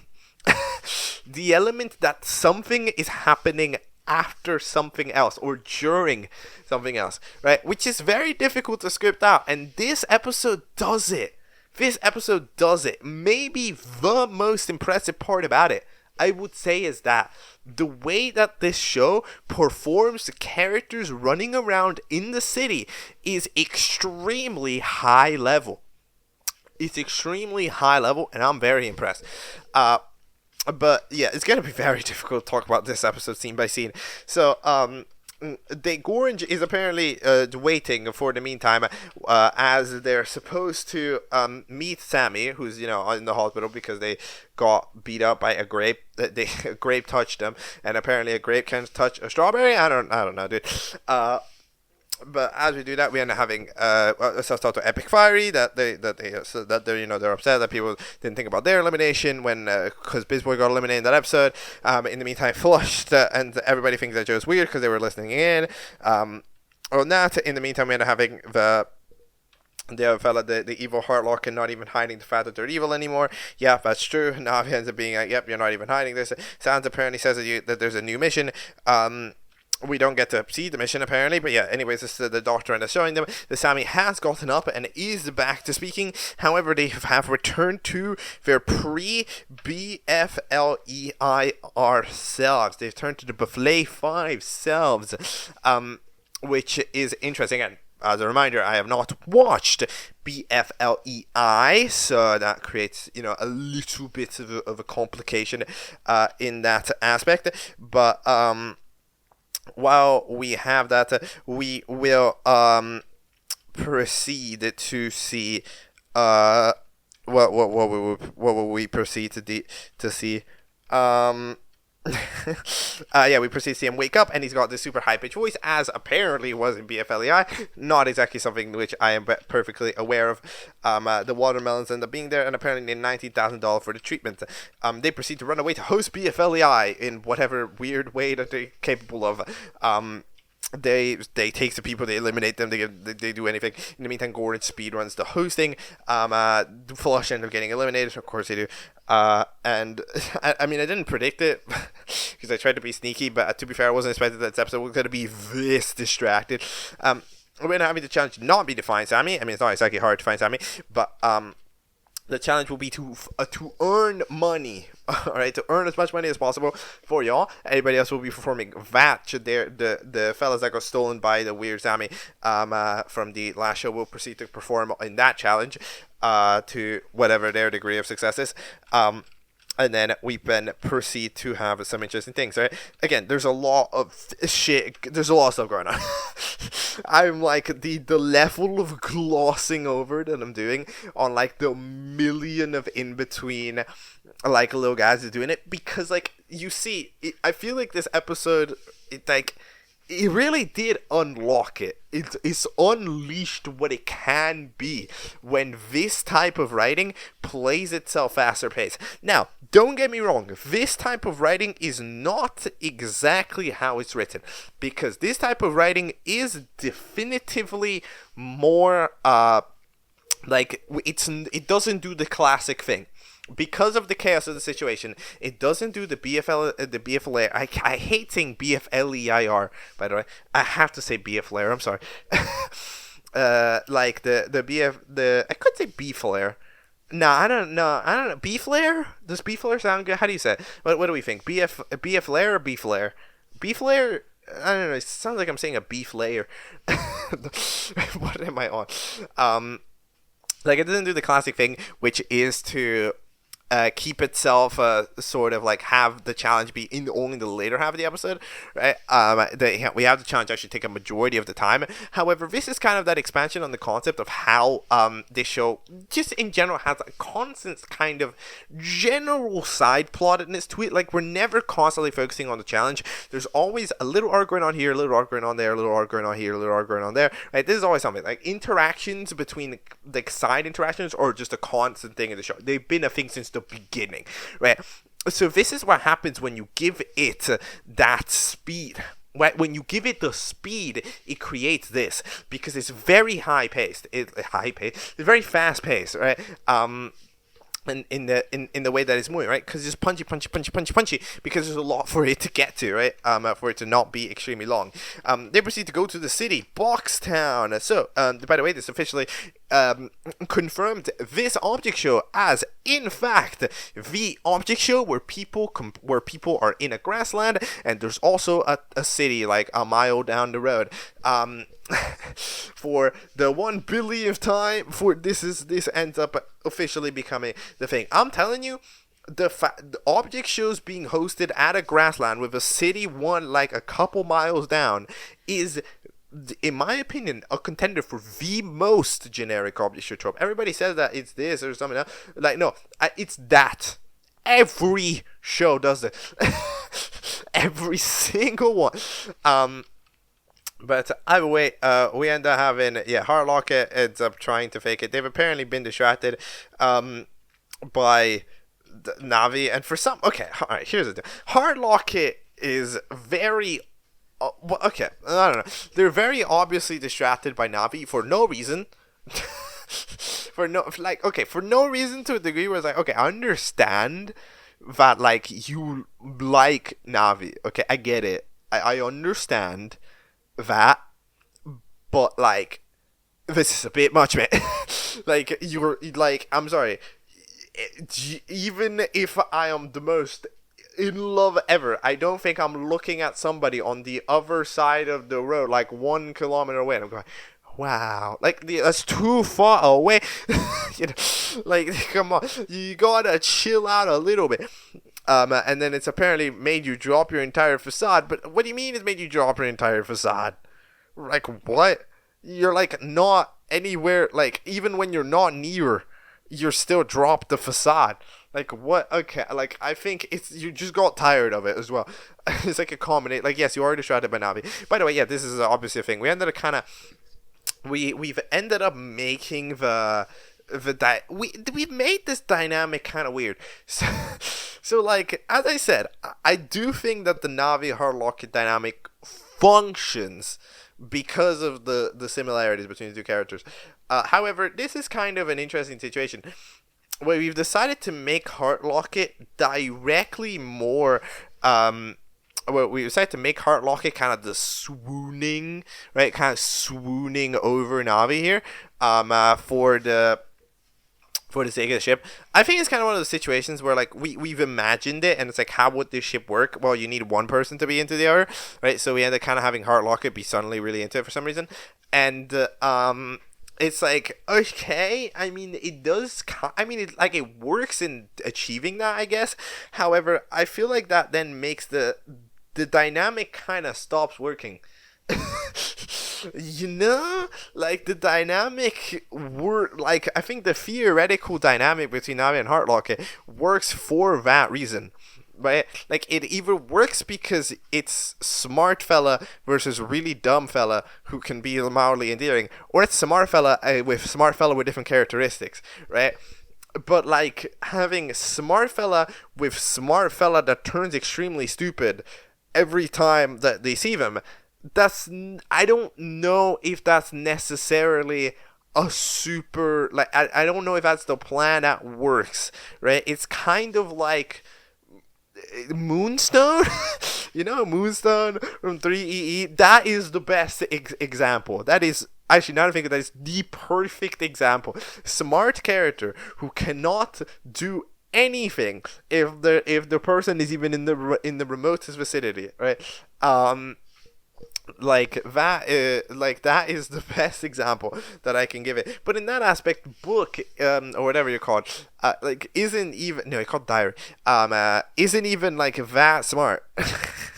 you know, they're not even like that unbelievably smart. But Navi's smart enough to understand that is weird, right? So like, I think that it's not necessarily like I'm not super into it. Alright? I'm not super into the Navi Hardlock gaming. Alright.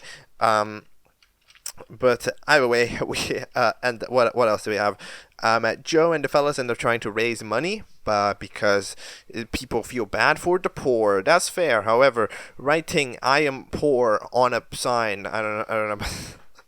I don't know if this is the best idea. Political logo ends up trying to fetch Sammy. Accidentally proceeds to make themselves join the show. Oh well, unfortunate.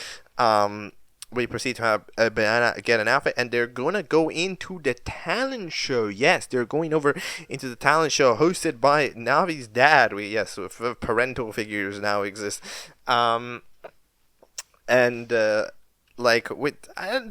kind of interesting that like parental figures now exist. I'm not gonna get too into this. Okay, I know. Look, every object show is complicated, like parental histories. But yeah, Han and Kara end up signing up together. Watermelon interrupts the show saying that I haven't really had any lines. Okay, sure, you got away with it. Even then, like, I'm telling you, if they did this scene in the BFLEIR 11, this scene would take 2 minutes.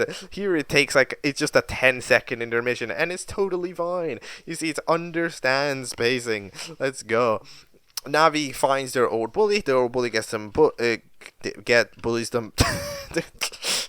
However, they've apparently been offered a shit ton of cash to be the head of, no, not the head, to be the face of a science company. They don't do any of the science shit, they're just the face of the science company. So that's interesting.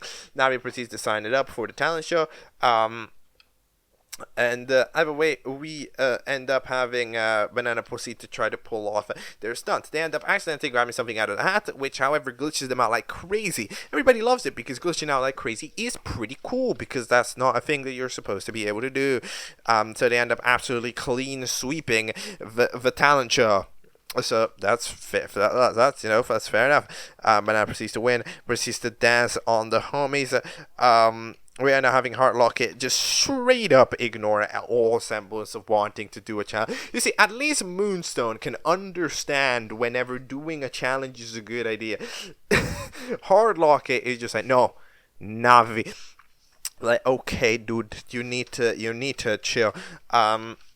Anyways, eventually we end up going over to Chase to find Candy Corn.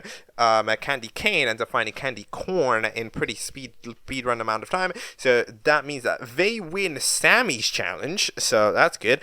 And the other fellas there, they end up going over to the hotel to get some revival cards. In the meantime, Navi is apparently feeling pretty bad, and they end up talking to Flushed about it somehow. And they bump into them again. Heart Locket proceeds to randomly decide to freaking stab the bully, because how dare you make fun of the guy, which I like, for like one day. I looked, it was episode 15. I looked at him and I was like, oh. You see, those 14 episodes, I was too busy being done to really be into it. But now I'm looking at episode 15, that one time that he, had a gun, and it's like, ooh, this is so sudden. I don't know. I know that I approved in the past, but I might have to retract my statement and unapprove of this Navi Heart Locket dynamic. I feel like it's not working, man. But, anyway, Gorange ended up trying to do that. Ended up trying to what are you doing? You're trying to get the money. Oh yeah. The hotel gets destroyed. The policemen are here. The policemen ends up trying to arrest everybody because yeah, that makes sense. They do successfully arrest majority of the people. Not Watermelon, because Watermelon is one of the most powerful beings in the universe. Some of the people escape through it via a portal. And then Sammy ends up saying that we're starting over the show because everybody's get robbed. And then apparently the idea of starting over BFLEIR ends up having the concept of ends up refreshing the memories of how BFLEIR started, and be like, I'm not letting that happen again. They proceed to eat themselves and they go to jail. So they go to jail. Gorange ends up in Void World, wherever the fuck that is. We end up having it's Flushed is in like Mario World. And then Clown and freaking the other fellas who got the TP'd away to the Void, which doesn't even work, right? Is bogged out, and we get to vote to say for all of the people. You get to vote too. So that will be Carrot, Joe, Hat, and Navi. So this is interesting. Who do we save? I mean, Navi, I guess, right? Like, Navi's the most interesting character. Like by just virtue of having lore. Navi's very, very clearly the screen time hog. There's always something going on. They're just one of the smartest characters. They're one of the few characters that understands the main villainous plotline of the series, right? And is smart enough to do something about it. They've got a love interest, which they don't care about, but they've got a love interest, so that pretty much means two characters are entirely one character, right? Like, two characters are pretty much just making you think more of Navi, rather than just Navi themselves, right? So it kind of doing that. Plus the fact that Joe in general is very Navi dependent as well. So and now there's a whole story with the bullet. Like, Navi's just very, very fleshed out. And if you compare how fleshed out Navi is compared to how fleshed out Hat is, it's really stupid. Right? It's not even remotely close, right? Hat needs, I think Carrot gets out. I think Navi's safe and Carrot gets out. But it's Hat needs some development, man. Hat has still nothing. It's still nothing burger. Come on, please do something, you gotta get something done, man. Come on now, get it done. All right. So yeah, all right, look, we'll see that through here in due time. But yeah, I hope we develop Hat a little bit more, because yeah, Hat's kind of I thought, oh, maybe we could have done something with the little fella that's maybe there's the little guy that's carrying them in the hat, so you're like, oh, I don't feel like I'm doing much because I'm just getting carried by the little bonus thing. But I know we're not really doing any of that, so I don't know. We got a shit ton of fan art, to be fair. It's been 3 years of a build up. We end up having Sans apparently fail to get Watermelon. Watermelon's very powerful. Heart Locket barely tried. Heart Locket's too busy trying to fetch Navi instead. The wrong target, mate. And then that is the episode. That is BFLEIR. Yes, BFLEIR is pretty cool. I will say, I think that it's very nice. It's a show that managed to really develop. It's a show that you can see it slowly improve from moment to moment, from scene to scene.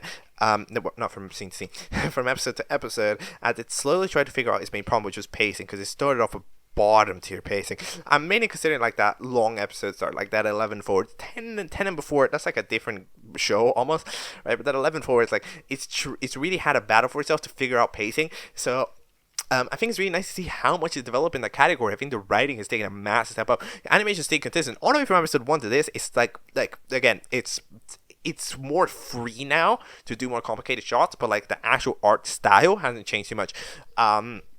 While in the aspects of like the writing, I think is the main thing that is improved. Like you can really see it. You can really feel it from episode to episode. You have this writing change, right? You have the writing change. You see it get a little bit faster. You see it get a little bit more dynamic, right? You see figure it out. It's a little bit more, be a little bit more free flowing, right? Have less of these long scenes. Have everything match up a little bit more. Have to be capable of building up more plot lines from here to there, right? And it's doing all these things properly. And this episode, it really did feel like nearly the ultimate evolution of the concept. It's the ultimate evolution of the concept that cost them 3 years to make. And it is presumable, and unfortunately, I'm just going to presume it's entirely unsustainable, so we're going to need to towel it the fuck back. But, like, I am still presuming, if we're doing more BFLEIR. Are we doing more BFLEIR? I don't know. I think it's one of those things where it's like, it's sometimes it's so hard to continue working on something after you've had such a long hiatus. Like, have you ever noticed? Like, it's just it's really hard to get into a swing of this after you had a long hiatus. I'm not saying this because I'm having a long hiatus from Catchup right now. But like, it's just hard. Like, I'm thinking of Geometry Dash, right? It's like a geometry. Like, I remember like in Geometry Dash, right? Like 2.2 released, and Rocco was like, yeah, I'm gonna try to get 3 months 2.21. But like, after you spend like so long, like that 5+ year gap to release 2.2, and then it's done, it's out there. It's so hard to get into the groove of going fast again, because it's really difficult, right? So like, I mean, you might think, oh, Geometry Dash is a gigantic game. Yes, it's a gigantic game made by one person. So, like, why is Rob Top's creative process, like, why would Rob Top's making process be any different than an Object Show creator's making process? Just saying, like, they're doing different things, but, like, the mentality would be the same in that person than in this person, Like, the mentality, like, we're all human, all right? We're only human after all. Oh, sorry. But yeah, that's kind of what I think about BFLEIR. I think that it's a really nice showcase in pacing evolution. And I think it's really cool to see. And in just because this writing style, it's always been a good writing style. Again, jokes I felt were off. It's improving now. It's barely even got any reference humor at all, other than the ones that's carried over, like Among Us, right? It's it's not even really adding new memes going on today, so which is nice, right? That makes the series feel a little bit more horror, feel a little bit more locked into itself. The writing style was always good. It was this type of writing style that gave in a lot of these non-challenge scenes to characters, which allows them to expand, allows them to grow, and allows them to have more in depth. As I said, not every character has depth. Certain characters are getting left out, I think, pretty much completely in the dark, right? Characters like definitely characters like Cat are being left in the dark, and in the past certain other characters like Grassblock were left in the dark for multiple episodes at a time. A character like Noob got left out for multiple episodes at a time, right? Like it's never been fair in the way that it's allocated those scenes. However, it does allocate those scenes, meaning that the characters that it does develop a lot, right? So I think that like this is one of those episodes. This is unfortunately one of those shows that I think has the greatest disparity between characters. However, this may be one of the main things against it. It's just that in the way of its writing style, it didn't try to manage it at all for different characters. It's been like, okay, the cool characters will add more, the lesser cool characters we just won't try, right? So I think like the gap between the best character in the show and the worst character in the show is probably larger than 90% of Object shows I've seen, because the best characters, they've got so much to them, but the worst characters, they've got so little to them that it ends up making this unbelievable contrast where it's nearly like, how are these two characters sharing a show when like there's so little there like when there's so little to connect them in the way that they ended up getting within the show. That's kind of maybe like one of my main negative points. But like at this point we're entering the range where we're heading into the final characters. But yeah, I hoping that we can expand on the ones we haven't expanded to yet. a little bit more focused, because look, I like Navi, but does Navi really need 33% of the screen time in every episode? I don't think so, right? So like, I do think that it needs to balance screen time a little bit better. Again, balance not as in give every character equal screen time, as in focus on characters with lesser screen time sometimes, and then give them a break, but then show again, right? Don't just have a character that never appears until they get eliminated, right? It's kind of like a Grassball character, right? Like Grassball suffered from this, Grassball was they get nearly no screen time, nearly no screen time, nearly no screen time, nearly no screen time, nearly no screen time, and then eventually they were just like, out, right? And then it's like, okay, well, yeah. It's just gonna happen at some point. It's like, come on, give it a go. Right?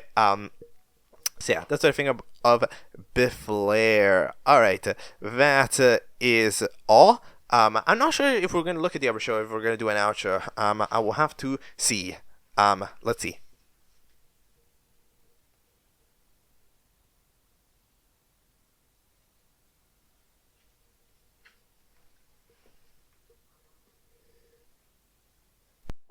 Alright, and now we're going to be taking a look at the other show from NathanKnocks, which we have had ourselves requested in that one mega request, which is TRCS, or the Random Collab Show, released in the midst of that 3-year hiatus for BFLEIR, seemingly relatively quickly. I mean, I don't know, all the episodes 1 year ago, now so like 2024, 2025, so I'm not exactly sure what to expect, to be honest. They're shorter episodes, sitting in about 2 to 5 minutes.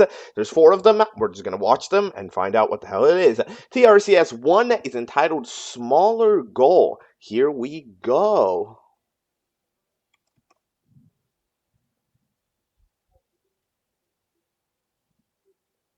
Alright, that is TRCS 1 Smaller Goal. So it seems as if the idea for this is it is random collabs, in the sense where the characters are a random assortment from different things and media and thing, which makes them be relatively,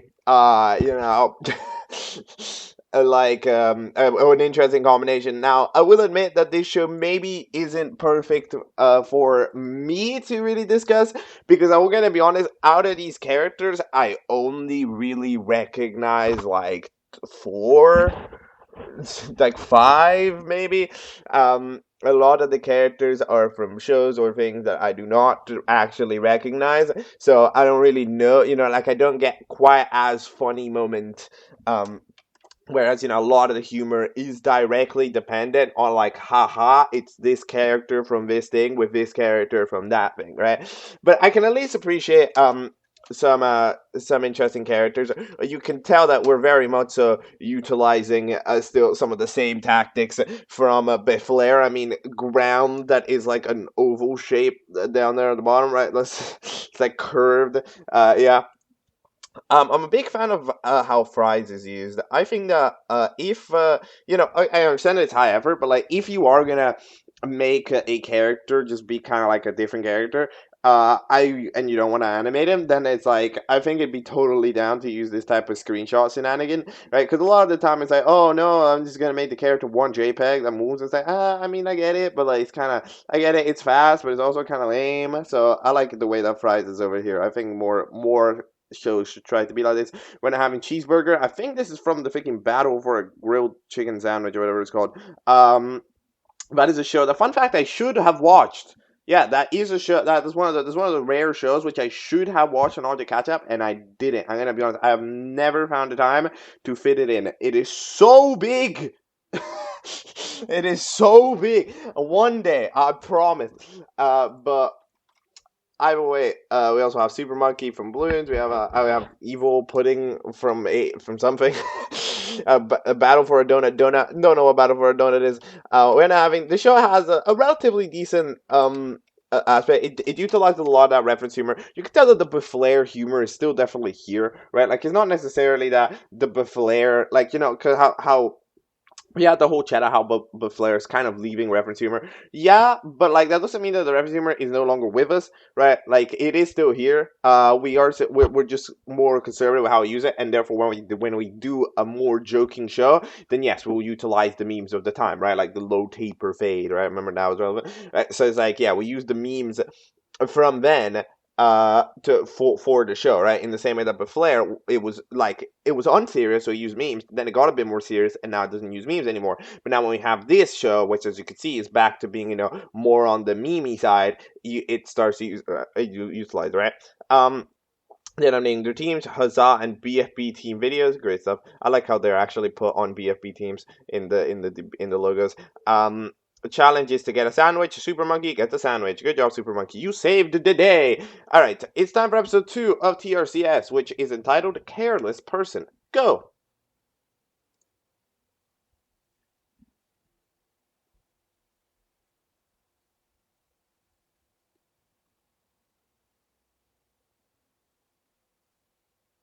Okay, it's episode 2 of TRCS. So we have ourselves the elimination voiceover fries, apparently the official name of this fries.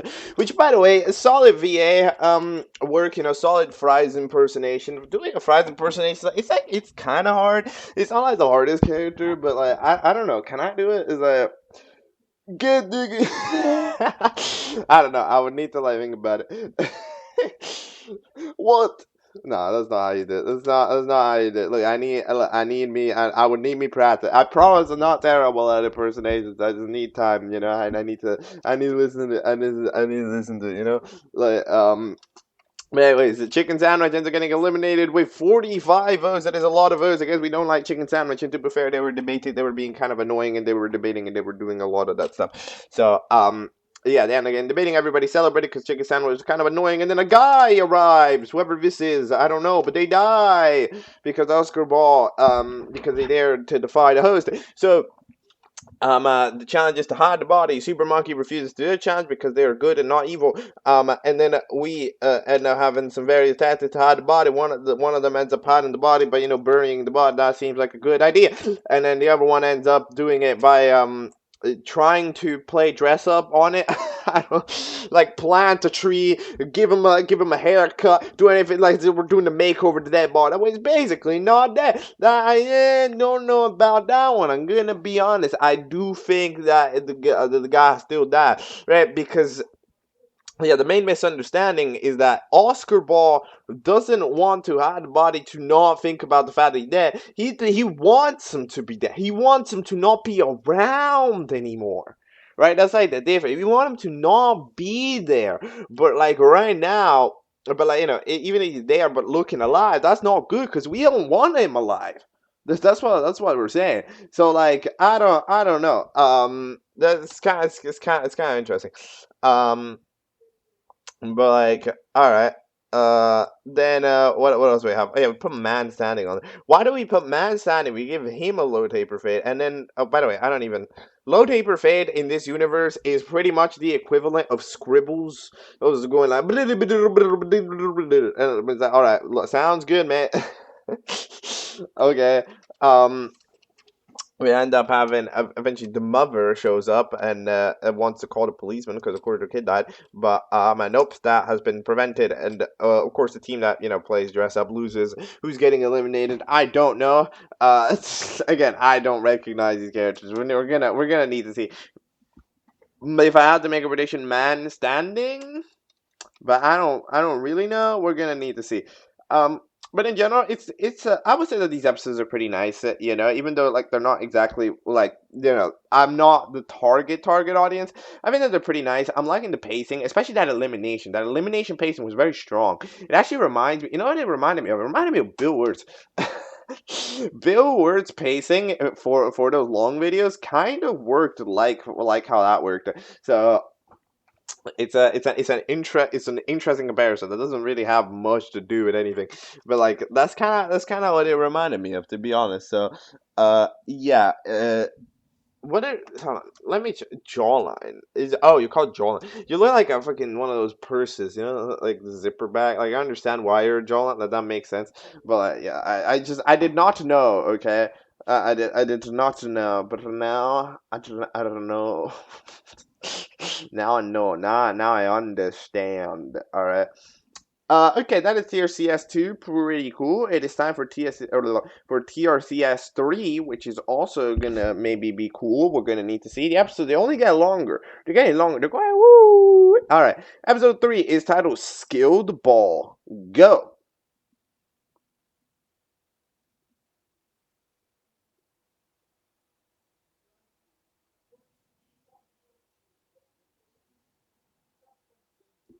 Okay, that is TRCS3's Skilled Ball. So, Skull Emoji is just kind of befriending people, you know, just kind of hanging out, being bros, alright? I'm telling you, the bro code is gonna overwhelm the show in due time, but it's silly dev time, which, by the way, this is definitely made in that one Google thing, right? This is made in the, like, Google piano. That's made in, like, the piano lab, right? Like, that's for sure, right? Like, I was here listening to it, and I didn't know it the first time. I was like, yeah, it's gotta be, right? Like, 100%. Yeah. Uh, that's kind of interesting. 145 votes. Some still want more this than there is a like.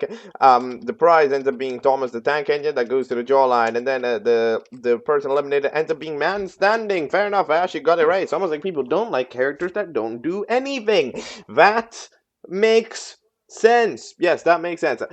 Into what is an episode that I would say is intriguing. It's an episode that kind of settles in what that TRCS tone is. It's very fast. It's a very fast-paced show, this one, right? Which is another. It's another thing where it's like, I know that we were talking about the flair, right, and we're talking about pacing, right, but like, it's just pacing with these NathanKnocks shows are the thing that's interesting me because it's so varied, right? It's so varied because like that BFLEIR pacing was never this.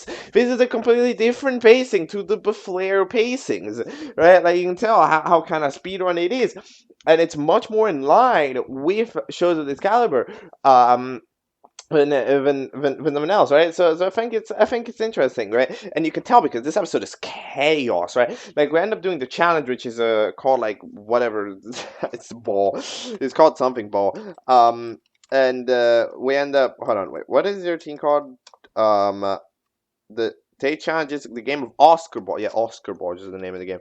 Yeah, Oscar Ball, and it ends up going into madness. Right? It's just kind of three-way football, which is already weird. But like, other than that, it's like Oscar Ball. But you end up having the Super Monkey battle it out with the Battle for a Donut, which is apparently goated. And then there's just a million goals coming in every single time, right? And it's a billion. It's just big problems are happening, right? So it's just like the Super Monkey scoring a billion goals.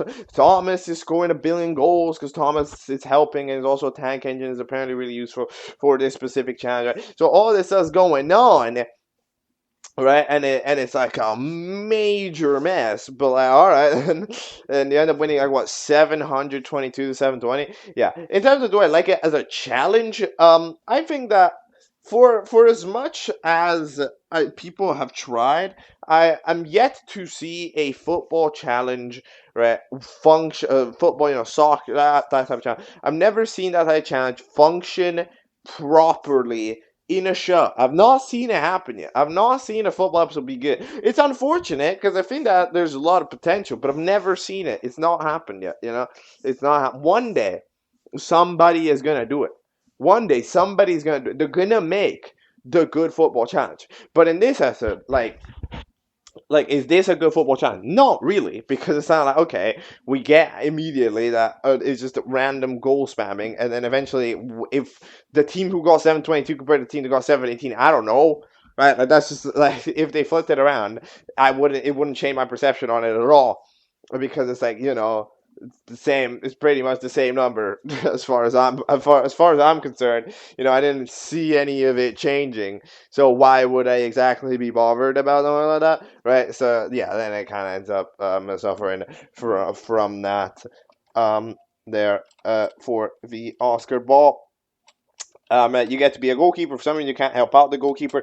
Big fan of the gag with the son of the fellow who's in jail, who apparently helps out to be a goalkeeper. Is there in hell, and they're with freaking Garfunkel from in the BFLEIR, and they're playing Uno, right? Which is kind of fun. You see, like, I get glimpses of what it's like to know. right? Like I get glimpses of what it's like to be in the loop of understanding, the show, right? But it's like, I'm not quite there because I don't know the characters. Right? I don't know pretty much any of them, right? So it's kind of all right, it's a little bit unfortunate, and like that's why I like voiceover fries, because voiceover fries, I know this one. If I knew the other ones, I'm sure the show will be fire. But it's such a random collab that I don't. Majority of people probably won't have any type of specifics about who everybody is, right? Like, how many people are realistically gonna know everybody and their origins? Like, I don't think it's gonna be that many people, right? So that's kind of like the main thing that's riding on against it. Anyways, a lot of people are up for elimination. Who's getting out? Huzzah, fella. I don't know what you're called, but huzzah, fella. I'm feeling it. I'm feeling you getting out. All right. Episode 4 of TRCS is entitled "Breaking Sales." It's maybe the last episode. I don't know. It's 10 months old, and there hasn't been another one since. So maybe it's the last episode. We're gonna need to see. Breaking Sales. Go.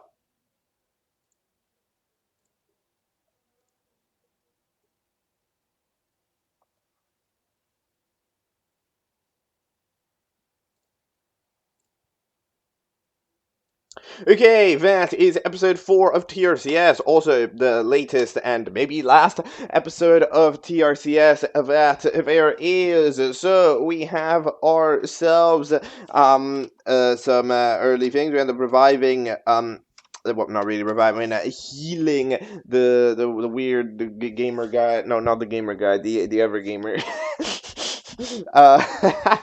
The steak man. That's not David. To do that, but then we had to go into the elimination, which I know it's called silly dev time, but like that's not how you say it. That's not how freaking the Oscar ball says it. Hold on, give me a second. How do you say this?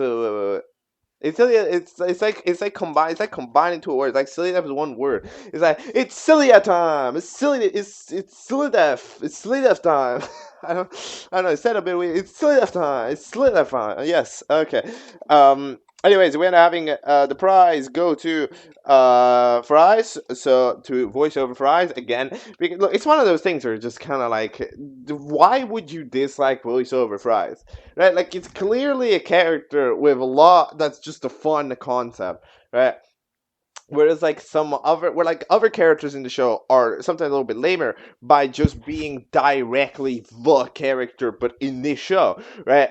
Voiceover Fry makes it a little bit different by utilizing these images, having a fun little impression, referencing Fries, right? But still being relatively within the vibe of the show, especially considering Fries, yeah, I think is the character that fits in most with the vibe of the show.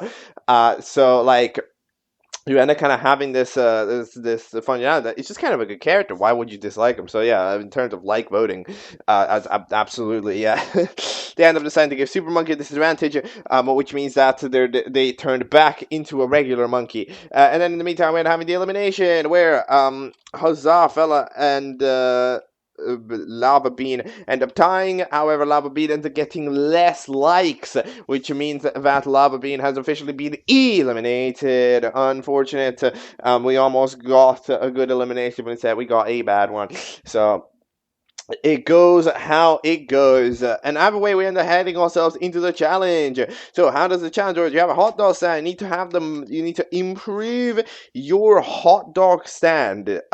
You need to make it appealing, which is interesting. So it's a little bit of an open-ended challenge, and I believe that what the intention of the challenge is to make it better looking.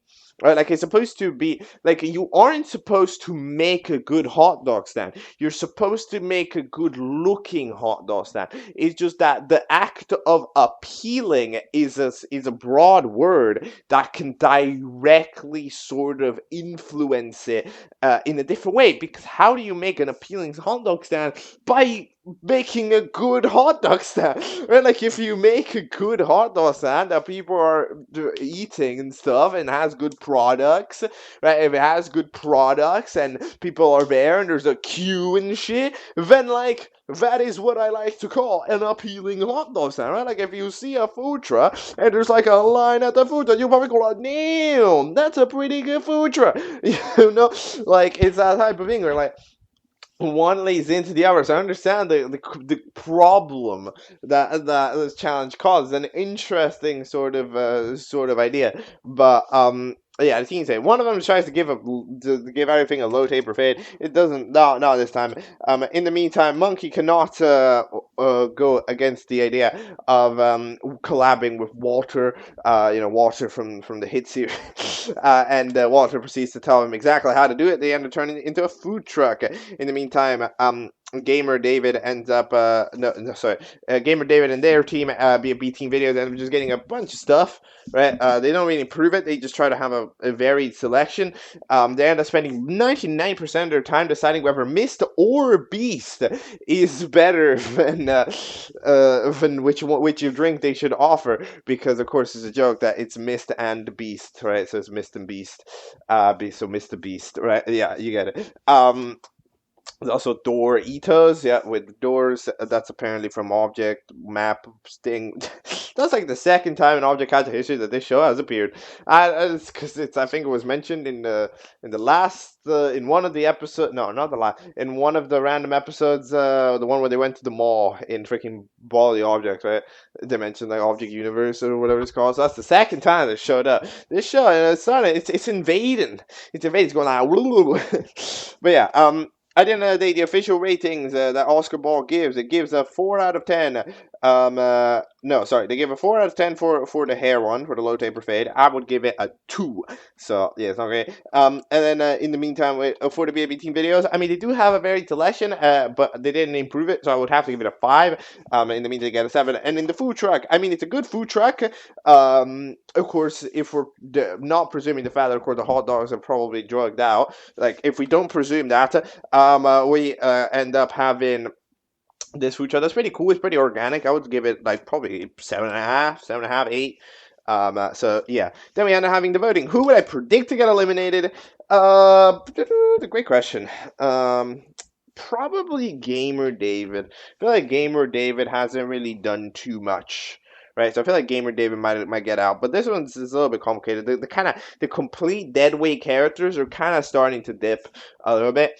But the show's starting to not continue a little bit, yes, because there's not another episode of TRCS. It's been 10 months, which of course doesn't make me confident for the existence of more TRCS, because like it's not in the category of show where like BFLEIR is, where like if BFLEIR has a big gap, it's like okay, that makes sense. We're making a 20-minute episode, but like if a show like this has a big gap, you're probably just not working on it, right? So yeah, should this have more episodes? I mean, it's a bit complicated because of its existence in meme culture, right?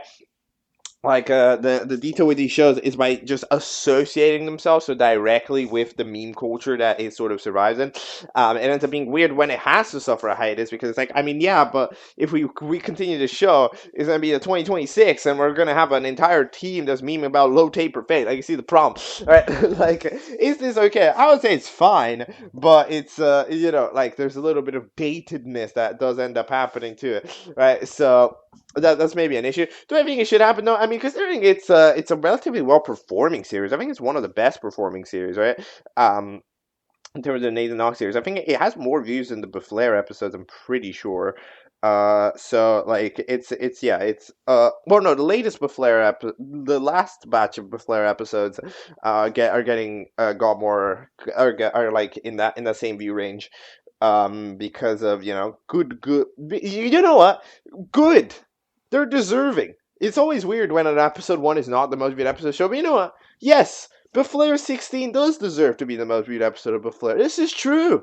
This is facts. I'm telling you, YouTube algorithm kind of knows ball. I'm telling you, I kind of respect it. But yeah, the TRCS episodes did pretty good. Should it continue? I mean, yeah, if we want. It's kind of the main thing. You gotta have a you gotta have that comedic drive. But if you have that comedic drive, you can. I mean, I would absolutely recommend it, because I mean, it's nice, but it's well performing. It's fun. It's funny. It gets people involved in the show. It's your most popular show, and just keep it moving. So that's kind of the main thing I think about it. Yeah, it's such an open-ended concept that you can kind of do anything and get away with it. So yeah, I'd be more than down. Anyways, that is all for the NathanKnocks stuff that we're going to be watching. We're going to delve into some other thingies. Probably nothing too big, but we'll leave you to it, and we'll go to the next section.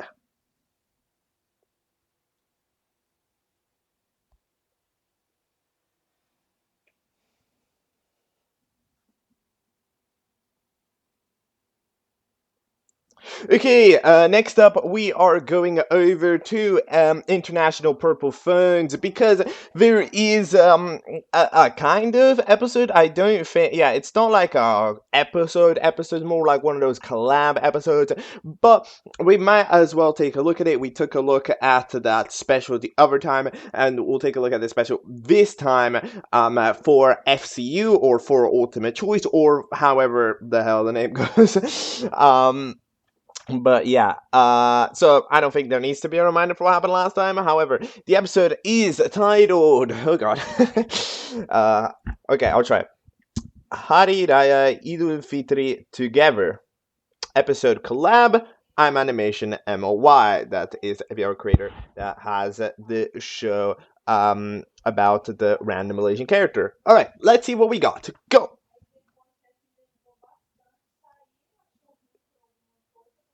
Alright, there is the second collab episode of the MCU universe. Kind of like the first one. If I don't remember the first one, they were just kind of hanging out at the beach, right? So, here as well, we actually know there was a bit of drama in the other one, because we were hanging out at the beach, and then they were trying to contact the bald-head fella, and then they weren't there, and then we thought that they were dead, but then they actually weren't dead. That was going on. Yeah, there was a bit of drama, but in general, it was just supposed to be like hanging out. And here we are hanging out. We're at the building where, like, kind of that main MCU build. Oh wait, is it? No. f.c.u. Sorry, I'm thinking Marvel, bro. The main f.c.u. building, and everybody's hanging out. Like, everybody's hanging. There's like every people. There's like every person from every show. There's MePhone. There's Clock. There's Adi. There's the Bullpad. There's the Flip Phone. Everything's there. Then here, the bulb fella ended up giving them some local treat, which Flip Phone apparently adores. So that's pretty epic. And then Flip Phone has a gift, and apparently the gift is a Ferrari and like a pile of cash. And then I am also there. What am I doing there? Why am I there? What is this smug ass expression that I'm doing right here? It sounds like it looks like I'm being mischievous. It looks like I'm about to start a Mr. Beast video. Look like I'm about to go live. Last host to keep their hand on the Ferrari wins the Ferrari. So I'm about to do that. But yeah, I guess I'm like the car dealership. That's my new role. We do end up having lines from 2 and MePhone utilizing what seems to be AI voices of them. Not a great idea, not something that I would recommend personally. In general, I do have to be honest with it. You know, I understand why you would do it, but like I personally would prefer you to just do a 2 impression rather than utilizing AI voices. You know, a lot of the voice actors for II and a lot of the voice actors for BFDI themselves have expressed that they don't really enjoy AI usage of their voices, so I always will try to give in that recommendation, be like, yo, like, you know, don't utilize an AI of their voice, because, you know, it's their voice. Kind of weird, right? You don't want that happening to you, right? So that's always what I think. In the meantime, yeah, we get the information that the collab episodes have turned into not real episodes, and that the real episodes are getting worked on. So thank you for the information, and that is an epic collab. I'm in it. So, you know, I gave it 1,000,000 out of 10. I'm out here with the Ferraris. I'm giving away Ferraris for some reason. I I'm giving away Ferraris, but I'm the next to one. Let's go. It's Ferrari time gaming. But yeah, I mean, it's pretty cool. It's pretty fun. It's a little collab video. There's not too much to it. All right, that's cute. Next.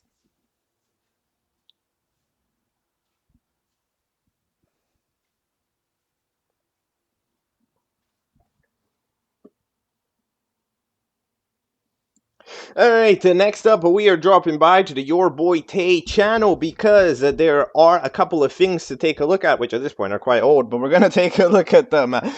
Starting off with a remake. Yes, we're taking a look at a remake of episode 1 of Battle for Powers. Yes, Battle for Powers episode 1 has been remade. I usually don't try to take a look at this stuff too much, but I think that it's fair considering just how much, 5 years since the original, to this remake. Let's see this remake. Let's see how it deals with the concept of restarting. Let's see how it goes. Swim to Win remake. Here we go.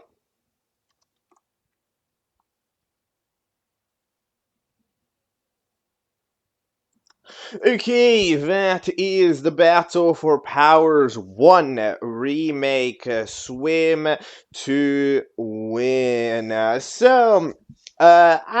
this episode 1 remake, it has this brand new opportunity, right, to really sort of take these characters, right, and try to conceptualize them in a bit of a different way so that you can get them a good first impression. Right, episode 1 is extremely important, right? So especially in a remake setting where you're looking back at it with experience. Because usually an episode 1 is not that big of a deal because it's not that big of a deal. And I don't call it a big of a deal because, it's an episode 1, right? It's the first episode that you make of a thing. You're not too sure if you're going to make it a thing, and all that stuff.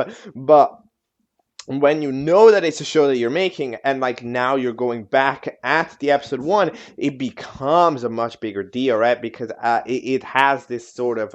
it gains that importance. Right, it gains that importance, it gains that setting that it needs to have to kind of introduce it, because especially if you have, this show does, a procedural improvement pathway, right, where the early episodes are not as good as the latest episode, right, because animation's improved, writing has improved, VA has improved, audio has improved, everything has improved, right? So it needs to try to show that off. Does it manage to do it? Kind of, maybe, I guess. So, it takes the approach of not really overdoing anything. It doesn't try to outdo a regular Battle for Powers episode.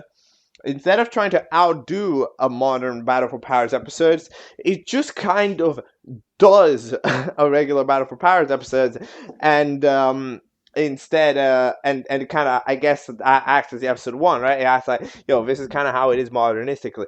This does cause for a couple of issues. First of all, of course, this means that the vibe of this episode is inherently different to the vibe of the following episodes, which is always something that you got to think about when you're doing remakes, right? Is that how far are you going to go do remakes? What is the plan? I have no idea, but it creates a problem where if you're going to this, to the 5-year-old episode 2, you're going to need to think about that fact and think about that transition a little more. If this episode doesn't quite think about it, but it also might just want to do more remakes. I'm not sure when, I'm not sure how much remaking it wants to do, but it's doing that. In terms of voice acting is something that I always kind of criticized in Battle for Powers and its adjacent shows, because it's always kind of struggled with this thing about having every character kind of speak the same, right? It kind of felt, it really did feel like that show where everybody just so happens to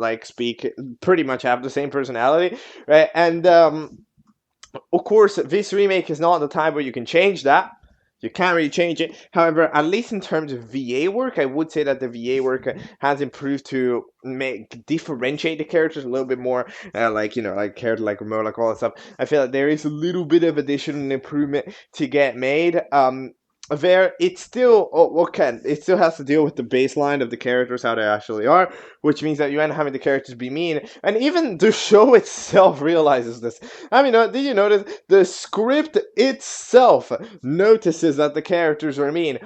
Alright, because multiple times you end up having a character be like, "You're mean." It's like, well, I guess I am mean. Right? It's like, and because I guess while we were writing it, we were just like, "Yo, let's kind of, writing or improvising, whatever. We were just going like, hey, let's, fuck. Sorry. What is that? I'm sorry, I'm getting mega distracted. We were going like, yo, I gotta kind of like boil down the character here. I gotta kind of be like, yo, what is this character about? And then you realize after you do 4 characters, that damn, every character is about meanness.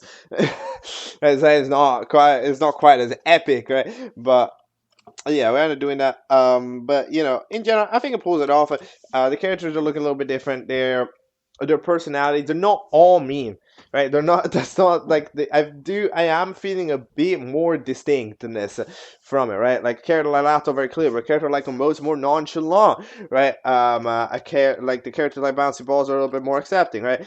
A character like 8-Ball's also a little bit more chill, right? Like they're a little bit more. There are different archetypes of characters, which is something about a product I sort of struggle with. They're all within the same like side of the spectrogram, right? Like they're not super distinct from one another, but we're spreading it out. We're spreading it out.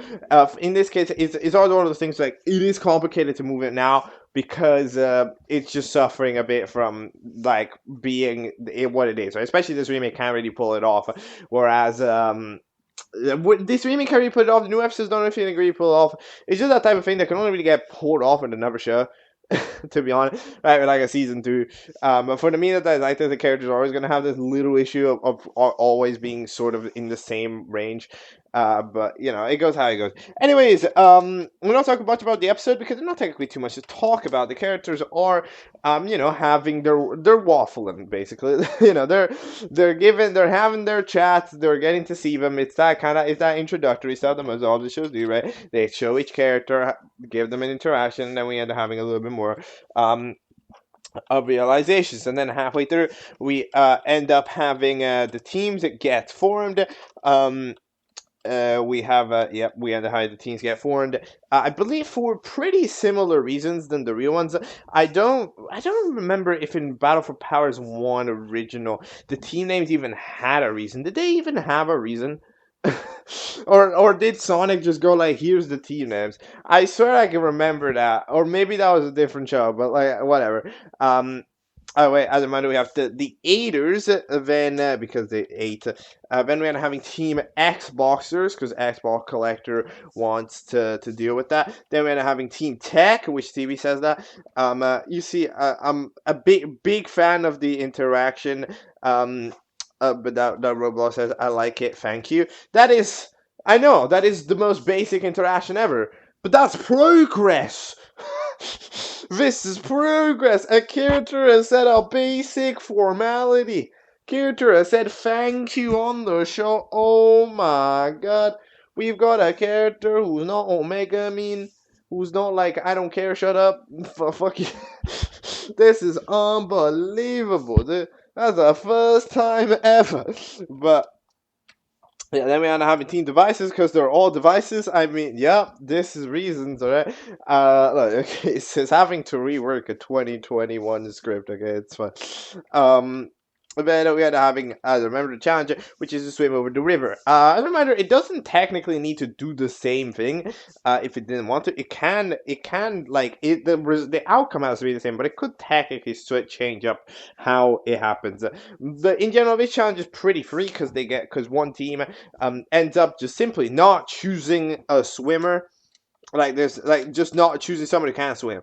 Just straight up, the Aiders, if 8 bowling ball goes out, I'm gonna go. I am going to go. And it's like, okay, bro. You cannot go. Sorry. Hold on. Hold on. Yeah, my bad, by the way, for that last entire half an hour of video. I actually recorded it with the other microphone. Oops. That is really stupid. That is very, very dumb that I did that. But, it's done. I can't exactly switch it now because, there's supposed to be the authentic reactions. So, my bad. My bad to the coverage in the other microphone. But it's gonna need to be, alright? I'm really sorry. Oh my god, that's a bad mistake, gamers. Anyways, we end up having, what was I saying? Oh yeah, bowling ball. So bowling ball ends up being like, they could technically go down there, you know, like there can be kind of a metal capping where like, oh, they sink so they can run below the water, right? But then but like, I mean, it's kind of a debate. Like, I don't know, do we have breathing in this universe? Like, what, how much are we factoring in the concept of breathing? I have no idea, but maybe, I don't know. We're gonna need to. We're kind of gonna need to see in due time. But yeah, actually no, we won't need to see in due time. This is a remake. There's no next time. I mean, there is a next. There's 2 episodes, but like, you know, like we're not reinventing stuff, right? This is a remake. But you know, I keep thinking about it. Oh, what's gonna happen? No, I know what happens. I know. I watched it already. It's you know, like it's all right. But yeah, in terms of a remake, now that I can actually say it with a microphone that's decent, it's alright. It's alright.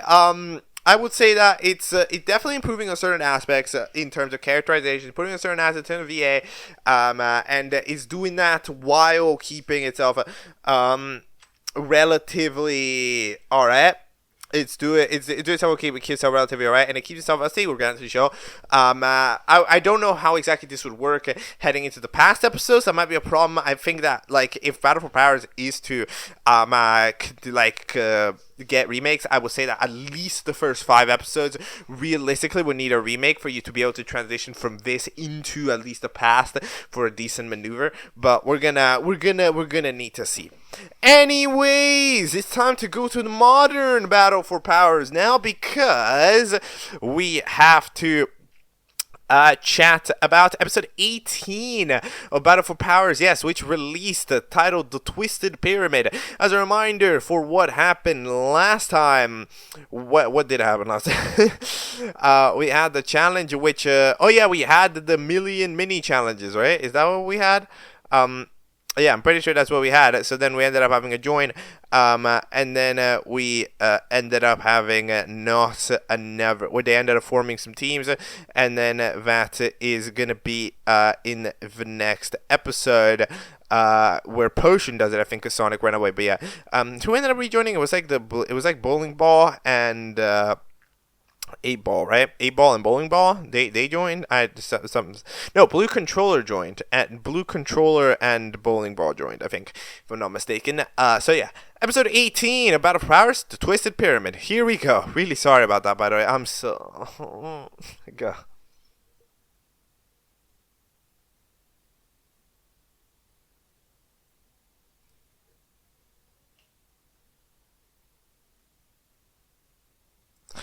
Okay, that is the Battle for Powers 18 of a Twisted Pyramid. So we have ourselves another episode, and finally the challenge episode, and what is of course been a long episode, right, because of the rejoin and all that jazz, and we are here finally help trying to progress this series, which has had a history of not progressing, because for some reason there's always a rejoin and the episodes always are like 4 episodes to eliminate somebody, so it ends up being a little bit about what the hell, right? But we managing to get it done. You know, we're making progress on it, and we end up teleporting to a new location, the pyramid, for what I would say is a general episode that it is improving. I do think the Battle for Powers is improving here, right?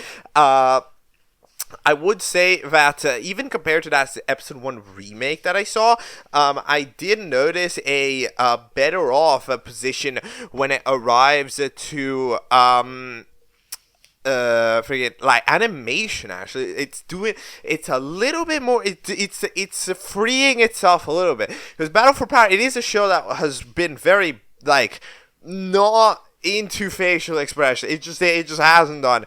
Like, the characters, they stand, their mouth opens, okay? That's about it. Sometimes they'll raise their arms, but, you know, like, in general, they won't exactly do much. This is like one of the first episodes where I can feel like that's maybe changing a little bit, right? Like, you see characters get more close, like actually grabbing one another, right? And like the detail of like the detail of a scene, of a conversational scene, having a character move that is entirely non-mentioned by the dialogue, right? Like, I think there's a scene where Grassball like pulls somebody in or something, and then they give in a quick push away, right? And it's like, that's not mentioned in the dialogue, that's just all entirely based on the animation, which is progress. That is an important thing to be capable of doing a scene, to be capable of doing animation-based things, animation-based details that don't have to be written into it direct, right? They don't need to be said all the time, right? It could just happen silently while something else is going on, and that is just one of the things that helps it feel more dynamic. So yeah, expressions are improving. You see characters like lean down over the chest stuff, right? Like that type of stuff. I feel like we are improving in that aspect, which is nice in terms of voice. As I said, voices are getting a little bit better. I am liking some of them. If they need to put a voice effect, it is still pretty nice to understand. For example, the 8-ball, putting the reverb on the voice, it functions. I can listen to it, I can understand it, and all that stuff. Like, it's I do feel like it's improving in that aspect. But in the other aspect, now, are we there yet? No, absolutely. Like, there still is a lot, there's still some improvement, absolutely, that is gonna need to be done throughout some time. I said this a lot during the main Battle for Powers chat, but absolutely still the main thing which about this show remains, which is that pacing thing, right? That pacing situation where it feels like every scene is paced the same, right? Like there isn't a varied pacing. Right, like in a way, it's a bit because of the personality of the characters, but you'll notice that there isn't like a set, like it's because like when you are watching a show, the people you are watching directly influence the speed at which that scene plays out. Like it's kind of how it plays out, right? Like when you have some super hyper, some high energy characters, they're gonna be faster, they're gonna be louder. Whereas some more methodical characters, they're gonna wait, they're gonna be a little bit more chilled out, right? And depending on the combination of characters on screen, the vibe's going to be different. They're going to take, like, for example, a higher energy character will respond to you faster, right? Yes, they will respond to you with less waiting time. Whereas a more, kind of quieted down character, after you say something, they'll give it a moment, and then they'll respond to you, right? Like, they'll give it a moment to think it down, and then they'll respond to you, right? Same thing goes for when a scene is a bit more serious, right? When a scene is a bit more serious, there is a little bit more of a break when somebody says something and the other person reacts like, yeah, damn, that's rough. Like there's a little bit, or like sometimes a little bit more of a pause. Something that I think the show struggles a little bit on doing sometimes. Pauses, right? It doesn't really think of pausing ever. As a tool, when it's this extremely powerful tool, the tool of pausing, right? It's got a little bit of the suffering of what happens when you just record lines and you just put them one back to back in the audio editor, right? Because you end up having this thing where the character, they keep speaking in this constant way, we're like, one says, right? And then it keeps moving, right? Like, for example, how does an interaction in this show go? Let's see if I can make up a quick example on the spot. Hey, hi, do you want to be on my team? Yeah, I do want to be on your team. How's it going? It's going well. Thank you very much for asking. Okay, but do you want to be on my team? Yes, I do want to be on your team. Well, what will your team name be? Our team name will be the Aiders. Right, that is how an average interaction goes. But that's not very human. Think about it. That's not like a very human way. Like, is that how an interaction would play out between two people? Right? This is going to be the last time I think for Battle for Powers I'm really going to mention it, unless, of course, we do see a change in this. But I want to stress out just this one time, right? Because we're here. I see that it's improving in other areas, which I did point out. So I'm going to point this one out, importantly, all right? And then we're going to say, like, is that how a human would say that, right? Like, I feel like they would, like, how would that set this right to go? Like, let me see if I can give an example. Be like, hey, hi, yo, what's good? Oh yeah. So I wanted to ask if you wanted to join my team. Oh yeah, dude. What's good? Um. Yeah. I'm good, but you didn't answer my question. Do you want to join my team? Huh. Yeah, I do want to join your team. All right. Oh, you want to join your team? Okay. Well, what will your team name be? Huh. Maybe the Aiders? Right, like that's a little bit of an example. I think that felt a little bit more human, and I didn't do it perfectly. I didn't do it very well, to be 100% honest. I didn't do it very well. That was improv kind of badly. But like, you see what I mean? It's improved, right? It's a bit improved. It felt like a bit more human. I did change the sentences a little bit, so that kind of impacts it.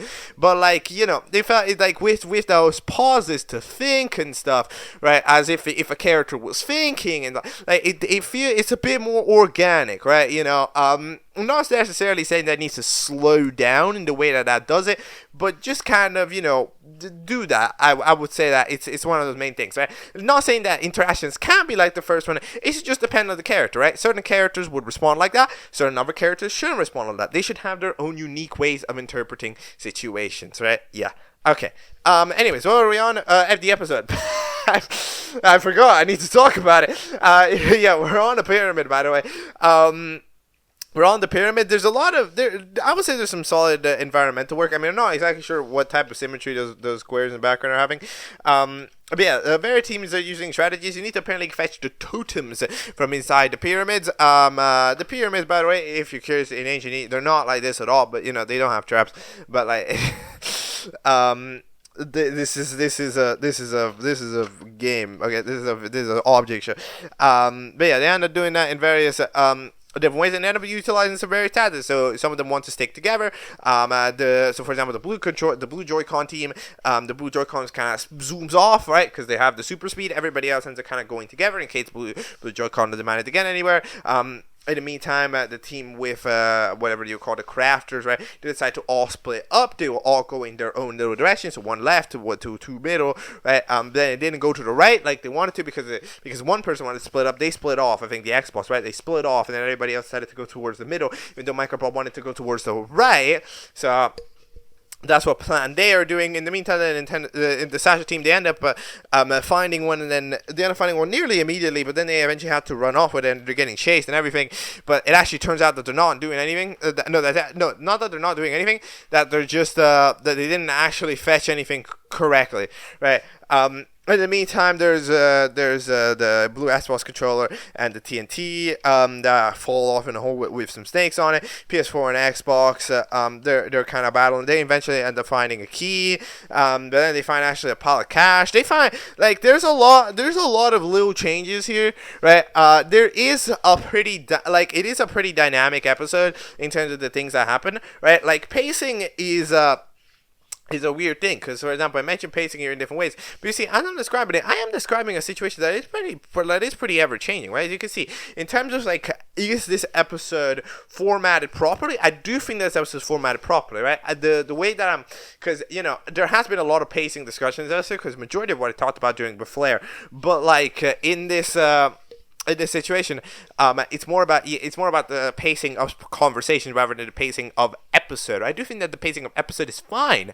I do actually think that the pacing of episode is fine, and especially for a relatively complicated challenge structure where the characters need to be in like where like the characters, I think they're split into like 7 different locations, right? Time to time, because there's a trio, there's blue Joy-Con, there's those two who fall down, there's those two who get money, right? Like you see, there's a lot of these little things, and they need to develop it. So I think this episode does actually do a relatively good job at doing that, and it's something that's alright, especially considering, you know, it had struggled with pacing a little bit in the past, this show, but I think right now it's fine. You know, it's given itself some relatively complicated challenges to pace, right? Like this one, like the rejoin mini challenges, that's a lot of that stuff, right? So it's challenged itself, and I think it's managed to pull it off. I think that, weirdly enough, this show thrives more on a challenge that actually has complications to it, rather than a challenge that doesn't, right? Like, because a lot of the time, you know, when you see a challenge like this, it's hard to write. It can really crumble you down. But it seems that this show we're actually kind of thriving in this type of situation. I think that the challenges that are written like this, with a lot of moving elements to it, right, and a lot of kind of switch ups and characters in different places, and different situations, right. I think that like they are the ones where the show's thriving the most. So honestly, I'd recommend it keeping doing that, right, because it seems as if in simpler okay, it's almost like. What ends up happening, I think, my assessment, is that in a more complicated challenge, since we need to think more about how to pull it off, we end up actually thinking more about the pacing if we're doing it properly. Whereas when we have a challenge that's extremely simple in nature, like the snowball challenge, for example, we end up overcomplicating it because we think, okay, the challenge is simple, so I need to write some stuff around this challenge, right? Which is usually relatively normal. However, this show exaggerates in doing that and then fucks the hell up. Alright, it fucked the hell up by making it way too much of her stuff, completely forgetting the challenge exists, and then there's a bunch of other problems, right? Where, so, the fact of it having a complicated challenge is it's forcing the show to focus more on it, and therefore pace itself a little bit better than stalling itself out, especially considering these episodes, they do commonly have other, details on it already, like for example, they do have the things they do have a lot of, like, you know, the pre-chatter, the pre-challenge chatter, right? So I don't necessarily think that it's not. So I think that maybe that's what's going on. But in the meantime, yeah, there's a lot of little happening. It's a more kind of action-based challenge, right? It's a bit more complicated to say the pyramid challenge. I will say that this is kind of like the challenge from Ball of the Objects, right? It's in a pyramid rather than a cave, but this pyramid, it looks exactly like a cave. It's structured exactly like a cave, which is interesting. Technically accurate. Did you know majority of pyramids, like, not necessarily majority of pyramids, but a lot of pyramids, they don't actually have anything inside the pyramid. It's just a gigantic triangle, and then all of the rooms are underground below the pyramid. This is actually facts. But yeah, we're having some rods, some boulders, some stickers, and all that stuff. Then there's just Switch being iconic as usual. And then Push and Blue Joy kind of finding it, and then the crafters end up losing. They should have gone right. True, that might have helped them. I mean, probably not. I'm surprised at just how long Blue Joy Con took. I mean, I guess they got like stopped by like water. They got stopped by like riddles and water and stuff, but yeah. Who's getting eliminated? It is a contestant vote. I forgot if it's a contestant vote where everybody votes or it's a contestant vote where only the team votes. I think it's only the team, right? So who would they want to? I think people don't like cereal, right? I mean, the other team don't like cereal. Does this team like cereal? I think this team doesn't like cereal. I think that cereal might be dipping. You know? Because I'm looking at it and it's like, I don't think the Xbox would like cereal, and I think Minecraft Law probably would like the Xbox, right? So I think that we're gonna, I'd say that cereal might get out. That's gonna be my prediction, but I don't really know. But yeah, I don't know. We're gonna need to see. Do you want to see my ebook collection? No, not really. So actually, no, I kind of do. I kind of do. Be kind of interesting though. I like that type of, you know, weird characterization. I think it's cool. And anyways, yeah, that is episode 18 of Battle for Powers. I'll say it's a nice episode. I kind of glossed over a lot of kind of what happens in it because it's it's kind of more action. It's a little bit more. It's difficult to talk more about these episodes because, you know, they're super segmented, right? Like every chapter is kind of like every duo is split into like a very segmented portion, so I can't really talk about chunk by chunk, as I usually do, but it's good. I would say that overall it's paced well. I think that it needs to maybe focus on trying to have interaction be a bit more organic, because the way that they show those interactions is unique. It's unique and it's not bad. Don't get me wrong, it's not bad. It's just one note. It's just monotone because it's one note to have every interaction in a show be the same. It doesn't matter if it's the best, right? Like even if it was a super organic, chill interaction, right? If that's the only type of interaction there is, it's gonna feel one note, and that's kind of the one thing. It currently feels a little bit like that. I'm gonna be honest. That's kind of the main critique with Battle for Powers pacing, rather than that, with conversational pacing. So like that's kind of what I think. It might need to improve on that, but other than that, it's in terms of structure of the episodes, I'm impressed with how it's taken two complicated challenges and gotten it done. So I think that it can, and we have officially proved that we can sort ourselves out a good challenge when we need it, which is very nice. Considering it's one of the former problems. I think that we are realizing VAs, that we are realizing to give the characters some different voices, and also we're getting some guest VAs from time to time. So maybe it is open in the future for the possibilities of the characters in the show just having different voice actors. Because a lot of the pacing problem, it could get solved if you just have different voice actors, right? Like having different voice actors, it can fix a lot of the problem, because different voice actors will just imagine a situation differently to one another, making an organic conversation, because when people are talking, they consider situations differently than one another, right? Like the way the characters speak will be different if different people are speaking it. So the idea of having other VA is actually a big fix, possibly. It'd be maybe one of the easiest ways to fix it, but of course that is effort and stuff, but yeah, because like for example, like one of the character, like what is the character that stands out the most? It's Switch. It's Nintendo Switch, the character that talks in text-to-speech, because the text-to-speech sounds different than every other character. It's paced differently, it's toned differently, so when a character is interacting to Switch, it's a different dynamic than when a character is interacting to another character, because Switch directly acts different. As a result of it, the line doesn't need to change, just the way that it's said. It's interesting. You see what I mean? I know I said this a lot last time, but one last time, alright? One more time. This is the reprise. This is the reprise, and after the reprise, we can go to the normal prize.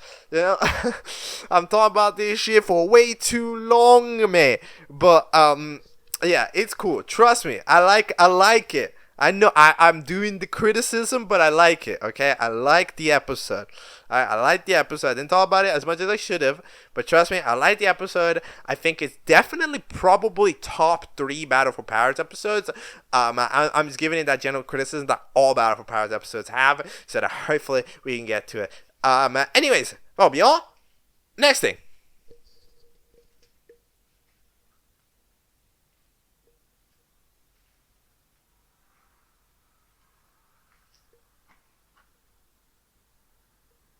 Alright, next up we are going over to the CJ Creates channel, because we are going to take a look at P.E.N.I.S.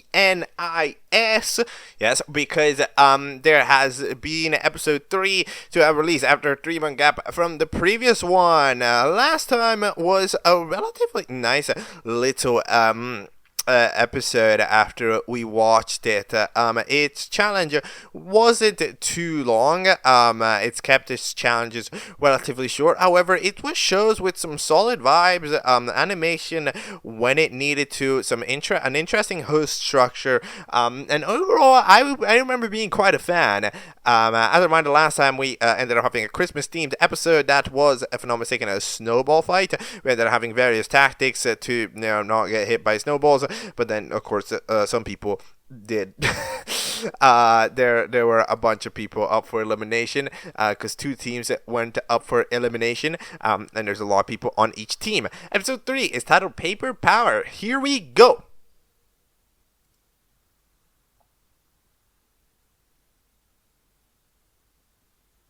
Okay, that is Paper Power, or well, the 3rd episode. So yeah, I mean, it keeps it moving.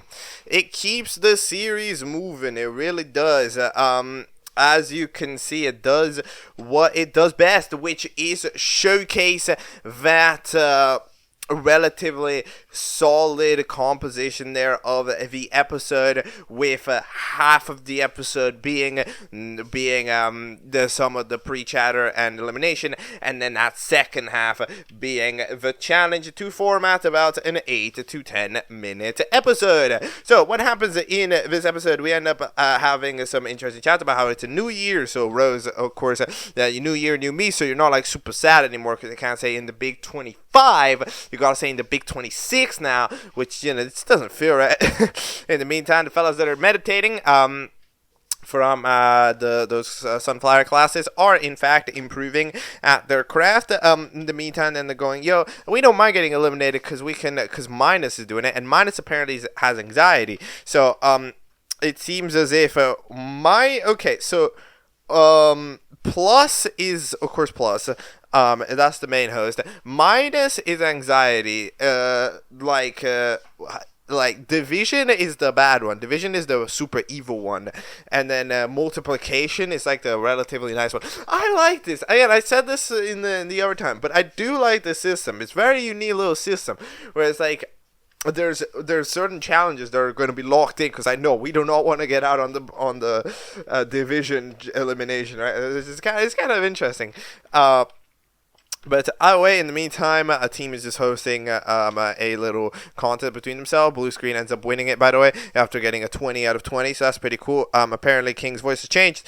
And then we end up going over to the elimination, where we end up doing them both at the same time. The eliminated contestants end up being, well, on one side, the evil spooky guy, which ends up just TPing themselves away, so that's cool. And then the other time, it is the friggin' canvas, or whatever you call it, which is doing that. By the way, quick little note, again, I know for 90% of people, this does not matter, but the episodes of this show do not have subtitles on. Like, the auto subtitles don't exist. I like auto subtitles. They make my life easier. So I would enjoy if they existed. I don't know why not. It might be because of the copyright. Maybe because of the bar song, Shabuzi. Maybe that could be the reason. I don't really know. But the auto subtitles are off, okay? And that is mildly annoying. And it makes stuff like these recaps a little bit harder. Because that's, because a little behind the scenes, that's kind of what I do. I look at the scene and like, what is happening here? I read it and say, oh, yeah, right. So it's very useful, because that way I don't need to literally listen in, because, you know, I'm talking. It's difficult to talk and listen. But yeah, Minus just decides to go, like, yo, I'm just gonna like send you to an island. And they do send them to an island, which is pretty nice. I mean, it's a deserted island and you'll die of hunger, but, you know, it's pretty nice in there. Then we end up having the challenge be to burn a piece of paper. It's a simple challenge, but a good one, because it's exactly the type of challenge that you can do quickly in about 4 minutes. Why? Because it's a challenge that gets marked off, right? It's a challenge that when a team does it, they're out of there and they don't need to be showcased anymore. Yeah, I mean, this show is absolutely doing all right in that aspect. It is I would say its strongest aspect. It manages to do that. It maybe suffers a little bit from having an overcasting. I'm not gonna lie. For the speed of episode and for the amount of cast, it's like there's probably gonna be, but like that's kind of the reason why it hurts, right? It's kind of like large cast is a problem when the run times are so short, because you just have so much time. Like you usually need the time to showcase off the characters, right? Because like, I mean, there's a cup character that's like, oh yeah, you exist, right? And it's like there's so many characters that are probably, even by the end of the show, I would say that even like that's gonna be the negative. By the end of the show, because of the character to minutes for ratio, the characters to screen time ratio, which is little because there's not much screen time in total to give, I would say that by the end of the show, majority of the characters will not be very memorable, because their dudes won't have time. It won't be any writing fault. It just will be time fault. Right? It's unfortunate, but that's the prediction. Anyways, challenges to burn the paper. Various tactics end up getting used to, of course, burn the paper. A trash can tries to dig through the earth to try to find lava, I guess, at the center of it. I don't know. They end up essentially digging through the entirety of the earth now, which is too far. So, yeah. Volcano team uses the volcano. That's a free win. In the meantime, we end up having McDonald's go over to their grill, and the tub fella, ends up coming in and being like, ooh, I can go steal that. And they try to go steal it and eventually get kicked off by the McDonald fella. Now, or Happy Meal. Sorry, I think you're called Happy Meal. And we end up kind of having the issue. You see, this is kind of the problem that these characters have, and it's like a lot of the time these characters are in constant competitive mode against the other teams, but you gotta learn to cooperate, because like you would have been good, you would have needed to go, and I quote, been like, yo, can we get permission to use your grill after your team is safe? I remember at that time only one team was safe, so you could have had them use the grill, they'd be safe, and then you use the grill next, because why would they shut that down? They're safe. Whatever teams go up for elimination currently don't matter to them, especially because we're in early season. So they would be more than down to strike a deal. You would just need to go and ask. But instead, no, you're out here being like, I ain't going to take your grill. It's freaking Robbie Rotten tactic. Being like, here I go. It's like, dude, why don't we do yeah, in the meantime, Road Closed, who's a very interesting character. Like, this Road Closed sign is interesting because they're very like demanding but also lazy. They're like they're the average toxic player in a video game. They're like, oh, you should have done better, and then sits around and does nothing. Like, okay, dude. Okay, girl, I guess, because I lashes. Which is a thing that the show has. In the meantime, some fellas ended up going, one team ended up going the ketchup packet. No, Banana ended up leading them to a burning house instead, because they're going through the air plan didn't work. They found a burning house. Not sure why they found a burning house. Not sure why there is a burning house, like the only house we've ever seen. But they do end up being safe. In the meantime, the grill does successfully manage to get brought by. We use it and we're safe. In the meantime, one team has absolutely no idea what they're gonna do. The other team ends up having the idea, yo, let's like speedrun making a fire. We do speedrun making a fire thanks to the blue screen power of teleportation. However, we then end up having the new however, Tub eventually decides that, okay, we need to stop this team from winning so that my team wins, so I'm going to rob their paper. Now, they proceed to do that. Now, this Tub is forgetting about the extremely important detail that they are bad at fighting. Like, it's okay, you can admit that you're pretty bad at this. You're fragile. You said it yourself. You're fragile and you're facing the team with a gun. They managed to clutch up last second by grabbing the fire and throwing it. First of all, how does that work? You grabbed the fire. Huh? I don't think that's how that works. But yeah, you grabbed the fire and you threw the fire. But it then ends up landing on the team that doesn't know what they were gonna do. And they end up just burning it, so they get away with it massively. And the other two teams are up for elimination. The team that tried to steal a bunch of shit, and then the team that tried to make the fire. Is there anybody to blame here on the other team? Not really. I mean, it took a bit for them to get going, but it's kind of the problem. I would say that, maybe the only character that might get eliminated is Dagger, because Dagger's kind of one of the few characters who are not really spoken, right? It's kind of like not a character to have been too interesting yet, not really for any like negative fault, just kind of lack of any positive traits. Right? It's just a lack of screen time. Like, unfortunately, again, there's not a lot of screen time to give in the show, so in terms of elimination, I just have to eliminate based on who was not in there, right? It's not very interesting to actually vote for shows like this. It's just like, okay, I mean, look, personally, if I was gonna vote, I would have voted Dagger and the Kane fella, because they're the two that doesn't appear. Right, they're just the two that didn't appear. I mean, I'm presuming that the Todd is gonna get eliminated because they tried to rob two people, but like, in general, at least personally, I prefer eliminating the character that's not there rather than the character that is there, regardless how bad the character that is there is, because of, valuing the health of the show. But, the top is going to get eliminated. I'm pretty Dagger on one side, the Tom on the other side, and then we're going to see. In the meantime, end up having the nerd emoji be like, watch your step. Watch out, you do mess with my team. You out here looking like Avatar like a band man to grab fire. I don't like that. They didn't say that, but like,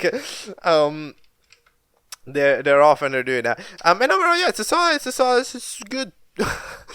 It's good. I enjoy it. Do I think that it could benefit from more screen time? I do. I absolutely think if this, 100%, if episodes of this show could be 13 minutes, right? If we could get 5 additional minutes, it would be good, right? I think it would be good if we could get like 12-13 minutes per episode.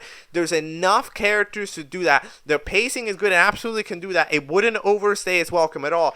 If it could pull that off from a production standpoint, absolutely go for it immediately. It's gonna make your characters better. It's gonna make the show back is going to be more interesting. It's going to be a better, it's going to be a more involved experience, right? Because like while a lot of people, they're complaining about episode being too long, you also don't necessarily want episode to be too short, right? So you kind of you gotta kind of lock that down.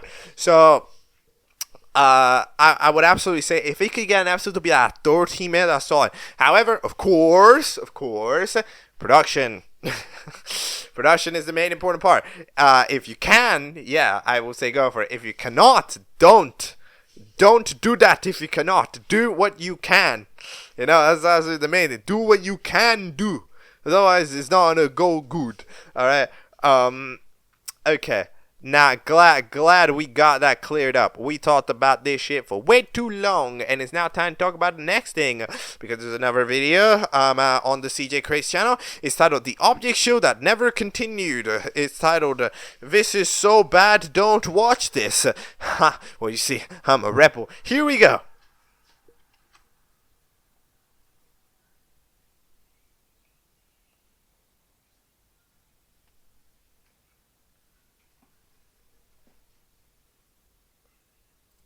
Okay, that is the Object Show That Never Continued 1, or BTNP, or whatever it's going to be called. So, alright, I would say that we can agree that this doesn't quite work, but why? Why doesn't it quite work? Well, this episode suffers from something that we've actually seen a show or another suffer from in this in Object Catchup before, which is that BFLEIR inspiration syndrome. It's when you try to make a show inspired by BFLEIR after you see BFLEIR and realize, nope, can't do that. That is problem. Yeah, so the thing that goes on, right, is that BFLEIR, it is a motivating show because it's simple, right, and it gives you that simplicity that makes you feel like, oh, I could do this, right? It's very simple. Like, you look at it and you go like, I could do this, because it has that simplicity compared to the other Jack and Jellyfy things, right? So you think, oh, I gotta do that, right? However, the thing about BFLEIR is I actually disagree that BFLEIR is simple. BFLEIR is deviously complex. BFLEIR is a very high level show because it is a show that can only be as simple because it has all of the knowledge. That's how that goes, right? Like, it takes everything that it knows about how to pace an episode, how BFLEIR writing works, how BFLEIR writing, how T-Pro writing, right? And with all of this knowledge, that's where, like, by being capable of doing the highest end, it can figure out how to make simplistic but quality. It creates simplistic quality, right? That is complex in the way that it ends up, in the finer details, but keeps that simplistic core. And you can only know that when you do it properly, right? So, like, that's kind of the thing about it, because when you end up having something like this, right, which attempts to do the same thing, right? It attempts to do that forced simplicity, right? Where we're not doing everything that we're capable of on purpose, right? However, it doesn't be, to respect, you are not Jack and Jellyfy. We do not have all of the knowledge in the world, right? That is one hell of a loud motorbike. But sorry, we do not have all of the knowledge in the world, which means that heading into something like this, it's gonna feel a little oversimplified because we are taking our capabilities and we are stripping it away so that we can make a simplified version. But as you can see, it ends up maybe a bit too simplified, right? It ends up being a bit too simplified and it doesn't quite work out. Alright, it's in the same way that the other show that we watch weekly, I think, suffers from that a little bit as well. Now, neither this or Watch It Weekly are bad episodes. I will argue that, I mean, like, honestly, for as much as, it's interesting why this doesn't work to the same degree that BFLEIR works, I think that this is very much so alright. Like, if we wanted to continue this, I would be down. I'd go, alright, yeah, sure. We'll do a quick little thing, but like it would have, it would much more have something in common with a mini than it would have something in common with a BFLEIR. Is basically the thing that happens, right? Because it's kind of forcing simplicity onto a show that is already pretty simple ends up making it oversimplified. So that's kind of the main thing that I would say that we can take away from looking at this comparatively to looking at BFDIE. But remember, don't compare yourselves to Jack and Jellyfy too much. You are not Jack and Jellyfy. So, it's pretty difficult. Like, this goes to everybody, a lot of the time, and even I, I do a lot of comparisons to BFDI. I do a lot of comparisons to II, because I do a lot of comparisons to AnimationEpic. Oh, hell yeah, I do those. But it's not necessarily because the quality there, just kind of like from the foundations, right? Because every show has a foundation, right? So like you got to kind of looking at good foundations is the way to figure out how to get good foundations yourself, and then you can improve on all the quality aspects of it later, right? That's how that works. Anyways, I'm yapping. Next thing maybe.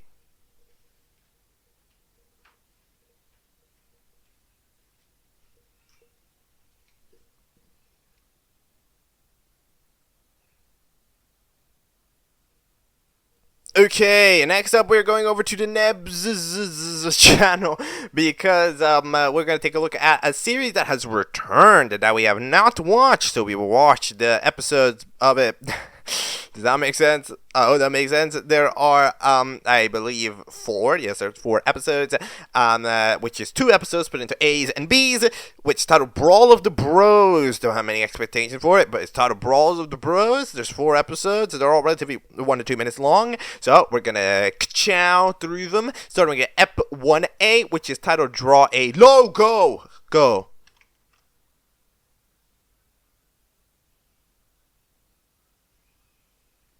Okay, that is episode 1A of Brawl of the Bros, and what's the point of that? What's the point of the 1A split here? What do you mean?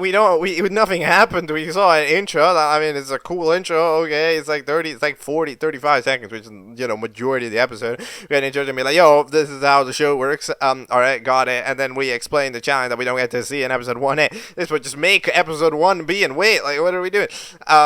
Is the idea, I think the idea about what is specifically happening, about why is 1A, it's doing the 12 thing, right? I think it's doing the 12 thing where it's like, okay, it's doing it where this is the challenge explanation, and now this episode is the announcement of the challenge for those people, because they're all OCs of real people, right? So they can now do the challenge themselves, IRL, and then those end up being the answers, I think. But like at that point, I mean, these people, just make a group chat. I don't know, make a group chat or something, right? Like, and then it'll be good, You don't need to make a public episode 1A about it. You can just be like, yo, do this challenge so I can make a video, right? It's like, I don't know.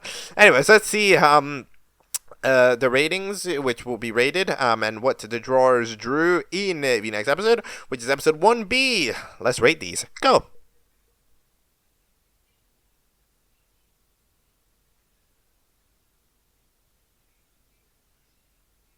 Okay, that is episode 1B. This is really interesting, because, like, what I am literally just watching right now is somebody reverse engineering the concept of a camp, but making it into a show for some reason. Just make a camp. You don't need to make it a show. Anyways, ChatGPT rated them. Okay, so these ratings are irrelevant and I don't care about them. But let's see. I will do the rating. Okay, so the kickers. Alright, it's circular. That's the name of the team, I guess. I mean, yeah, they are kicking it. We do get to see the pleasure. I do like the interaction there. I'll say 7. I think we can have a half scores, right? So maybe 7.5. It was a good one. It was a good one. Then, what do we have? The 27ers, the upside down, however, the hand sign isn't really working. The name is kind of, looks a little bit like a pin, maybe like 5.5. I would say about it. Team Lollers, a lot of different layers of text. Not really sure why though. So I'm not 100% sure if that is exactly the best idea. So I'm gonna give it a. I'm gonna give it a 5. Yeah, just text, dude. Just text. Then Team A is a lot of colors, pretty cute. It's not under any type of proper formatting. It's all just a little bit of a rectangle. I'm gonna give it a 6 out of 10 though. For some nice stuff. Team Aliens, very generic, not even centered with the page properly. Yet again, no typography. I'm gonna give that one a 3 out of 10. Curb Biters, it seems that utilizes the image, which is the example, so that's kind of intriguing. I enjoy it. It's a little bit memey. I would give it a 6.5, maybe. I remember these are very first impressions. The winners, the text unfortunately goes over, but it is a solid idea, so I would probably give that a 7. A 7 for a solid idea. Team Squirtle.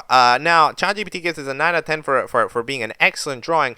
Now, was this drawn? I don't think this was drawn. I'm going to be honest. I think this was fetched off the internet only to have text that is not centered. So, that one gets a disqualification. In the meantime, Paper of Wonders. Love this one. It's great. You get to see the paper down there. If you're going to do a widescreen one, this is how you do it. Showcasing the background and everything. This is epic. I'm going to give this one a 10 out of 10. Yes, this one gets a 10 out of 10 for me. Then we have the cars. Very simple logo. Very functional though. 7 on this one. It's just red. Team Gems. Same thing goes. The green on the green. A little bit exaggerated though. So I'm going to give that one probably an 8. But it's very solid, of course, for the Team Gems aesthetic. Then we got the Psycho Gorillas. Yes, that is a Psycho Gorilla. Maybe a little bit goofy. You know, utilizing the Harama doing it. So I will probably give that one a 7. And then the Hat Team, love that logo. Great logo. That's another 10 out of 10. Absolutely. That is perfectly stylized. There we go. Those are my ratings. It's a contestant vote because of course the friends are voting. Just make a I don't know. Download Discord. I know the TOS, whatever. Just download it. It's not that hard. Episode 2. I don't know what to put here. Go.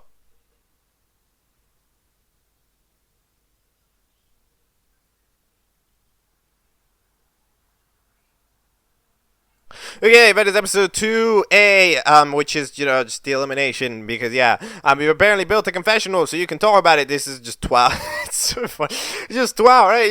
You're gonna write in your comment what you want the confessional to say, and then eventually you're just gonna show on the screen the confessional with what was said in the comment. It's, we're reinventing bullshit. It's great. Anyways, Brian, or 12, has apparently been eliminated. Oof to Brian again first. That might get you made fun of by all your friends forever and ever, you know? Every time you're gonna be winning an argument, every time you're gonna, I can already see, every time you're gonna be winning an argument, Neb's gonna be like, yeah, be your last and Brawl the Bros, and then you immediately lose. Yeah, there's not really much you're gonna do about it. Yeah, I know. Life's tough. Life's tough from here on out. Life's tough from here on out. Life has become very complicated. You know, joining these type of camps that are also object shows for some reason, you know, it's a little bit complicated because, you know, you might get the bragging rights, but at the same time, you might get the bullying rights. You know, it's kind of complicated. Anyways, apparently the next challenge is going to be to send a pic or a video of something funny, and I will be rating on how funny it is. You have until the 20th. Now, last time we did say that I was going to be rating the logos, and then it turned out that ChatGPT was rating the logo. So I hope I'm not feeding these videos to ChatGPT, and ChatGPT will be out here with the freaking machine learning, freaking prediction texting, being like, wow, that video was so funny. I will give that an 8.5 out of 10. You know, it's just pure entity, you know, pure human emotion being felt. You know, just pure human emotion being felt. Also, by the way, that reasoning in 1B for why we use ChatGPT is the scores will be too high. What do you mean the scores will be? They'll be, if they did good, they did good.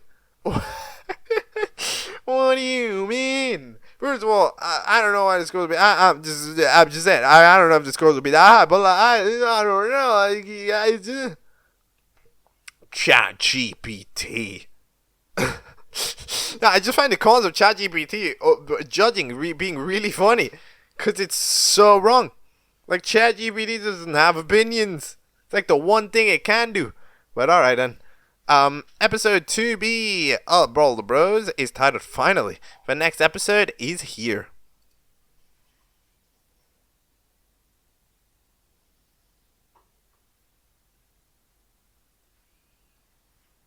Bruh. Did I just hear viewers vote for someone? You didn't show me anything.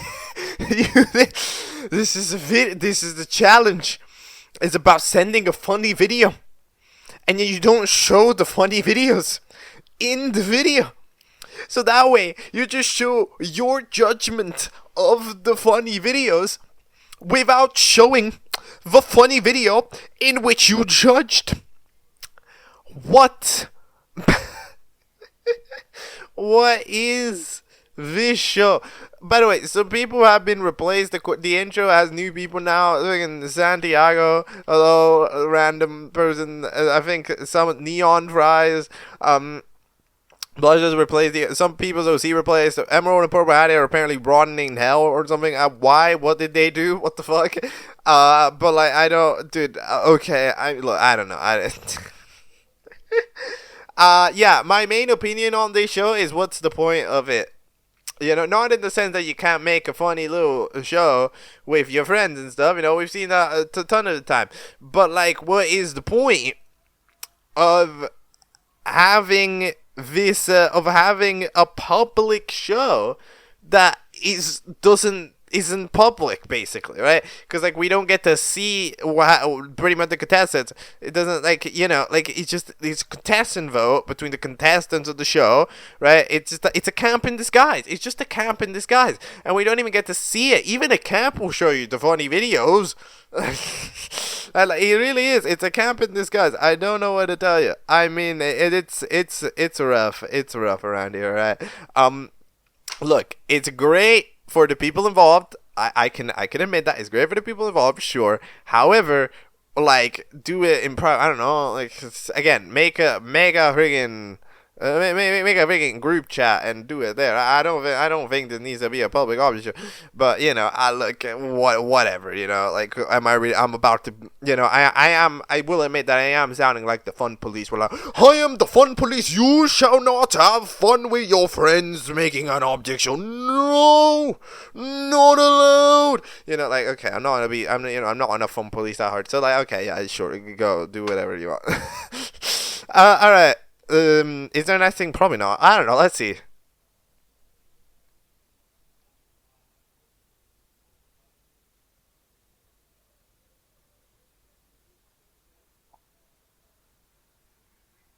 Okay, that will be all for this episode of Object Catchup. Well, that's that. Yeah, this episode, I mean, it is the longest catch-up episode now confirmed, by half an hour, but I can only really consider it a fail in every category. I mean, I'm not gonna lie. It's not because of the shows or anything that I watched in it. It's just that, like, what is this? Dude, like, it's been like a week not being able to making it, and for no reason. There's no reason this time. Like, there's just nothing. There's just like, I got distracted, to be honest. You know, like, I had a bunch of other ideas. Like, oh, I'm gonna do this, I'm gonna do this, I'm gonna do this, and then eventually doing all that stuff, and then there's no time for catch up, right? So I go to this event, well, at the same time I'm having a different idea for a little thing to do, and then I eventually want to do those, right?